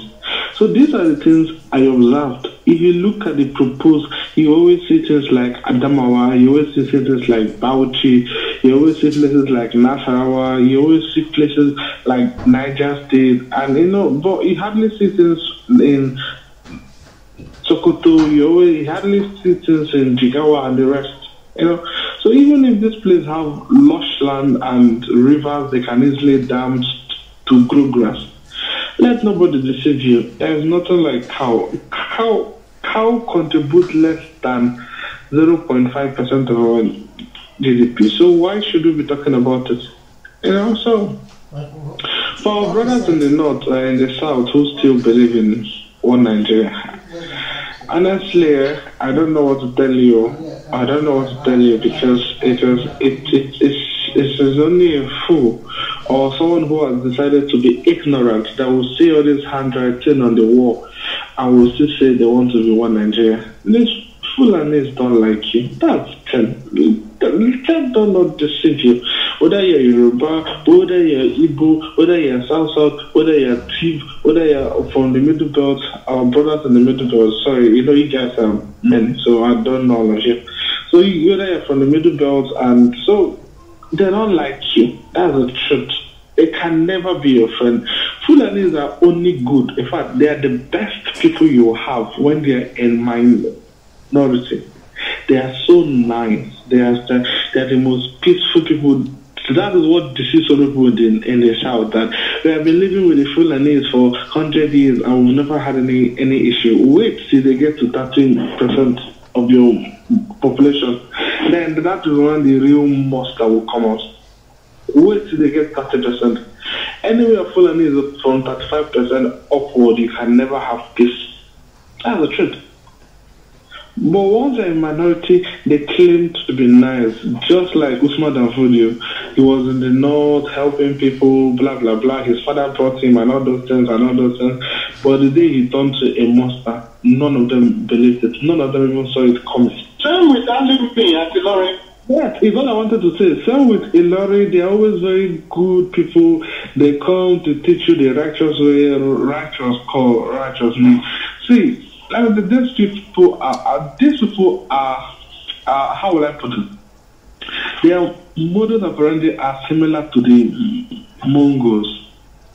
But the only difference between them and the Mongols is that they try to pretend and put religion in the front. If you want to conquer land, at least have some dignity. Come out openly and declare that you want my land. If you beat me to the war, then you take the land. But they know that in terms of war, the Fulanis have never won an open war. All they do is to raid. Then raise your people against you as their army to fight. That's the truth. And after that, they kill them. In Central African Republic, people with machetes demolished them, even with the AK-47 they had. So we saw. I don't even want to go for my only issue is our brothers and our sisters in the north. See, I'm not saying the north and the middle belt we are okay. No, we have problems. Yes, we have internal problems, but those problems are nothing compared to what is facing us, because it's our culture that is going extinct. That is what is at stake. Do you look at how the Hausa tribe is now? Do you look at what the Hausa tribe, what is happening to the Hausa tribe? That's exactly what the Fulani wants to happen to you. So ask yourself, are you willing to take that? People like me, we are lucky. It took an idiot like Buhari. It took someone who's as dumb as he is to expose the lies. If not, some of us wouldn't have still believed. But because he was not smart, they didn't even know how to go about it. That was what exposed the whole thing. Some of us never thought it was possible. Someone like me would have supported Ruga. Let me not lie, that's the truth. Someone like me would have foolishly supported Ruga if that would bring peace. Well, let us give them the land. And in the next 100 years, my children and grandchildren will be fighting war. So no. So we need to look at ourselves. We ask yourself, why don't we want to restructure? because restructuring ends the jihad. If thief people control thief resources and thief security, there is no way Fulani can conquer them. If Middle Belt controls Middle Belt's resources and Middle Belt security, the war is over. That's the truth. This thing will solve the Fulani harassment issue, but yet the government is delaying. They don't want to do it. Everybody knows it is basic things. Give Benue people Benue security and Benue resources to control. That's the truth. Because you can never police a place better than the locals. But government is choosing to ignore the simple solution to our problem. That shows you there is something. There is something. I've always told people, when people come here, when I was come and say, I like good leaders and blah blah, I've told them, say, leadership, bad leadership that will help is a problem, yes, but it's only a symptom. Are we the worst people on earth that will keep electing bad leaders? Out of the over 100 governors who had since 1999, not one can be said to be corrupt-free. Out of over 1,000 reps, not one can be said to be corrupt-free. Then something is wrong, basically. It's a structure. If you look at Nigeria, Nigeria is moving at the pace at the Fulanis want. And I don't blame our core northern brothers somehow, because most of them don't even understand what you're talking about. You are the Yoruba, you travel to London, you've traveled to America, you want to develop, you see how fast Ghana is growing. So you want to beat them. An Igbo man, the same thing. A Middle Belt man, the same thing. But the Hausas and the Fulanis, they are only comparing themselves with their brothers in Niger and Chad. And to them, they are big boys. How better can life be? What are these ungrateful infidels talking about? Life is good. This is the best they can have. You know, so as small as South is, our GDP in the Southeast is bigger than Chad and Niger combined. So Lagos GDP alone is bigger than Niger and Chad combined. So when you're talking about this, they don't understand. We are miles apart in terms of economic ability and educational level. So when you talk about development, they look at you like they come to Lagos and they see how developed it is. They come to Onitsha and they see how developed it is. To them it's developed, but to you it's messed up. Now, when you talk about we are not great, or look at you like you have Lagos and you have Onitsha, and why are you ungrateful? Why can't you appreciate the place at which this country is going? That is the mindset. That is what we're talking about. That is why we can live together. They come here and tell you Buhari has not performed well. If Buhari has not performed well, lead the protest. Let us see. If we care about Nigeria, let the protest. After all, Southern Nigeria led the protest against Jonathan, didn't we? So let them lead the protest against Buhari. If they are sincere, but they come here with their takia up and down, it's Buhari bad leadership, then lead the protest against them, but they will never. So for our brothers in the South, we need to sit ourselves, try to educate as much people as we can. For me personally, I've taken it upon myself. I've educated almost everybody around me about these issues. If you're not in line with me, I will debate you. I will show you facts. Even if it's winning one person and that person wins one person, in 2-3 years, we will have enough people convinced about this thing. This is our life we're talking about here. Because I can't imagine myself going through what the Hausas are going. You know, claiming the identity of somebody who conquered me my own land. God forbid. I can't imagine that. You know, now the way my culture is, if you give me slavery and death, it's a one-way choice. Death anytime, on Sunday twice. I can never be a slave. That is the truth. Never. And the same thing all over the South. So we need to understand this. These people want your land. And are you ready to give the land? Oh, because even we, the Igbos, don't even have any land to give them. In my village, a plot of land is over 3 million. A plot of land is over 3 million. My ancestral plot of land is not up to 5 plots. That is it. So we don't even have land where I come from. So if someone wants to take Google. I'm using it. So please, honestly, we in the South need to ask yourself this question: why does the people who are pushing for Sharia, who carry Islam on their head, want to stay in the same country with you, an infidel? Why do they want it? So why don't they want to go on their own and practice their own Sharia? Ask yourself this question and deep down find an answer to it. Thank you very much. Wọ́n máa fún mi láyè láti sọ̀rọ̀ nsìn torí mo ti píǹgì wọn lábẹ́rẹ́ ní sùúrù mọ́ bọ̀.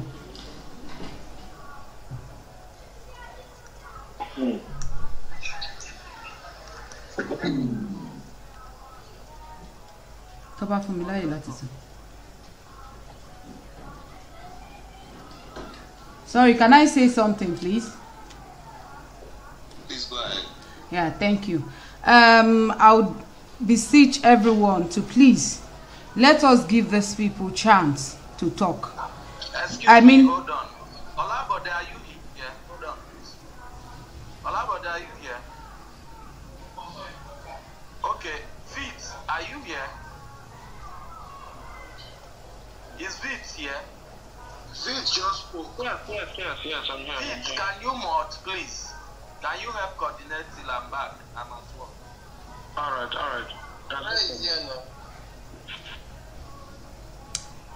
Can I go on? Go on. Okay. Like Mr. Olabode used to say, let's allow this Fulanis and the Hausas to speak. You know why I said so? Because I think we need them to speak more on this title, on this topic. We need them to speak more because our own people, just as somebody said on one platform this morning, and said, before you can meet a Igbo man that will say he doesn't want out of Nigeria, it's maybe part of the governors, the senators, the people, benefiting from Nigeria. The common Igbo man would never say they don't want out of Nigeria, but it's only the Yorubas that you have seen a whole lot of us roaming about Clubhouse saying something contrary to our freedom. So we want them to speak more. Torí wípé ẹnu wọn báyìí ló máa fi sọ nǹkan tó tí àwọn plan. So ọgbọ́n tá máa fi kọ́lé kò tó wọ́n ní ọdún tá máa fi kọ́lé kò tó ìta máa fi gbé ńbẹ̀. Ẹ jẹ́ kán fúnra ara wọn tú àṣírí ara wọn. I'm speaking to my Yoruba brothers. Please, Emma, stop interjecting them when they are speaking. We need their own point of views. I need kan fúnra ara wọn fẹnu ara wọn sọ bí tán lọ. So that àwa náà máa mọ bá ṣe máa ṣe kíni bá ṣe máa tẹ̀lé wọn. I want you people to please try to understand Mr. Olabode, what he was trying to say. So when they bring them up, gbogbo inú tó ń bí wa, all the anger in us, let us put that aside. Tẹ́ bá máa mú olè, ẹ máa ṣe bí olè ni. I hope my Yoruba brothers, because I know that the Igbos too and our Yoruba brothers that are here, that want out, they are so hungry and they want to continue interjecting as much as they can. But we can't get anything out from them if we continue doing that. Please. Thank you. Can I say something, please? No. Baby. It's easy. Bluetooth. Bluetooth. Can I? Go ahead. Alright, thank you very much.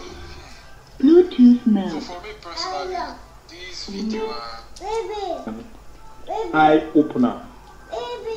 And it has actually cemented the fact in my own mind and from my point of view that clearly there is an agenda.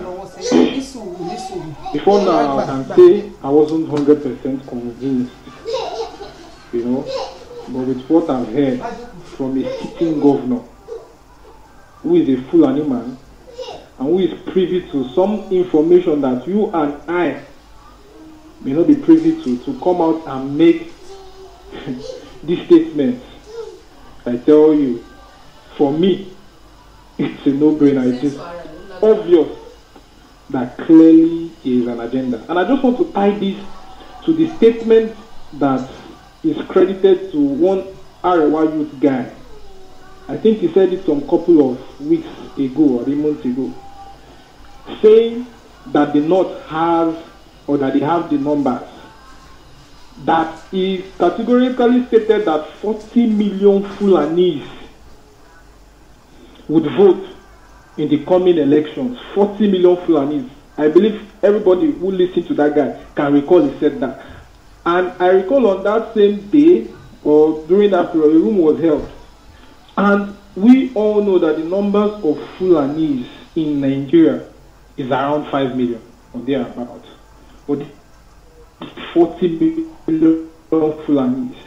Now, if you tie that statement he made to what we have heard today, you can see that the picture is getting clearer and clearer. And that from the statement of that governor, it is clear that they are all complicit in what is going on.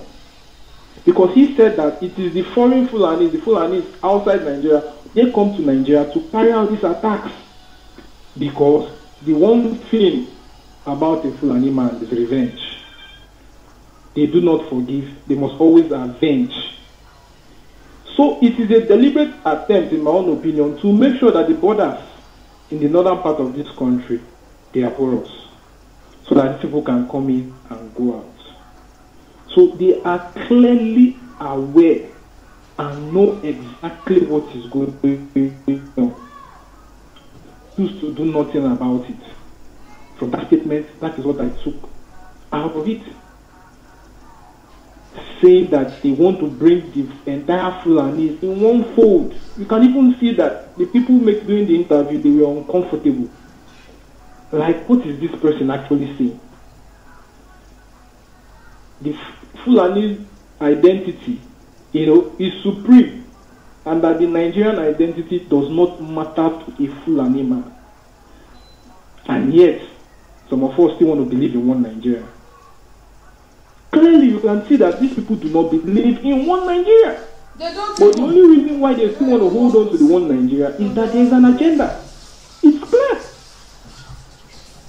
When you open the borders, you know, you allow strangers, foreigners come into the country, and in fact, you want to create a program for these people using the taxpayers' money of Nigerians to create a program that will benefit foreigners. I mean, in fact, it's beyond comprehension. It's beyond comprehension. In fact, the entire thing I heard today, I don't even know how to describe it. It's sickening, to be honest. It's sickening. And yes, concerning the point, I'm rounding up now, that the lady who just spoke, it's very, very important that we need these Fulani guys to come on stage and speak. And let us try and put our emotions in check. I know many of us are angry, we are irritated, you know, by what they are saying. But the only reason why we are having this conversation today is that this governor was interviewed and he was allowed to speak. If there was no interview, there is no way that you and I would actually know what we've heard about today. So because he was given an opportunity to speak. So in the same vein, when they come to the room to speak, it's important, no matter how angry, you know, we feel about what they will say, it's important we hear what they have to say. Please, I implore each and every one of us, it's very, very important. And with this, I yield the mic. Can I say something? It's Hunter. Can I say something? Alright, go ahead. Alright, Yeezy, welcome to the club, at least. At least now I hope we have you 100%. So welcome.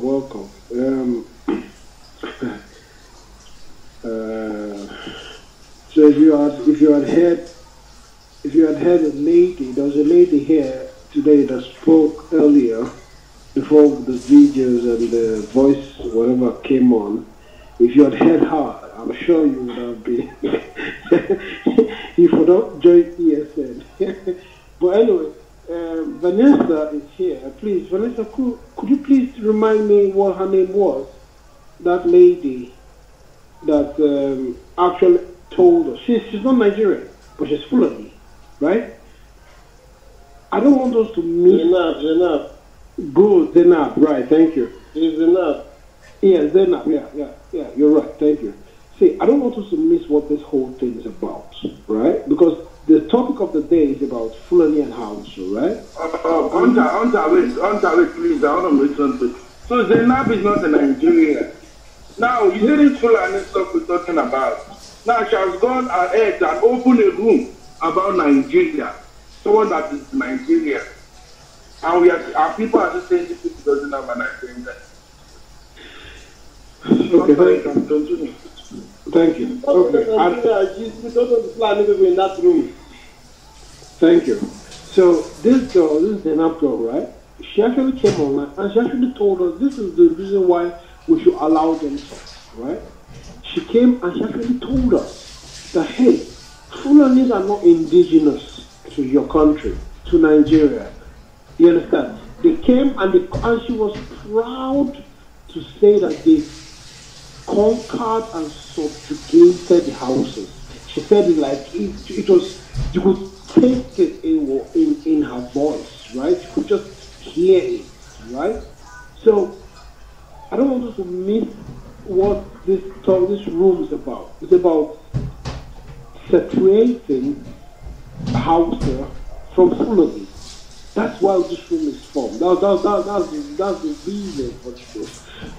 And even though, yes, we'll be having good conversation, I wanted to drag us back to the fact that a Fulani girl, she's not Nigerian, though. Let me now tell you straight up. She said something about Senegambia, from Futajalo, whatever. She said she has a lineage with Usman Danfodio, she said, right? She was proud of it, right? So please. And she said that they came in here and they subjugated our Hausa brothers. And the reason why I'm repeating this word is that these guys have not been here longer than the 19th century. Yeah? That's in like the last century. So this place is not an indigenous home. Nigeria is not indigenous to these people. And yet they rule over everything we do. So please, brothers and sisters, those sitting on the fence, I'm happy we've got easy down the fence. Those still sitting there, these people are not our people. They don't have indigenous roots. They are not rooted in Nigeria. So they're not concerned when you come saying to them that somebody killed 38 people in your community. They're not interested. It doesn't bother them because they're not indigenous to this place. So become. Let's not forget why this room was formed. Is to separate the fact that Hausa Fulani, everybody keeps saying Hausa Fulani, right? We have to demystify that. We have to break down that into pieces so that they stop using it. There's nothing like Hausa Fulani. It's nothing like it. Nothing. It's just, it was the way, it's a political, just the way when they want to share whatever, they'll say the East. And then if they want to use political power over us, they say South. You know? So please, we have to understand that these people are not one of us. The Fulani, they are originally not part of us. I rest my case. Thank you. Can you guys please be quiet and talk? Hello? Those people that are sitting on that thing, thank you, Alright, thank you so much for your submission. Thank you so much. I would like to add something to what Hunter said. We can take an example from Iraq. or Afghanistan, when we're in Nigeria, and you hear on CNN or BBC that 50 people killed, 20 people killed. We take it without any big feelings. We just, we just even disregard the news. So that's the same way these guys take all these killings in Nigeria, which is why the reason why when they host blogs, they don't even discuss these deaths and how to talk to their parents or uncles, because they are the enemy. You know, their majorities are not here. Here we have the enemies in these clubhouses. So if they are really interested to make this marriage work, they would have spoken to their folks. But you understand, you can read between the lines. So if you we'll use the popcorn style. If you want to talk, you flash the mic. Vic, I saw you flashing the mic earlier. Vic, are you there? No. I'm okay. I thought you were not around. I wanted to come on. Okay, so I just want to say, you don't want to add too much on the topic because people have talked and they have talked very well. But I want to say, I want to align with Fala Bode in what he's been saying since. Because me, personally, I really want to hear from their side. Yes, all of us are paid. All of us are not happy. We don't like what is going on in Nigeria. We are so vexed. But still, I would like communication between us and them. So I want to urge everybody here. When they are let's just hear them. When they are done, like Olabode said, somebody will come in with facts and mess them up. But if we keep in like the frame what they are saying, that's excuse of we are gulagging them, we are blocking the mic, and though we just keep using that, let us just allow. When they talk, we now decimate them with facts. So please. Okay, I just can be called Baba in my one house, father. Yeah, I want to hear from him. My father is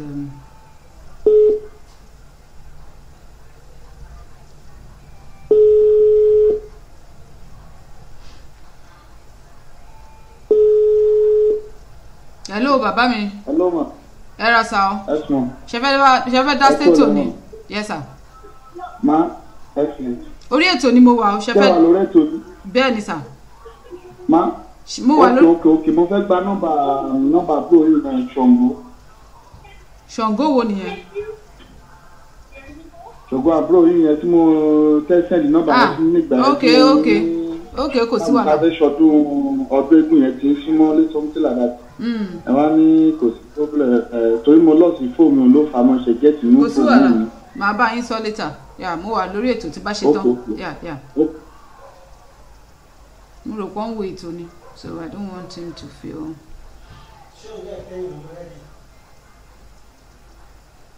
Tẹ́nẹ̀rọ owó kí ni?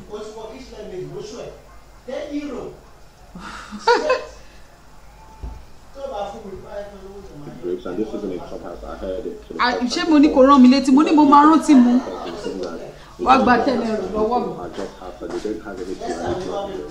And the majority of Fulani people are Fulani and they don't have any house of blood in them. Yes, you have some intermarriages, but it's not, the intermarriages are not deep enough to say that they're now one ethnic group. What you really have is one group that has conquered the other and now rules over the other in their political space.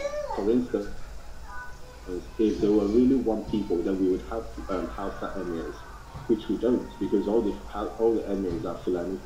So if the lines are drawn, everybody knows where the lines have been drawn, and everybody knows their place in that society. Now, some people will say, okay, fine. If they want to say that they are now Hausa Fulani, then I'll say, okay, fine. Is El Zandraki also a Hausa Fulani? And what is it Fulani? What is Fulani about El Zandraki? And what is, I don't know, what is Hausa about Aisha Muhammad? Like, there are two distinct ethnic groups, if the Fulani have been intelligent enough to merge with the Hausa to boost their numbers for political gains, then that's very smart of them, you know. But for me, that's not even my battle. My battle is the killings that's happening in the east and in the west. We now have 1,000 refugees in Yoruba land. Instead of the Fulani elite to be in Yoruba land, comforting them and telling them we'll be fine, we're doing everything within our power to stop this nonsense. When you speak out, they come for you. And that's really unfair.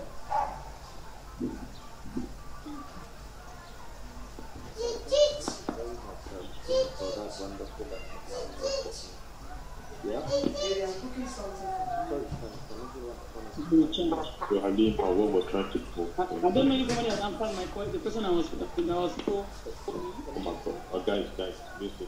We need to have some sort of water issue. Hawa was trying to say something after that on the line.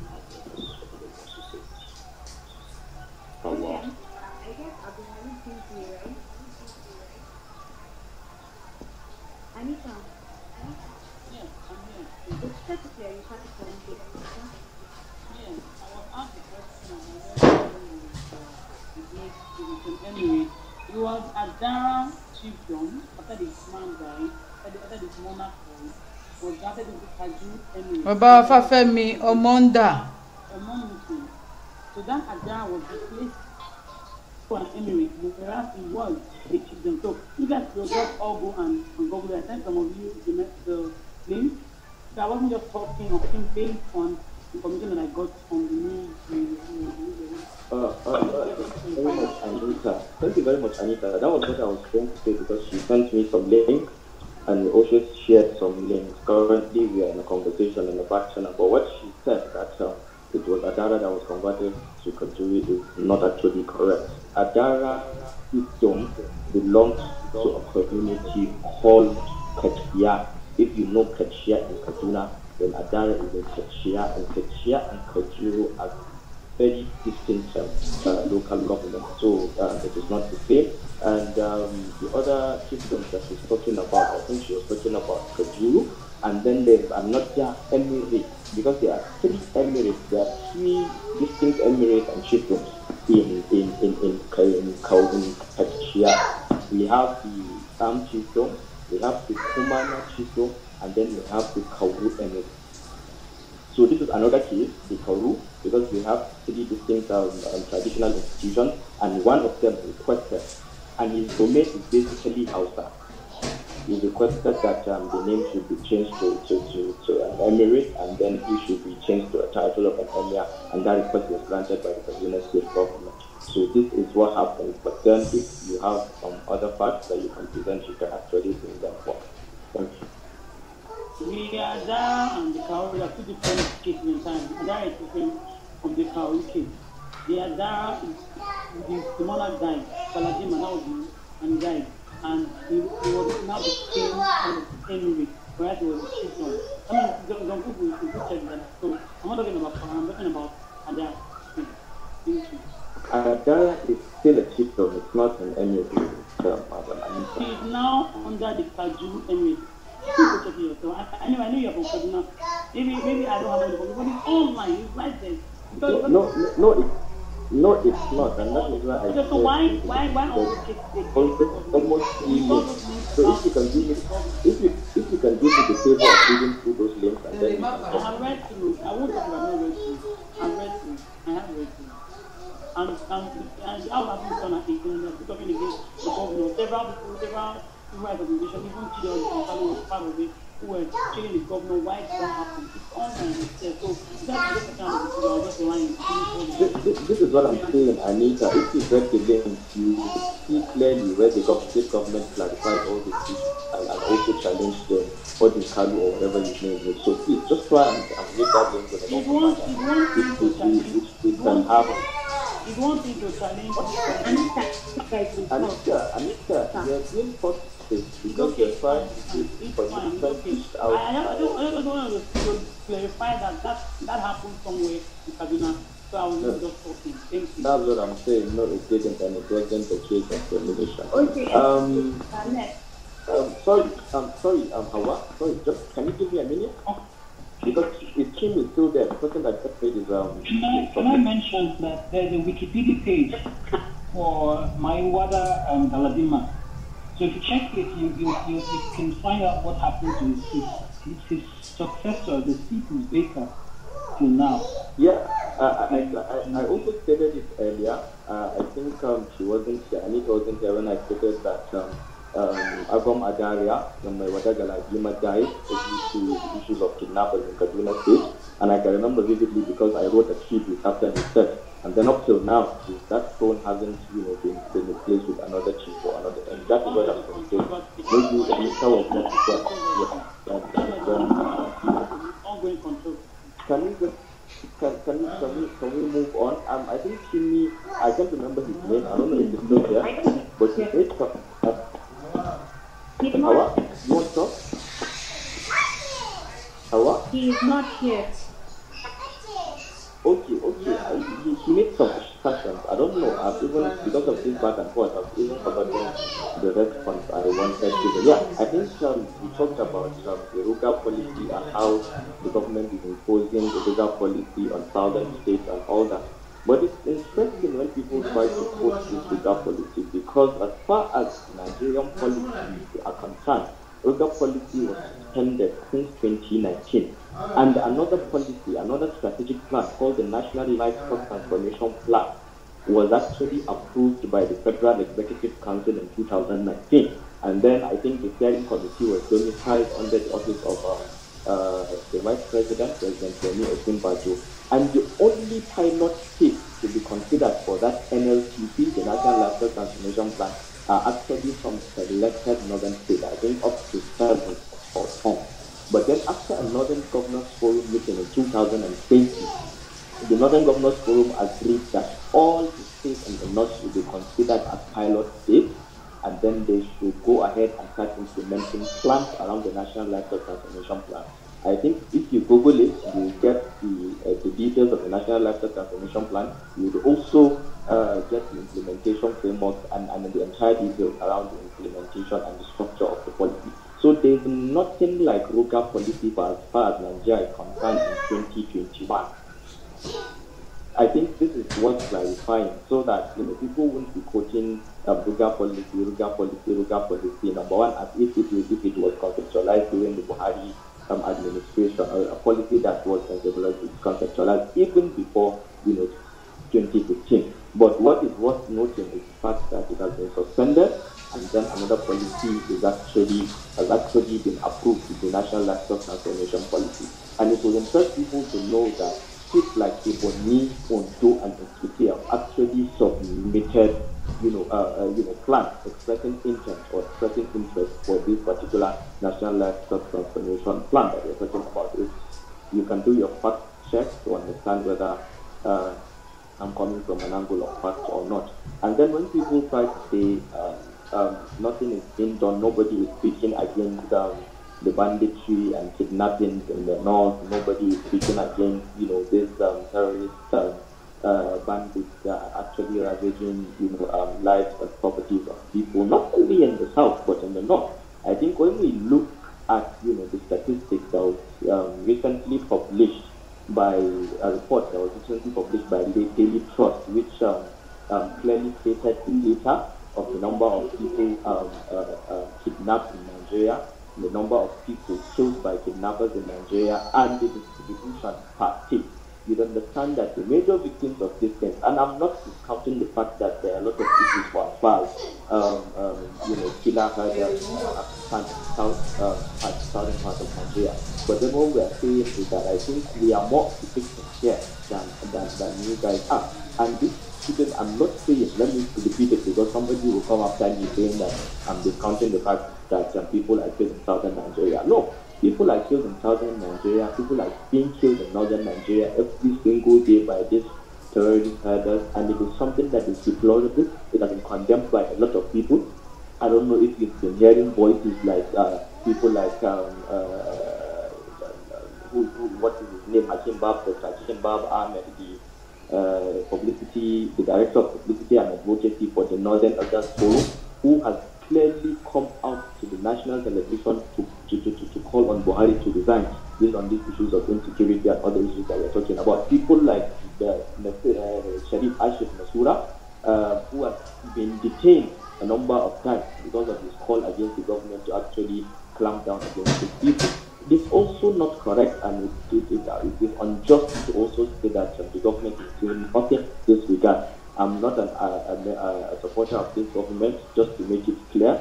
I actually oppose this government and campaign for the opposition in the 2019 elections, but it doesn't mean, facts shouldn't be put straight.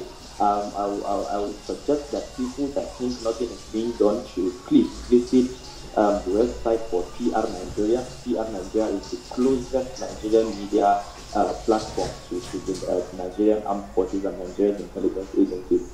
Just search PR Nigeria on Google and look at the recent news and understand the clampdown, especially aerial bombardment of these people, a combination of aerial bombardment and ground assault, by the Nigerian Army and the Nigerian Air Force in recent days, actually killing scores of these bandits. We could remember just recently, I think some weeks ago, how one of the pilots actually escaped death, after actually meeting mayhem against some of these bandits and their enclaves in the forest. You'd also see reports on how some of the leaders, I think so prominent leaders of these bandits that are actually operating along the Kaduna, Niger, and have been killed just the day before yesterday. For details, you can check the Facebook page of the Ministry for Internal Security and Home Affairs for Kaduna State to see the details and the names of these people. Go to YouTube as well, search PR Nigeria, and you see the military videos, those videos that look like infrared videos where you see bombshells actually falling. You see details of how these people are actually making mayhem on these people. It might not be going at the pace that we want, but then something is happening and it is not correct. And it amounts to injustice to the government to say that nothing is being done. Like I usually say, we need the emphasis of the language of Muhammadu Buhari more in the north than in the south. But then it is not correct to say that nothing is going on. So I think it is very important to correct that assertion. And we are not happy about the killings we have condemned with themselves. Thank you.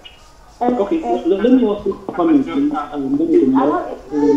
Can I come in as well, please, for a few minutes? Hello? Can you hear me? I know I was cut off the last time I wanted to speak. Can I go ahead? Yes. Okay, good. Okay, so here's the thing, and a lot is being done now by the government, current government. However, the problem is it has been too delayed and too slack. Now, this is what many people perceive to have happened over the years. For instance, if you come out to New York City and a black man is shot, terribly shot down, brutally shot down, and the police does not jump up immediately and scream, we're sorry, this should not have happened. And go after those criminals or those policemen, whoever they are, and rein them in. Immediately you set a chain of events that will not stop. It doesn't matter if tomorrow or a week later the chief of police stands up, or the president stands up, or the governor stands up, or the mayor stands up and says, "Oh, we are working on this matter. We are fixing it." No, as long as he did not promptly and vocally oppose the death of a human being. Once is a human being dead, and the authorities do not immediately, regardless of fear or favor, immediately, vocally stand against death, killing, the end of life, that government, that authority will lose credibility, and it's not repairable. It is never repairable. Over many countries, you will eventually resign because you will never be able to explain your actions. That's what happens. So in Nigeria, the challenge was this. Killings began in the north for decades. And as per the some of our northern friends have submitted more than once on these platforms, the north experienced it, but they were not loud about it. They did not call out these people. They did not expunge them, expose and expunge them. And the thing festered, the wound festered and grew. Up to the point that now it requires an amputation. And that's the kind of action and reaction that's happening now, that you have to now go and bulldoze, slaughter people, because you're now looking for people who have there's now a metastasis. And then now you have to amputate the whole limb. So in the case of Nigeria, it began in the north, and we've called, and people have to call them out that they accepted. Many of them, many Northerners will accept that these things have been going on for long. And the truth is that even centuries ago, the pastoral or those who tended, were more nomadic in the Fulani tribe. They were divided into two. There were the city dwellers or the settlers, and there were those that were more, pastoral. And those that were city dwellers had to authoritatively clamp down on their other brothers so that they can make sure that their crops survive. You can go and Google it, it's fact. Hundreds of years ago, they had to use a strong, stiff hand to make sure that their own crop, their farms were not overrun by their own Fulani brethren who minded more of livestock. Go and check it out. Go and Google it. It's there. So it's not new. That's what I'm saying. Now the issue has been that more recently, in the last 10 years, the encroachment on the land has become a thing of concern to the south, and the Southerners don't want to have that trespass. And unfortunately, life has been lost. And as I said, once a life is lost, if you do not immediately reject all support for the murderer or the killer, you are going to lose your reputation. It's going down the drain, and you will not resurrect it. So this is what seems to be happening. And there was complaint, more killing, and people were beginning to, and that of course provoked many small towns in the south. Unfortunately, the problem about the discrepancy is this: the Igbos or the Southerners that migrate to the north mostly do businesses. They don't need much space. Hang on, this is my second time. They don't need much space. So they are going into shops. They don't take anybody's land. They don't harass people. They don't kill people. They don't need a lot of land because it's just a shop. But the pastorals need a lot of land, and they pass through a lot of lands and communities. So that their space, the space they need to one herdsman from wherever, it doesn't matter where he's from. It could be from Kanuri, it could be from Malu, wherever. One herdsman with 10 cattle is enough to do devastation to up to 3 communities. Okay, so this is why things are unbalanced. So now there's provocation, and then it keeps going and going. The problem with this government, that's why Mr. Buhari might not have a good legacy, is because he didn't promptly speak out, and that's why when they couldn't get him, people start generalizing him to his people. Okay, it's because of your tribe, it's because of your ethnic group, and they keep pushing it because it's all about finding a pain point, so that the man will listen, so that his people will push him and speak to him to listen and do what that people look for him to do, which is to provide. And now, unfortunately, the security situation is universal in Nigeria. I rest my case. Sorry, so I wouldn't want to engage now, perhaps a bit later, because there are some of Can I ask a question? No, sir. I think it shouldn't be a back and forth. Maybe if we get come back. Just a clarification on what you said. Just a 10 seconds. A clarification on what you said. You said something about Ebonyi State made a request to join NLTP. Do you have any evidence? Because I was in a meeting with some leaders. Yes, I think I'll send you the link to the document I'm referring to. Abdul Halim, hold on, guys, hold on. Look. We have completely derailed of the topic of this room. I'm going to refresh the room so we can stick to the topic. You see, as Nigerians, we need to learn to be objective, and we're doing a woeful job at it. The title of the room is meant to be a reactionary room. Hausa and not Fulani reaction room. The reason why Hawa started this room is simply because she wants to be able to debunk certain narratives. Not only that, but give people an opportunity to speak freely, because in certain spaces those people are not welcomed, they're not allowed to speak, gagged. So as opposed to actually understand the difference between Hausa and Fulani and what makes them, what brings them together, what has brought this bond so far, we've gone into political talk. I dare say, with the limited understanding I have on this topic should be centered around social or cultural identity. And we have taken it out of context for one reason or the other. So it is either we're trying to understand the Hausa culture or the Hausa people or the Fulani people, or we're trying to start talking about political issues. As Nigerians, we need to learn to stop politicizing everything.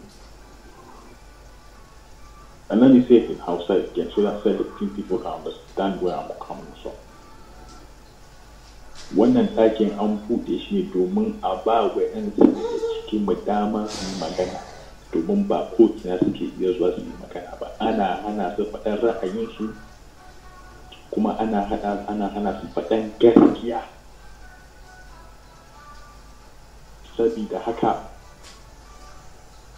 idan za mu tsaya mu kyamalin mu fahimci juna menene Bahaushe ne ake nufi in an ce Bahaushe,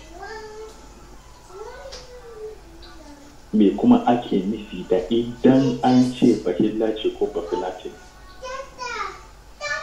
menene dangantakan Bahaushe da Bafulatani ko dangantakan Bafulatani da Bahaushe, kuma wani yayi a mu'amalar su da su ya zama ɗaya ko ya ake mu'amala.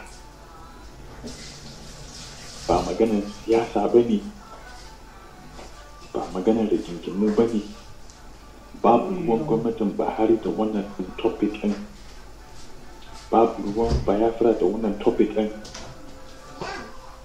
babu ruwan Oduduwa da wannan topic ɗin. Magana ce ta Hausa da Bafulatani da mu'amalar a fahimci menene Bahillace, menene Bahaushe, menene ya haɗa mu, ta ina aka samu bambanci da makamancin haka.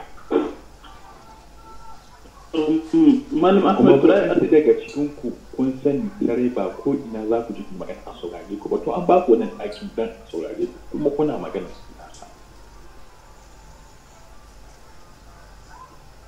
Muhammad Sari kamar ku fahimci cikin juna, a zo a dawo a gyara sauƙawo kan ka'ida. Menene ba da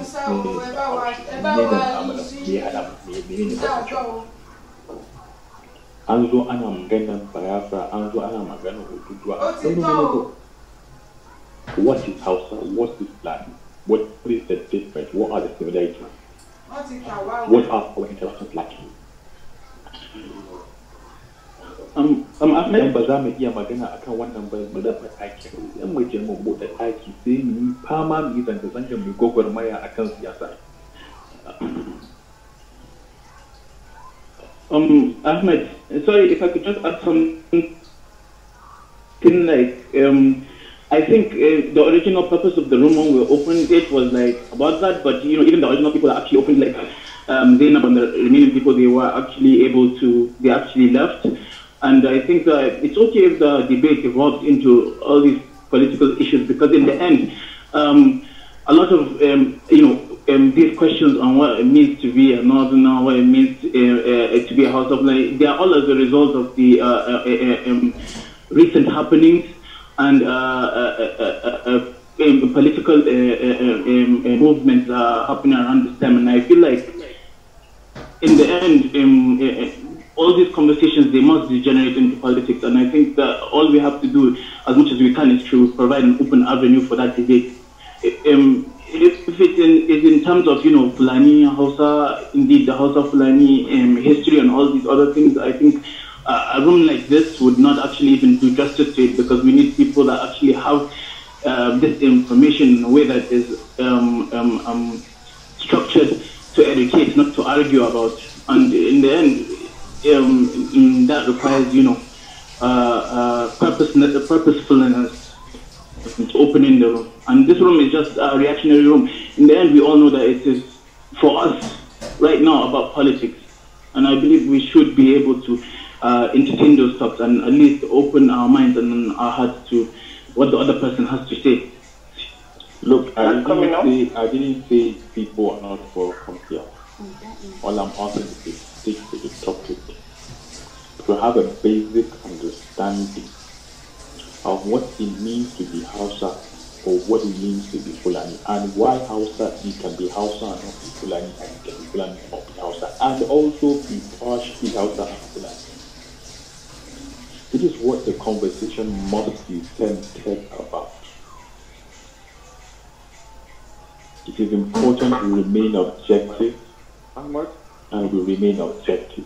Ahmad, I think there's I don't know if you misunderstand why there's a bit digression. I think we have hammered on that very, very well. I don't know if you were here, but we have hammered on the fact that one could be Hausa distinctly, one could be Fulani distinctly, and there's a phenomenon that was actually put forth by a genetic mix and what we call it ethnogenesis that brought forth what we have as Hausa Fulani today. We have almost exhausted that particular argument. It's not even an argument that we should, be going back and forth on, because we have already established that it is possible and it is reality that there is a distinct ethnic group called Hausa Fulani, and the evolution was from ethnogenesis that happened between three tribes: the Arabs, the Fulani, and the Hausa people. And I think we have referred a lot of people to some references that they can go to check on this things and all that. I don't think we can actually prevent this digression, because this is the essence of the entire conversation.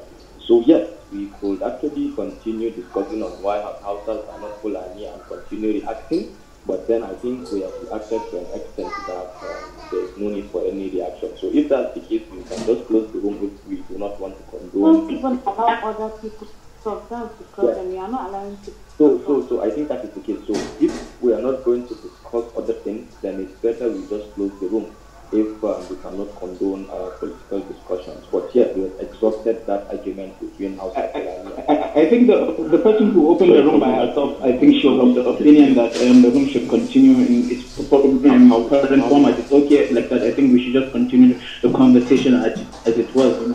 In the end, it's just sharing our opinion. Can I come in, please? Let's not be debating this. Sorry, simple. Sorry, please, I want to make a comment, and I think that you don't even have an opportunity to speak. So it's essential you keep, and again, this is why I will please just say what you want to say. Please stop. Sorry. Are you there? Yeah, I'm here. Okay, go on. Just wanted to know, because I can't actually differentiate between, I don't know the difference between Hausa and Fulani, unless there are ones that are Fulani that we can recognize facially. But other than that, I don't know if there is any cultural difference between them. If someone can actually And then again, I can't see that guy again. What is his name? Ken. I came here and started using Igbo as a tool. A friend that it was Igbo that started this competition. Only the Igbo that was creating this room to talk about this hausa fulanis. I didn't think I wanted to respond to him also. But then, if anyone here can be into in the case of the difference between Fulani and the Hausa, but for me, I don't think there is any difference. If you please. Can I speak on that point, please? Yeah. Okay, just to kind of follow, I want to add to what Esibe said. I think that we who are in the southern part of Nigeria, the Niger area, we don't see a difference between the Hausa and the Fulani because there's not sufficient familiarity between us and you guys.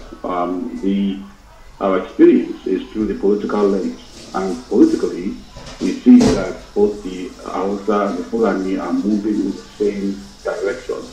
They are working part and parcel as part of the same agenda. And so, of course, the politics of the nation affect every single ethnic group within the nation, and in fact, every single individual. And because politics is the way it's the administration of power, and it's the one thing that affects all of us. So through that nexus, we view each other. Even if we don't have sufficient cultural exchanges. We have what we see on television, right? We see how Hausa people dress. And nowadays, the Hausa were probably the most prominent group from the north.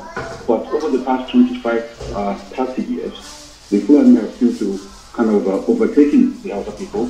You tend to hear the name Fulani more now. Because they're and then even when you hear the Fulani, the Hausa name. It's like the name Fulani is more. It used to be Hausa, then it was Hausa Fulani. Now it's Fulani, followed by Hausa. So there's an interesting evolution happening there. And I think in terms of culture, it's up to the Hausa people to assert themselves and let us know that the rest of the country, this is who we are, this is what our culture is. But from our own vantage point, looking at you up there in the north, we can distinguish either one. And we see you guys through the political lens, and we are the same politically. And when you look at it from the historical angle, I always go back to what Obama said in the 1960s, that they use the Hausa, not the Hausa, but they use minorities of the north. And I think when they say minorities, they're referring to minorities in terms of power, not in terms of number, right? Because I don't think anyone could rightfully claim that the Fulani are more than the Hausa or the T-Boys and all other groups of other communities.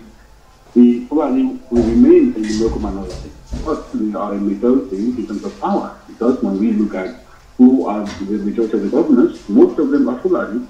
Who are the emirs? Most of them are Fulani. Here and there you have now a person here and there, but for the most part, the Fulani are certainly in control of the political affairs. Even if you look at the religious affairs, or all the majority of the major religious leaders are Fulani.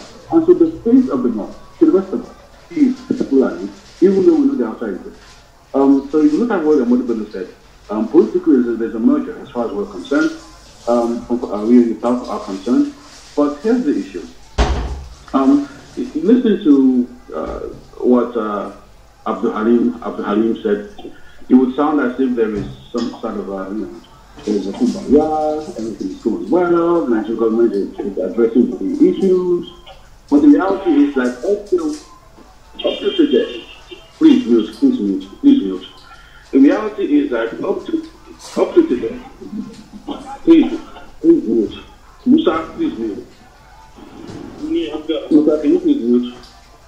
The reality is that up to today, Buhari, who is a Fulani, specifically for Fude, he has never came out to condemn the killings by Fulani herdsmen. Never. The most we've gotten from the government is, it's a rebranding. The former other classes, the bandits. Let's call them what they are. They're terrorists. When you use the instruments of death, violence, rape, etc., to clear people of their lands, that's terrorism. It's actually a violation of international law. Even if you look at the submission that was filed with the International Criminal Court, page 20 and 21, villages like Yewa, Ifaji, these villages have been totally cleared by the Fulani people. They said that these people came in the night, sprayed bullets everywhere, they burnt houses, children were burnt in their houses, men were mentally tired, adults were burnt in the fire, and they're now the refugees in Benin Republic.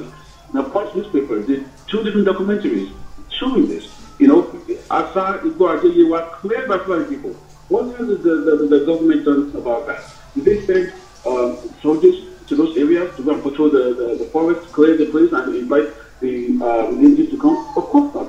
So those areas remain, you know, those people remain displaced, and it's a very strategic area in Yoruba land with regard to supplies and things coming in. So we will begin to see that there's a preparation for some sort of war that's going to come down the pike. And the president does nothing about it, right? And you look at the makeup of the agency, and the majority of them are either Fulani or Northerners. So you compare that to what Hamadi Bello said in the 1960s, that they used the Northerners as their tools to achieve their purposes. We begin to see that the Fulani are at the helm of affairs, using everybody else in the North to achieve their own personal agenda. It's a terrible situation, but we must call it spade a spade. And so people say that Buhari is not, you know, is incompetent. It's not incompetent. We see him as the arrowhead of an agenda that began up north with the conquering of the northern natives, and now they're trying to roll it down to the south. And we resist it. And anyone who tries to convince us otherwise, especially if you are a nation of the south, you are a fool. Now, here's the thing.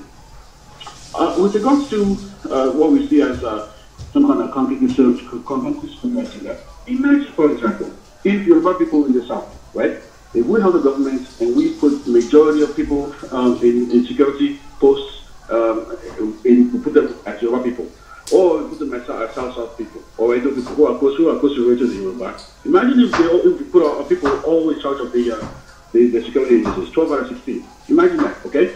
And then imagine that after we've done that, Yoruba could begin, Yoruba from Benin, come into the country and begin to attack, you know, Fulani and Hausa settlements all across the north, right? You could turn to us and say, listen, tell your Yoruba cousins from Benin to stop attacking us. That would be your natural, logical conclusion. Now imagine we had a Yoruba ancestor who was the premier of I don't know what I said. We will conquer the north and use the 7 tribes as our tools to achieve that purpose. Imagine that. You will be up in arms. You would say, you are trying to roll out an agenda that was stated that began with Usman and Fodio, repeated by Ahmadu Bello, his great grandson, and now in our lifetime we're trying to achieve that. And you would never stand for it. So where comes the surprise when the Southerners are saying, at the very least, even our lives are not secure in this country? And you would allow your people to come in and do us mayhem, and you would not do anything about it, then we will take over our own affairs, have our own country, where at the very least, we will protect our lives from those who wish to take it, who wish to take our lives, but using violence as a tool to achieve it. And so, with that, I'll give back. Thank you.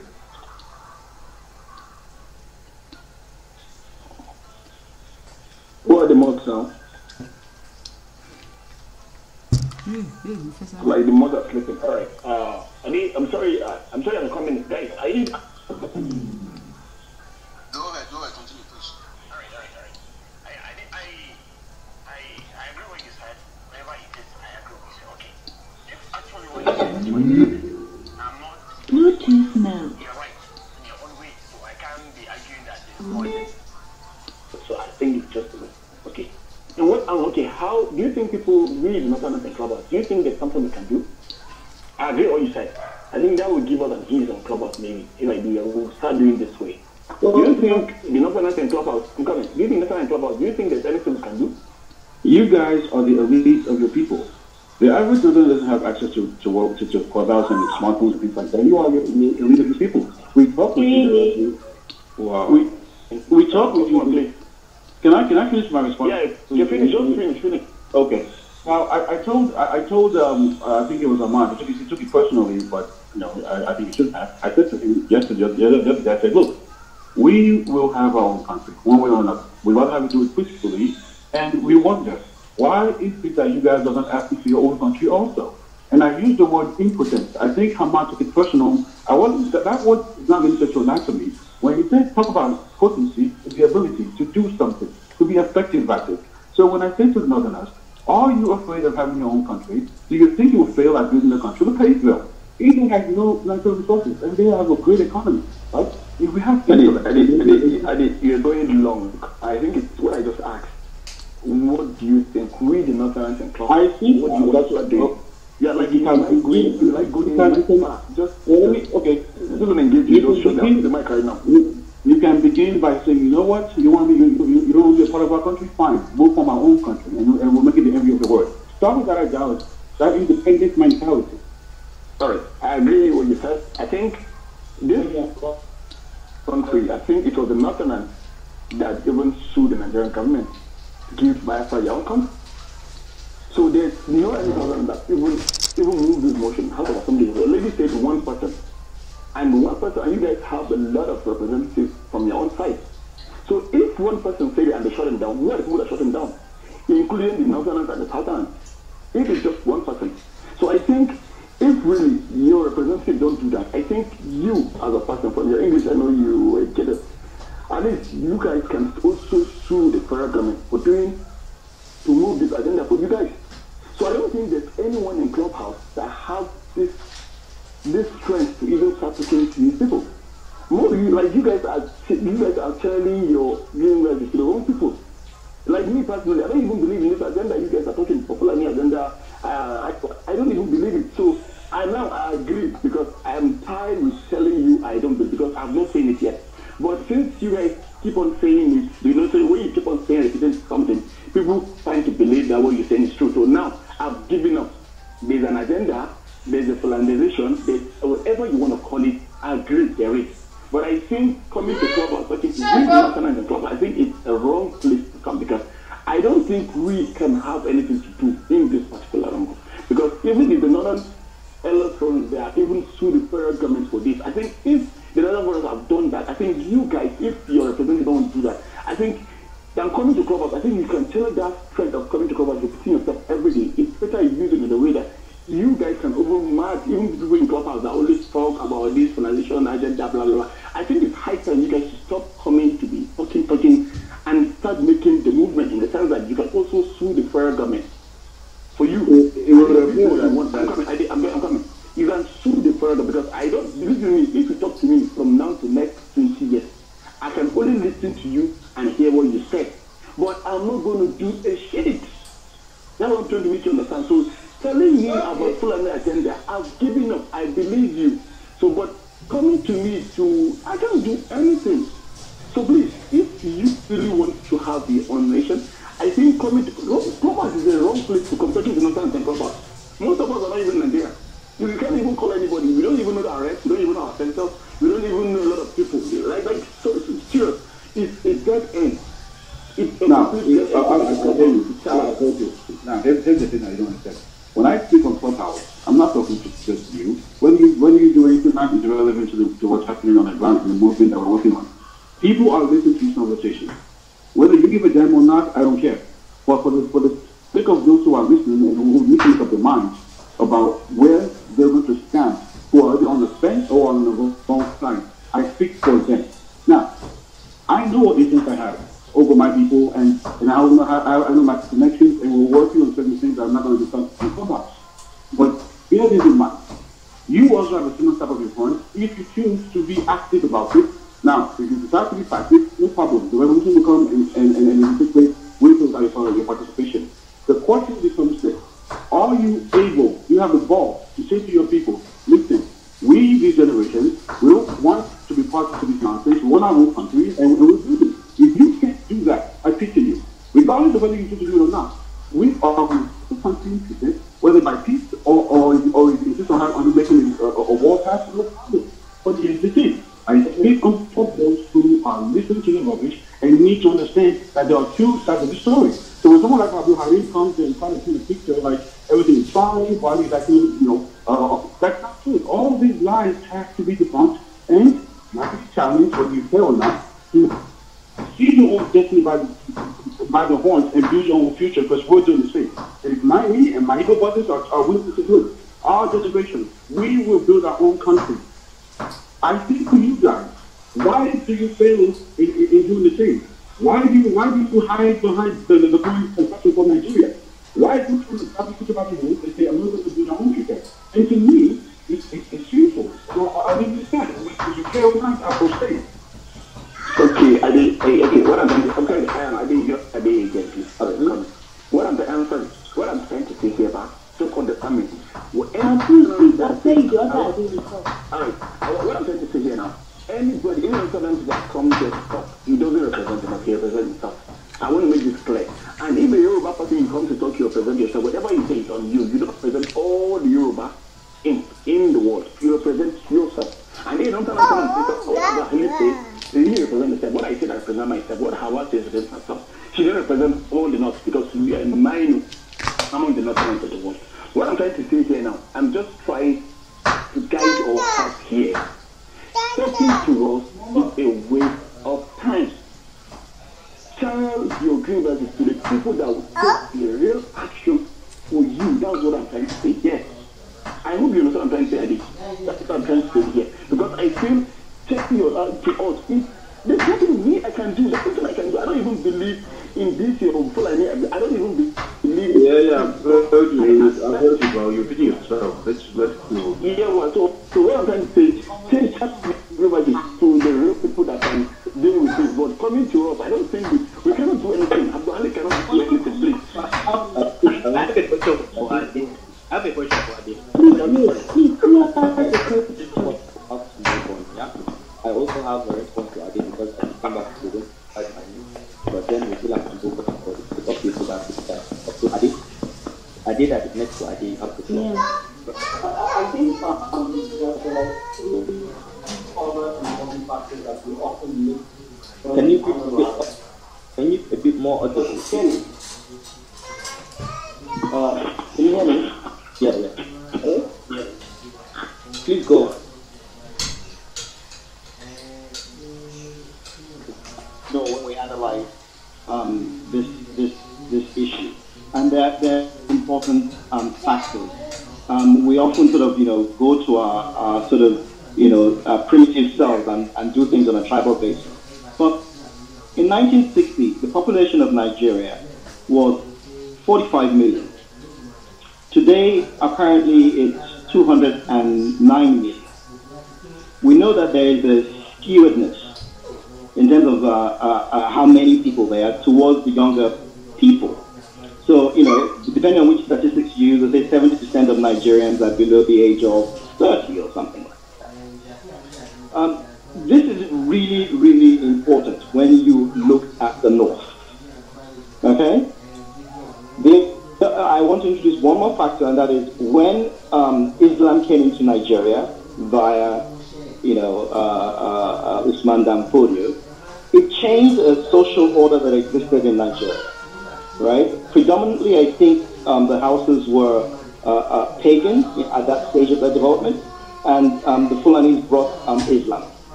But in addition to that, they brought a social order that essentially created an elite and the rest of the people, zero middle class, with a doctrine that you are born into a situation and you cannot change yourself. Let me just fast forward. All that means is that there are lots of young people in the North that have nothing to do and no future. This is a problem. Okay?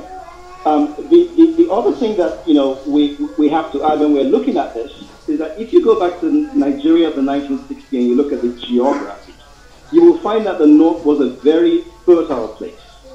However, today there's a huge amount of desertification from the Sahara encroaching on the arable land.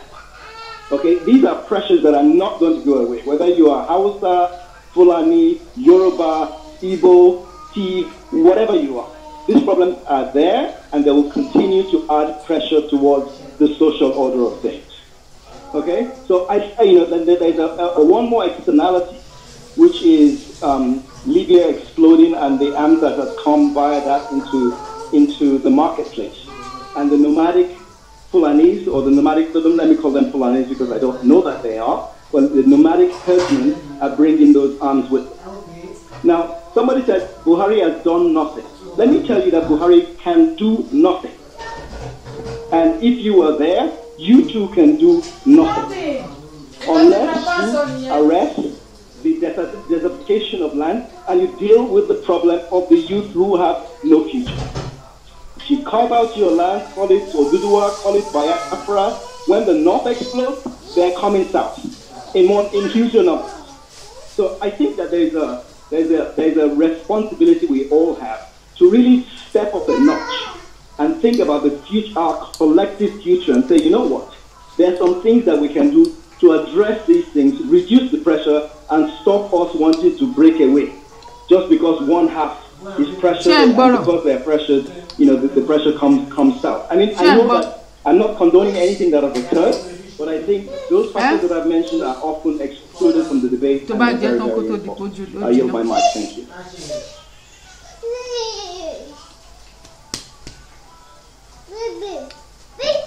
So I really don't want it to be, back and forth with myself alone, but when points are raised and I see that it's followed by silence, there's I may speak.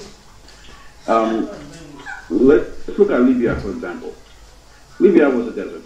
Muammar Gaddafi, may he rest in peace, he did work for his people, regardless of what the West tells you.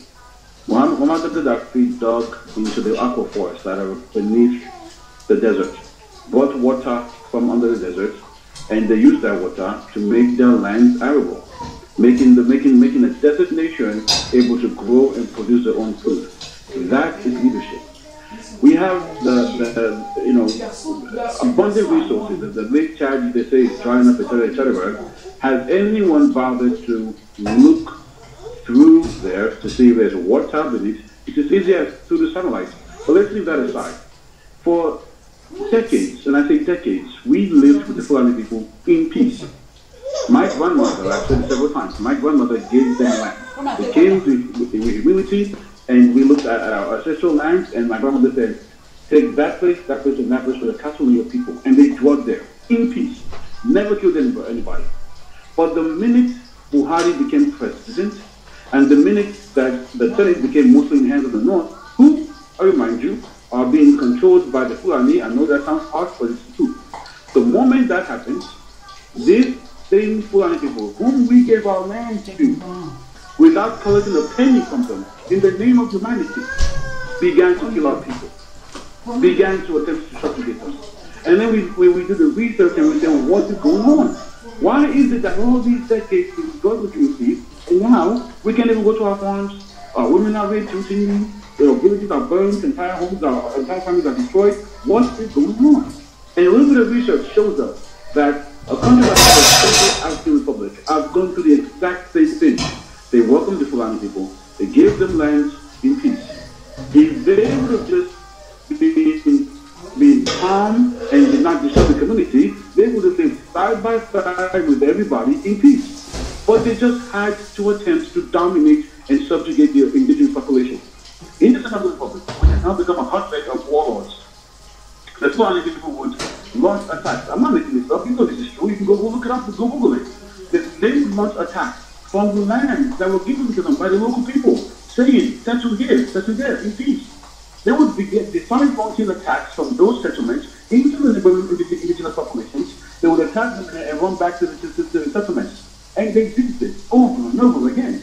And because they had managed to gain some kind of power within the government, they managed to paralyze the government from responding. The same thing that's happening now in Nigeria. And so eventually that comes to a response to a civil war. Until now, first they ran off the Fulani from their land, and now it's a hotbed of warlords. Why is it that the same process is playing out in Nigeria? We gave the Fulani people land. We gave the Fulani people land peacefully, but now we see they don't want to draw with us in peace. They want to subjugate us. Would you be happy for an elderly race of people who will be welcomed in peace? Give them land for free. Would you be happy if they were trying to subjugate you and they were trying to create a permanent underclass? also on the government. If anything happens, you get no justice because they're the ones who control the court system. They control the court system, so you can't get the court system unless you bribe them. I mean, nothing can work for you if you're not Fulani. Would you be happy to allow them to create a kind of system what in your lifetime? The answer is hell no. And then we look at the North and we see how they have already subjugated the indigenous tribes of the North. And how majority of Fulani, majority of Fulani, with a single layer of middle class, and everybody else is actually poor. Would you sit there and let that happen in your lifetime? Or would you go the way of the public activities? Misbehave, will kick you out, and if you refuse to cooperate in the process, then so be it. It's valid, because we will not allow ourselves to become what we have done to the North. We will not allow ourselves to become what we have done to the South. If you want to open your eyes to what's happening, stop denying it, because if you allow people to report, it's fine the evidence that gave to the Supreme Court. He admits that they are purposefully opening the borders, allowing people to come and settle in Nigeria. And when they get here, violence is a tool for doing it. So what are we doing here? I mean, I'm talking to you directly. If they would continue to build peace, we will not be talking of separation. But they did not go in peace. They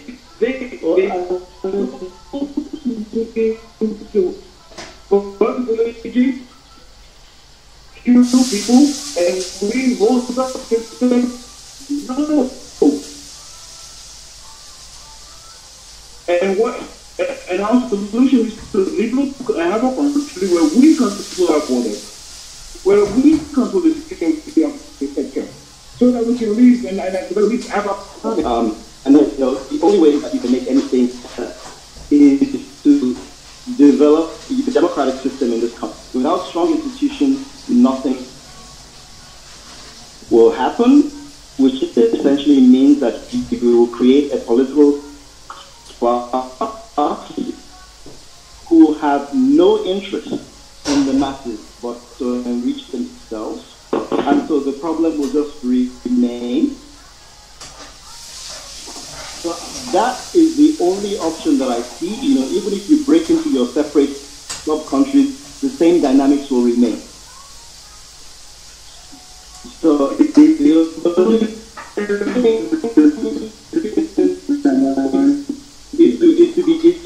to take a long perspective, develop leaders who are interested in charting the course for this country, and find a way. There comes a time you say that. Right? If I could talk, please, if I could add something. The political system, right? The system is fractured politically. Among people said that they use,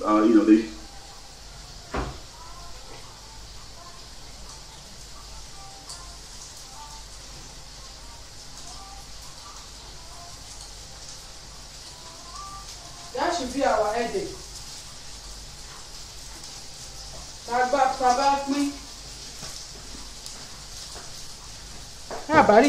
That should be our headache.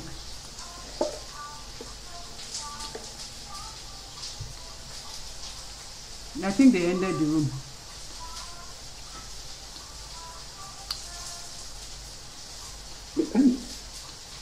This idea of South Sudan as a state, many people who live in the villages and government side.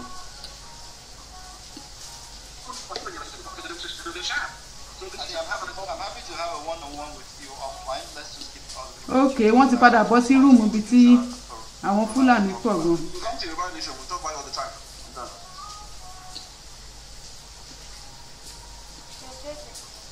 Yeah, I think there's so many delusional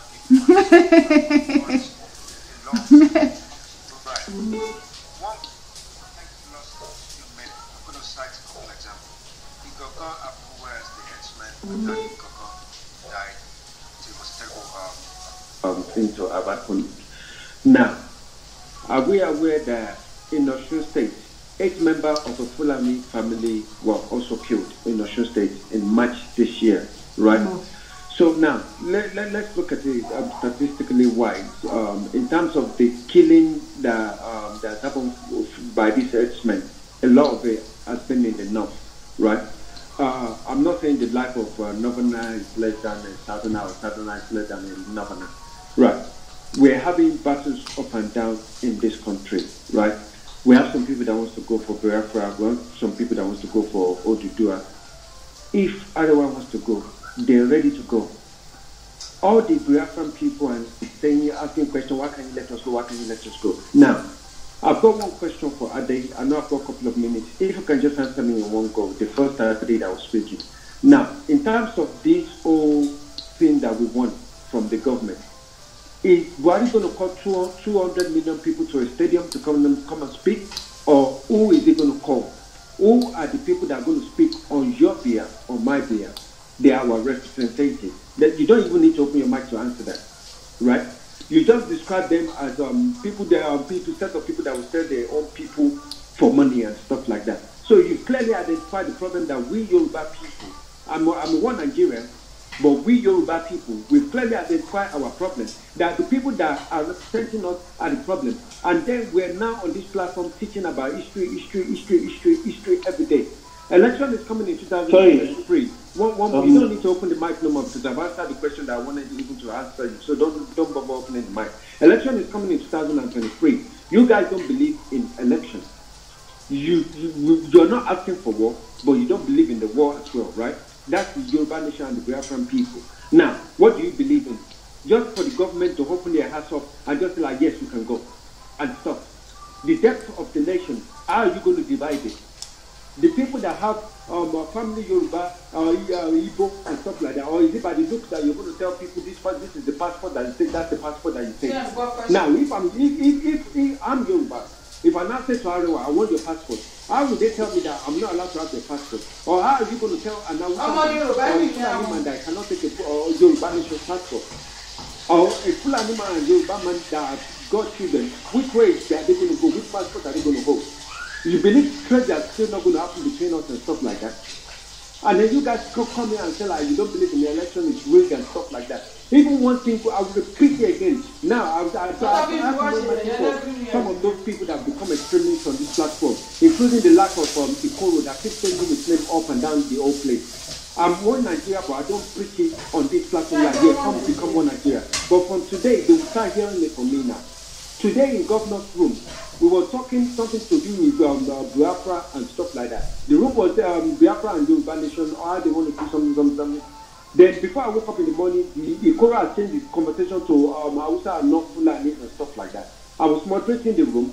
The room was in chaos before I put into order. They keep interjecting, adopt them to others. They keep interjecting, adopt them to others. They now went to open a room, Hausa and not Fulani, Kegede and stuff like that. Now, we caught up with all you guys nonsense, because what you keep doing is diverting our attention from dealing with the real issue that we actually want to deal with. Because if not for what Ikoro has opened today, this room will not be open. Because then we're supposed to be talking about the insecurity in the northern part of the country, the problem in the southern and eastern side of the country, and start dealing with this as youth. How we're going to get CCTV into our forests and stuff like that, reconnaissance on plane and stuff like that. Those are the things that the youth of Nigeria are supposed to be discussing. But you people, that you have no sense of direction, and you want to direct the whole thing, Yoruba Nation, Hausa Nation, Biafra and stuff like that. We have no sense of direction. You're making people to open rooms that are not even necessary. That are not even necessary. Election is coming in 2023. I've not seen none of you guys, the Yoruba Nation and the Biafra people, start to start mobilizing people, gathering people that will be in the election booth, and start putting people, start organizing them. How are we going to make sure that this election doesn't run away from us? You keep saying like, oh, your election or your votes don't count, they don't count. People cannot read where they're not popular. Let's people say there's like more, maybe 15 states, 18 states between the south, the old south and stuff like that, or 20 states or whatever. You're telling me you cannot get hold of one. You cannot get hold of one, whereas your senator will be speaking everything, Yoruba Nation on the platform that they get given. So stop coming on this platform, you lot, every one of you, all you Yoruba Nation and Biafra people, start discussing how to move that country forward. If Yoruba Nation comes tomorrow, I'm going with them. If I come tomorrow, people are going with them. Shegbo, ọmọ Yorùbá ni but kò believe ní Yorùbá Nation. Tẹ́ bá gba Yorùbá Nation, ó máa tẹ̀lé yín wọ bẹ̀. Àwa tí wá máa dà yín láàmú. Plane will fly into Nigeria in and out of Nigeria, no problem. The goods and stuff like that, they will come to Nigeria. They will come to Yoruba Nation. So your questions have been answered. So now from henceforth, I don't want to hear you on this platform talking this street. Start galvanizing people, putting people together on how you want to achieve that Yoruba Nation. Stop talking about Arewa and leave them alone. Stop talking about Yoruba Nation. Let everybody go and talk about themselves. Let the Middle Belt go and talk about themselves. Because you guys are making people to spend their time uselessly on this platform by creating all this room. There's nothing I've done today to deserve what Ikoro has done and stuff. You guys are making us to have useless conversation. We want to start as Arewa group to start talking about technology. How we can use technology to solve the insecurity in the country. I want to bring investment into the country. Not your nonsense that all of you are sitting around on this platform. Go and tell people to get their PVC. That's the power that they have. That's the only way they can speak to Buhari or whoever else is going to be in power. Yeah. They're going to invite 200 million people into one stadium. That's the reality of things. Your Southwest governor come on TV. They do not represent the Biafra or whatever they is. So you guys should go and elect people that will elect you. Stop saying elect. You are the one that voted them there. Those governors, all of them. Start doing what you're supposed to do on this platform and stop wasting our time. Thank you. Shemole Daniel Lung, can I answer that person, please? Thank you. No answer needed. Can I answer the person, please? Please. Can I do that? No, why won't I? Why can't I answer him? He's a Yoruba like me.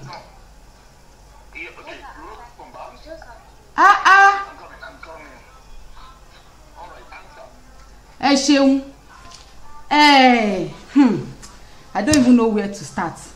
But please, what I want to tell that person is that I don't know the name of the person because everything is just jam-packed here, and he continued to say he's a Yoruba person, he's a Yoruba person, he's a Yoruba person. With the looks of things in the country now you are asking us to get our PVC and stop talking about the Yoruba. You contradicted yourself. While saying these things, you said we should get our PVC. You said we should go and vote. We said our governors are this and that. We were the one that voted them in. Meanwhile, you told us to go and get our PVC and mobilize people to go and vote again. As our votes ever count in Nigeria? No be that same Nigeria, all of us they look so. When we say some people they inside there, some of us we run come up for there. You don't know as they go for Nigeria. No be waiting you they talk now. Now show what they almost go kill himself for. 2014. You know did this life when all these things happened. Didn't you see how he was manhandled, even in his own constituency? How the votes were being manipulated. Didn't you see all the horror things these people are doing? Didn't you see how everything in the country is as if there are some group of people that are meant to be there and nobody is to question them? Are you kidding me? Ṣé tá bá kàwé kò mí ní wípé a lè ka ọgbọ́n orí ni? Ṣé bí Yorùbá ni yín?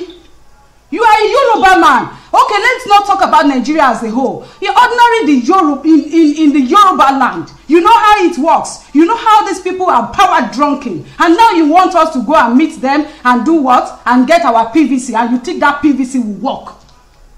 My brother, be like say that book wey una dey read. Be like say make una not just dey read the book. Make una dey use the sense. Make all of us dey use our sense. I'm not trying to be rude, but at least as my Yoruba, if you are truly my Yoruba brother, make you know they disgrace me again. The thing what una dey do, it pass disgrace, my brother. Please, we have the Fulanis here, we have the Hausas here, we have these peoples here. They are just laughing at us. Wọ́n fi wá ṣe yẹ̀yẹ́, ẹ̀dẹ̀ ń ṣe kíní ẹ̀dẹ̀ ń rọpẹ́ ń ṣe pàápàá lójú ara yín kó dá náà. Ẹ̀yẹ́ ń ṣe báyìí náà.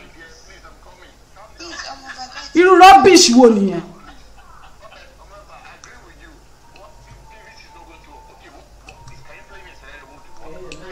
Let her explain what is to us.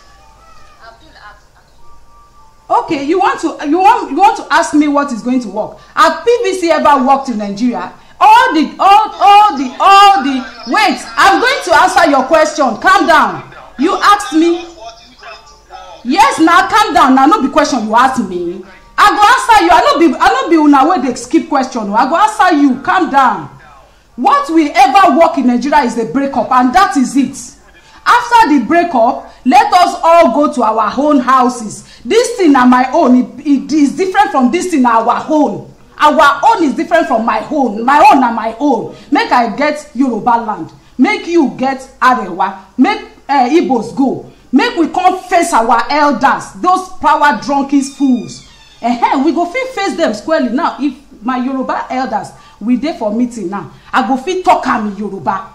I go fit express myself. I go fit talk to them, look their face, point fingers into their dirty eyes. Do whatever I want with them. But I cannot sit down with a Seriki Fulani. I don't know what to tell him. I don't understand his language. I don't understand Hausa. I don't understand Igbo. I understand Yoruba. I understand some proverbial words I'm going to tell him. So the only thing that can ever work is break up. And that is it. Thank you. Okay, break up, I agree with you. I think I'm coming guys now, guys.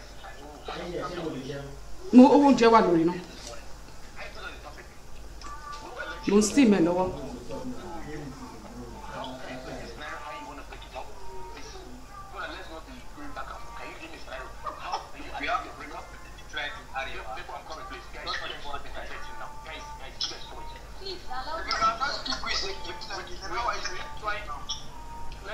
Let's have a meaningful conversation. Let's not go into this.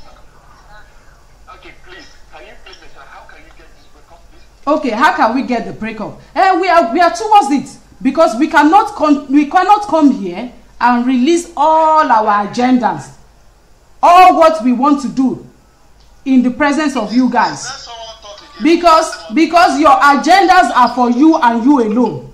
You understand? How do you want to take our lands? The Fulanis are here. Are you people telling us how you want to take our lands? Are you people telling us how you want to enslave us and recolonize us? You are not saying it. So why must I tell you how I want to get my land?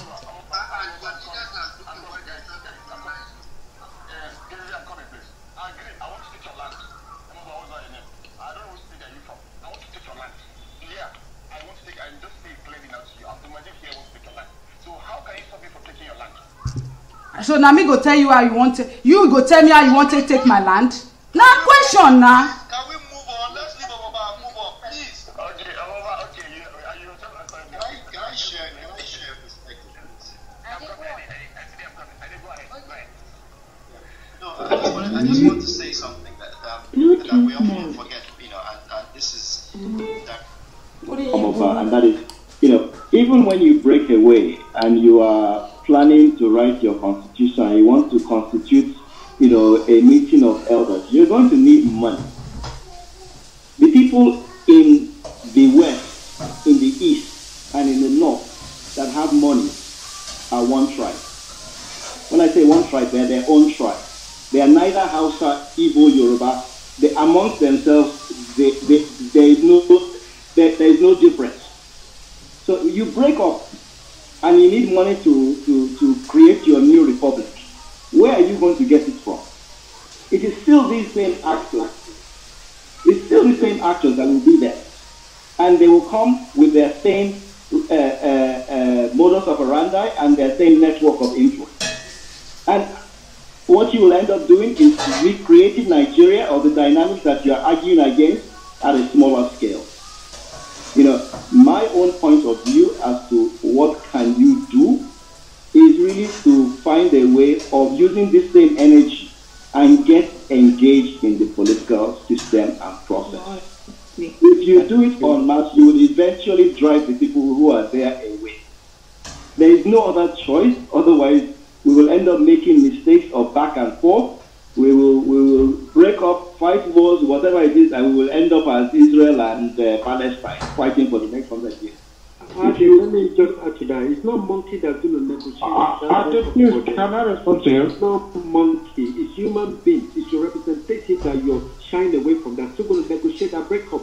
So what are you talking about that you have no leader? They are still the same set of people that will have to slice this country, take on the debt that Nigeria has, divide the infrastructure, negotiate the trade agreements and stuff like that. So why are you talking that you have no leader? They are the same leader. Thank you. Can I respond to that, please?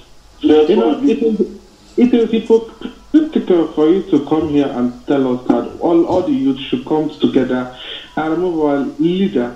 Why you are against us going to our separate country, whereby it will be easy, you know, it is easier for Igbo youth to come together than the whole Nigerian youth coming together. You know, it is far easier for Yoruba youth coming together than the whole Nigerian youth coming. You know, it is easier for the Hausa youth to come together. It is easier to hold your leaders accountable when you have similar understanding and similar value system.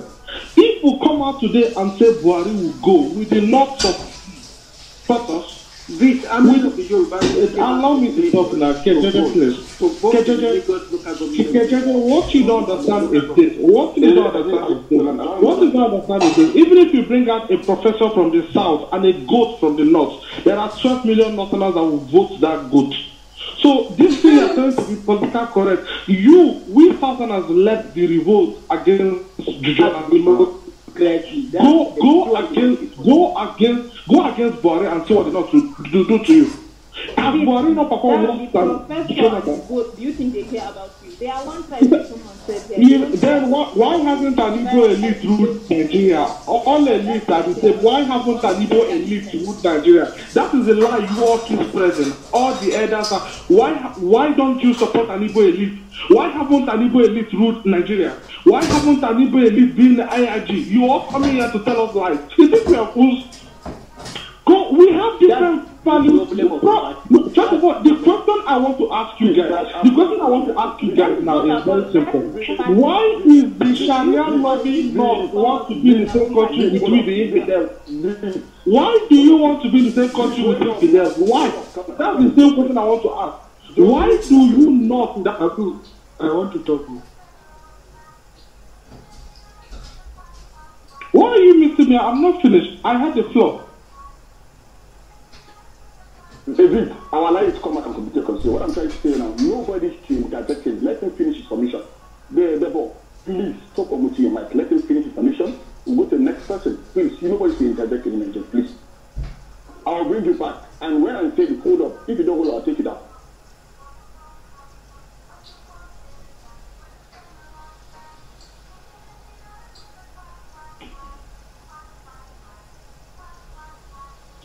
Yes, good evening everybody. Sorry for that. What I'm saying is that we have a country that is made up of people with different value systems. We don't think alike. We don't like the same things. We don't value the same things. It is easier for people with the same value system to form a country. Let me tell you the truth. Our Igbo leaders won't dare. They won't dare do what they're doing to Nigeria in an Igbo nation. They won't even dare. Because they know what in Igbo we judge our God. Not even God is safe from us. we have really tried to judge our God. If it messes up, we'll bring the God and judge him. We'll tell you that we'll show you the tree we'll got you from. But because this our leader, do you expect the whole push of them to take up the interest of the Imo state over the interest of people who put us together? But that is aside. The question I want to throw to you, Northerners, is why do you that love Sharia, that love Islam, want to be in the same country with a pop eating, beer drinking infidels like me? Why? Why don't you want to go to a country where you have your Sharia and practice your Sharia in one country? Have your Sharia police. Don't you want that? Why do you want to be in the same country with infidels like me? Why? That's the question. That is what we don't get. If you don't have a ulterior motive, why do you want to be in the same? Don't you want a Sharia nation? Are you ready to kill Sharia for Nigeria to be one? Are you ready to kill Islam for Nigeria to be one? Then if you're not ready to do that, then you're not ready for Nigeria to be one. Go so now it's not about Fulani, it's about exactly. Allow me to talk now, please. Maybe the second neighbor comes the you guys allow him to finish. We had the same question he asked now. He asked no, you are full asking. I'm going to keep on asking. Just because you allow him to finish your No. Okay, now you are saying the youth should come together. The youth wanted to come together and protest against Buhari. What did they not do? We don't have the same value system. We don't. We do not. You're going. I'm coming. Wait, you're going back to it. What I'm trying to say, I'm going to answer that question you asked. Wait, you have to understand. I don't like you. I want you to go your way. I want you to go my way.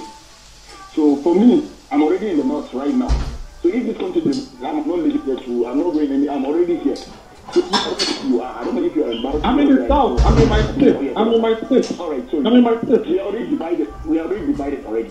So the official dividend, the official one. Now we want to do this. I bet this is just time. Move people now. Yeah. What we are doing. I'm coming. You are in your land. I'm in my land. We are already divided already. So we actually want is the official dividend. Official dividend. No be me and you go do. Now, only arrest go do. Me and you no go do shit. That's what I want you to understand. Me, I don't like you. I even say when I hear you talking, I make I say I'm open for you. I don't like you even for I hate hearing your voice. I don't like you. What I'm trying to say here now, since I don't like you, I will put me now. I'm already in the north, you are in the south, right? Okay. What we actually want to do is by the leaders doing that, not me and you in Clubhouse. So it's the House of Assemblies and Senators that will do that. So if you really want to have this thing that you want, go and meet your House of Assembly members to do that. Me and you cannot do it. Okay. We can only draw a Nigerian map on our DP and that's all me and you can do in Clubhouse. I want you to understand. I don't like you, you don't like me. I have Sharia, you don't have Sharia. So understand this so that we can solve this back and forth. Okay, fine. That means you need to understand me. Or try to understand. I've told you before. Why they will come to Clubhouse? I'm coming now. I want us to divide the country, but me and you don't divide. I don't like you, you don't like me. I hate you, right? Yes. So we divide the country now. We don't be me and you go to them. If me and you go to them, we don't divide the country long time ago. Let's draw the map of Nigeria map now, the paper and change it. That's what you can do. No. Abdul, you don't understand me. I don't come here with the hold on. I want to move to next question. I don't want this back and forth.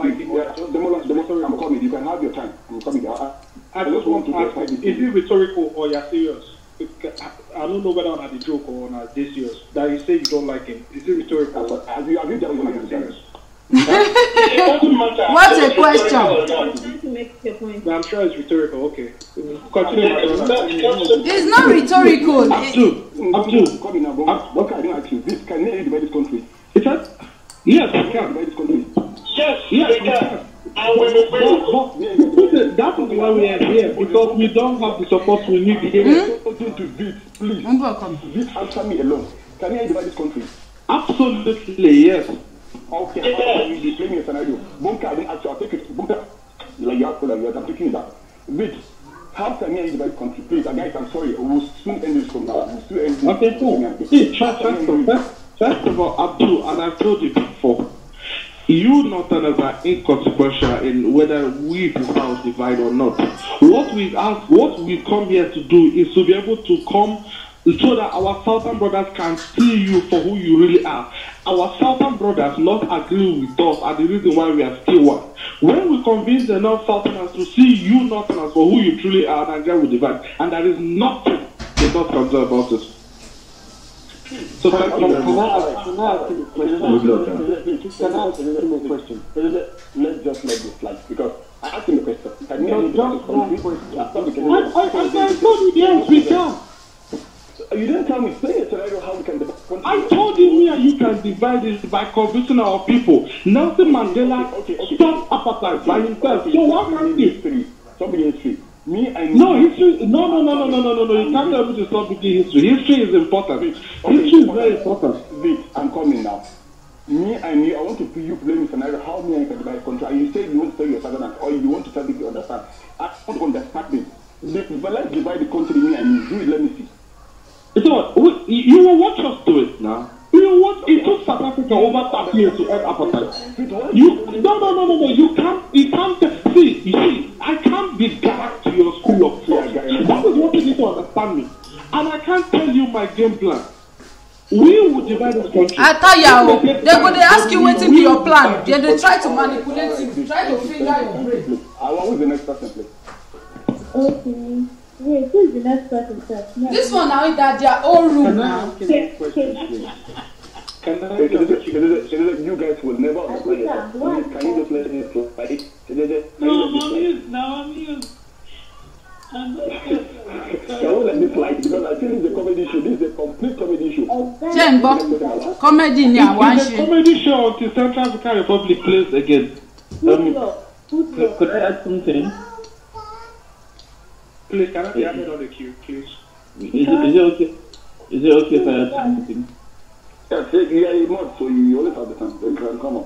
So, okay, let me take a cue. Okay, I'm coming. Let me take a cue. Then after you talk, then let's bring your mic from the top. Let me please. Abdul, please. Okay, KZ1, Demola 2. Okay, and that's Olushola. That's 3. Okay, KZ, you're going second. Olivia will go first. Then you, KZ, then Olushola will go third. Okay, so you have the floor. Yeah, not going too far into a lot of these things, like I went into the history of the movement of the people, right? Like let's even talk about this nation, how it was formed, A lot of the times, and I heard somebody says that he likes looking at history, which is fine. I like looking at history too. One of the things that people always say, is like the British, like they brought us together and then they put the Northerners in the front. And I always make the argument is in that, like, it was our leaders that sat down in the legislature, the leaders of our country, and they decided how this country would be arranged, how it would be formed. Nobody forced their hand, and they chose a regional system, and they wanted the country to be one. We Northerners, at the beginning, I think we said that we didn't want to enter that country at that time. That we didn't feel that we were ready to enter that country at that time. Our hand was forced. If you even read the history of Nigeria, you see that like the northern and the southern the eastern and western regions, they declared their independence first before the northern region declared its independence. This is a fact. In fact, one of the major causes of the issues between the northern and the southerners pre-independence was the fact that Chief Nehru called a unilateral motion for independence without consulting the northern leaders. We never really wanted to enter this contraction in the first place, or at least even if we did want to enter it, we wanted to enter it on our own terms. We were denied that. God willing, we were able to become the leaders of the new nation. Issues happened. We agreed there was a coup.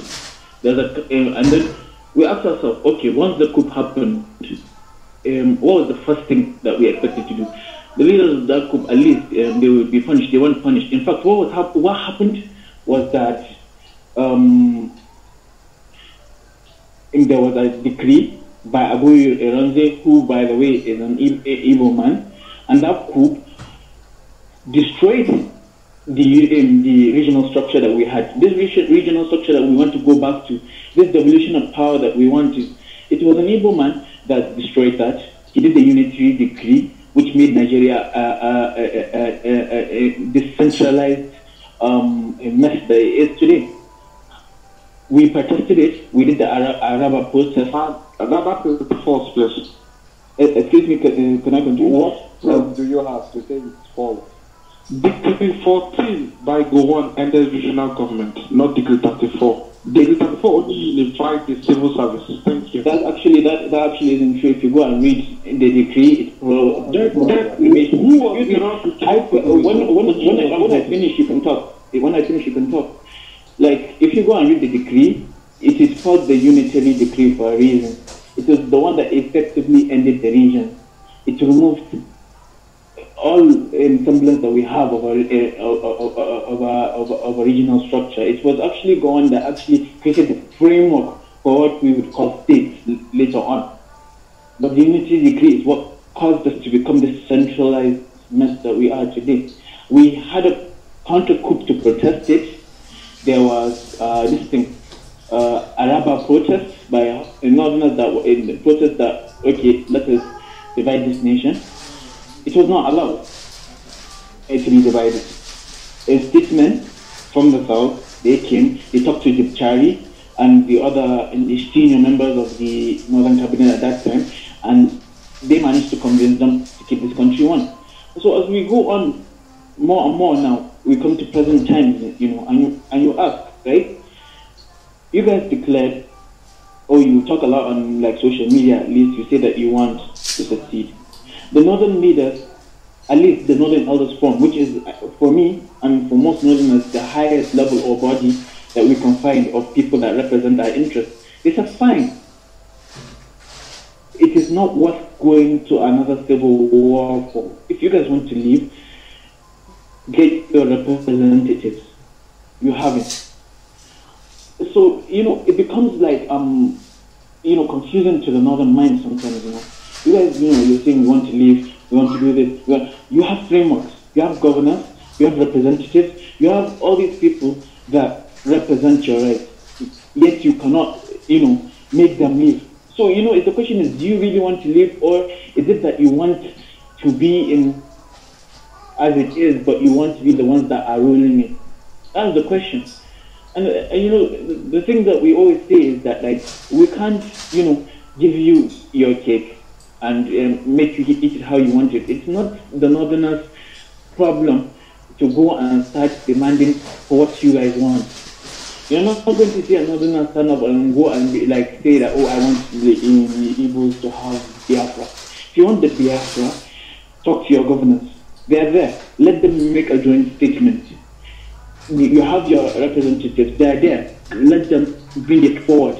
Buhari himself, in one of his speeches, he said that I think the Council of State was the highest decision-making organ in the nation, I think, in terms of those, if we're talking about the formation of the state. Bring them there. These things are things that are clear. I think I've said what I need to say for now. Okay, now this is what you said, Terry. Okay, Mohammed, this is what you said. I think the northern elders have seen at the national government to allow the Biafra to go. If I'm wrong, can someone correct me? That's like a one-on-one. I will do that trick. I want to respond to Terry. Please, let me tell you one thing, don't vote on against this. I think I'll do it this way. Because I really want to understand. And I noticed I will never understand it. I just say something now. The northern elders are maintaining government to allow that. And you take it to shift. So tell me, me and you can never understand us. I want to understand this. We can never understand. This is what I just said. Northern elders just see the paradigm and you say no, they're strict. Automatically, there's nothing I will tell you that you believe. So sometimes, when you see me in a room, like this, you don't even need to come because look, after you will never understand me, I will never understand you. Please, I want you to understand it. You want to divide the country, divide it your way. Anyhow you want to do it. If you don't believe in referendum, you don't believe in votes, if you want to start, go and buy gun and start war. So stop disturbing people when you come to rooms like this. Please, I say God beg you. Please, can I respond to Said, please? No, you're not going to respond to him. You're not going to respond to anybody again. I'm sorry. That's the worst you can do. Don't trust me. Yeah, all right. Thank you very much. I'm sorry, I didn't actually want to make it so bad, but I feel you can never understand ourselves. No, you have finished more to make me feel bad. You just finished. I just said something and you said in the trick, so automatically there's nothing I can say. And there's nothing someone can say that you believe it. Facts are facts, please. Facts are facts. Thank you. Now, you will talk to me. What about the paragraph of our leaders that said Tafa? State police or leaders Thank you very much. Thank you. Responsible our leaders won't Tafa. You can move me that if you want. Yeah, maybe we should meet our leaders. But what about the referendum or leaders that keep talking about how far we are?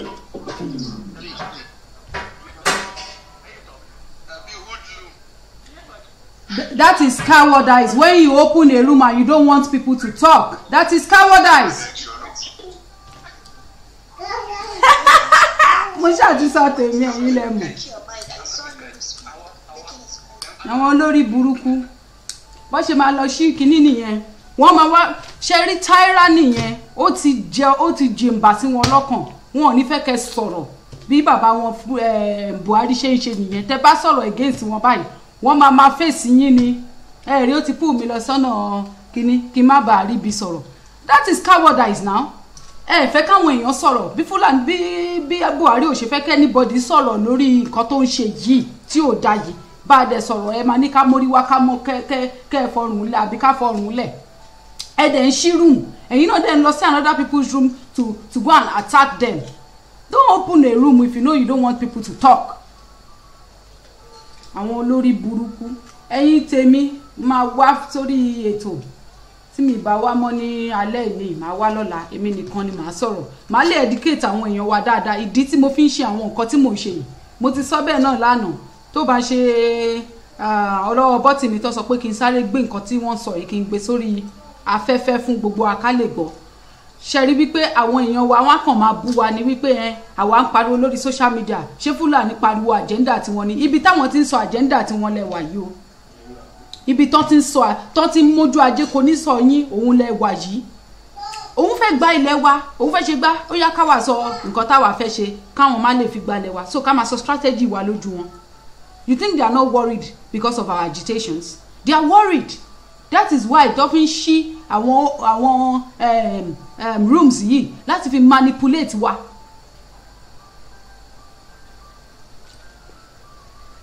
Bóyá màá ṣí room nírọ̀lẹ́ yìí tó yẹ pé ó máa jẹ́ Yorùbá nìkan la máa sọ ń bẹ̀. So lè gbọ́ àwọn tó ti wà ní platform yìí tipẹ́tipẹ́ lè gbọ́ nǹkan tí wọ́n ti dojúkọ lọ́wọ́ àwọn Fúlàní yìí. Experience wọn lọ́wọ́ àwọn Fúlàní yìí tó máa bá yín máa argue blindly and what they refer you nǹkan tó fi ń jó wa lára lójú pé ẹ lọ bá àwọn èèyàn yín sọ̀rọ̀ lọ ẹ lọ bá àwọn èèyàn because wọ́n mọ̀ pé àwọn èèyàn yín tẹ́ fẹ́ lọ bá sọ̀rọ̀ ẹ fẹ́ rojọ́ kà fún kà ní. Ẹ ṣeun jàre gbogbo yín pátápátá àtẹni tó dúró títí ta fi parí àtẹni tí ò dúró títí ta fi parí mo kí gbogbo yín ẹ ṣeun ó dàbọ̀.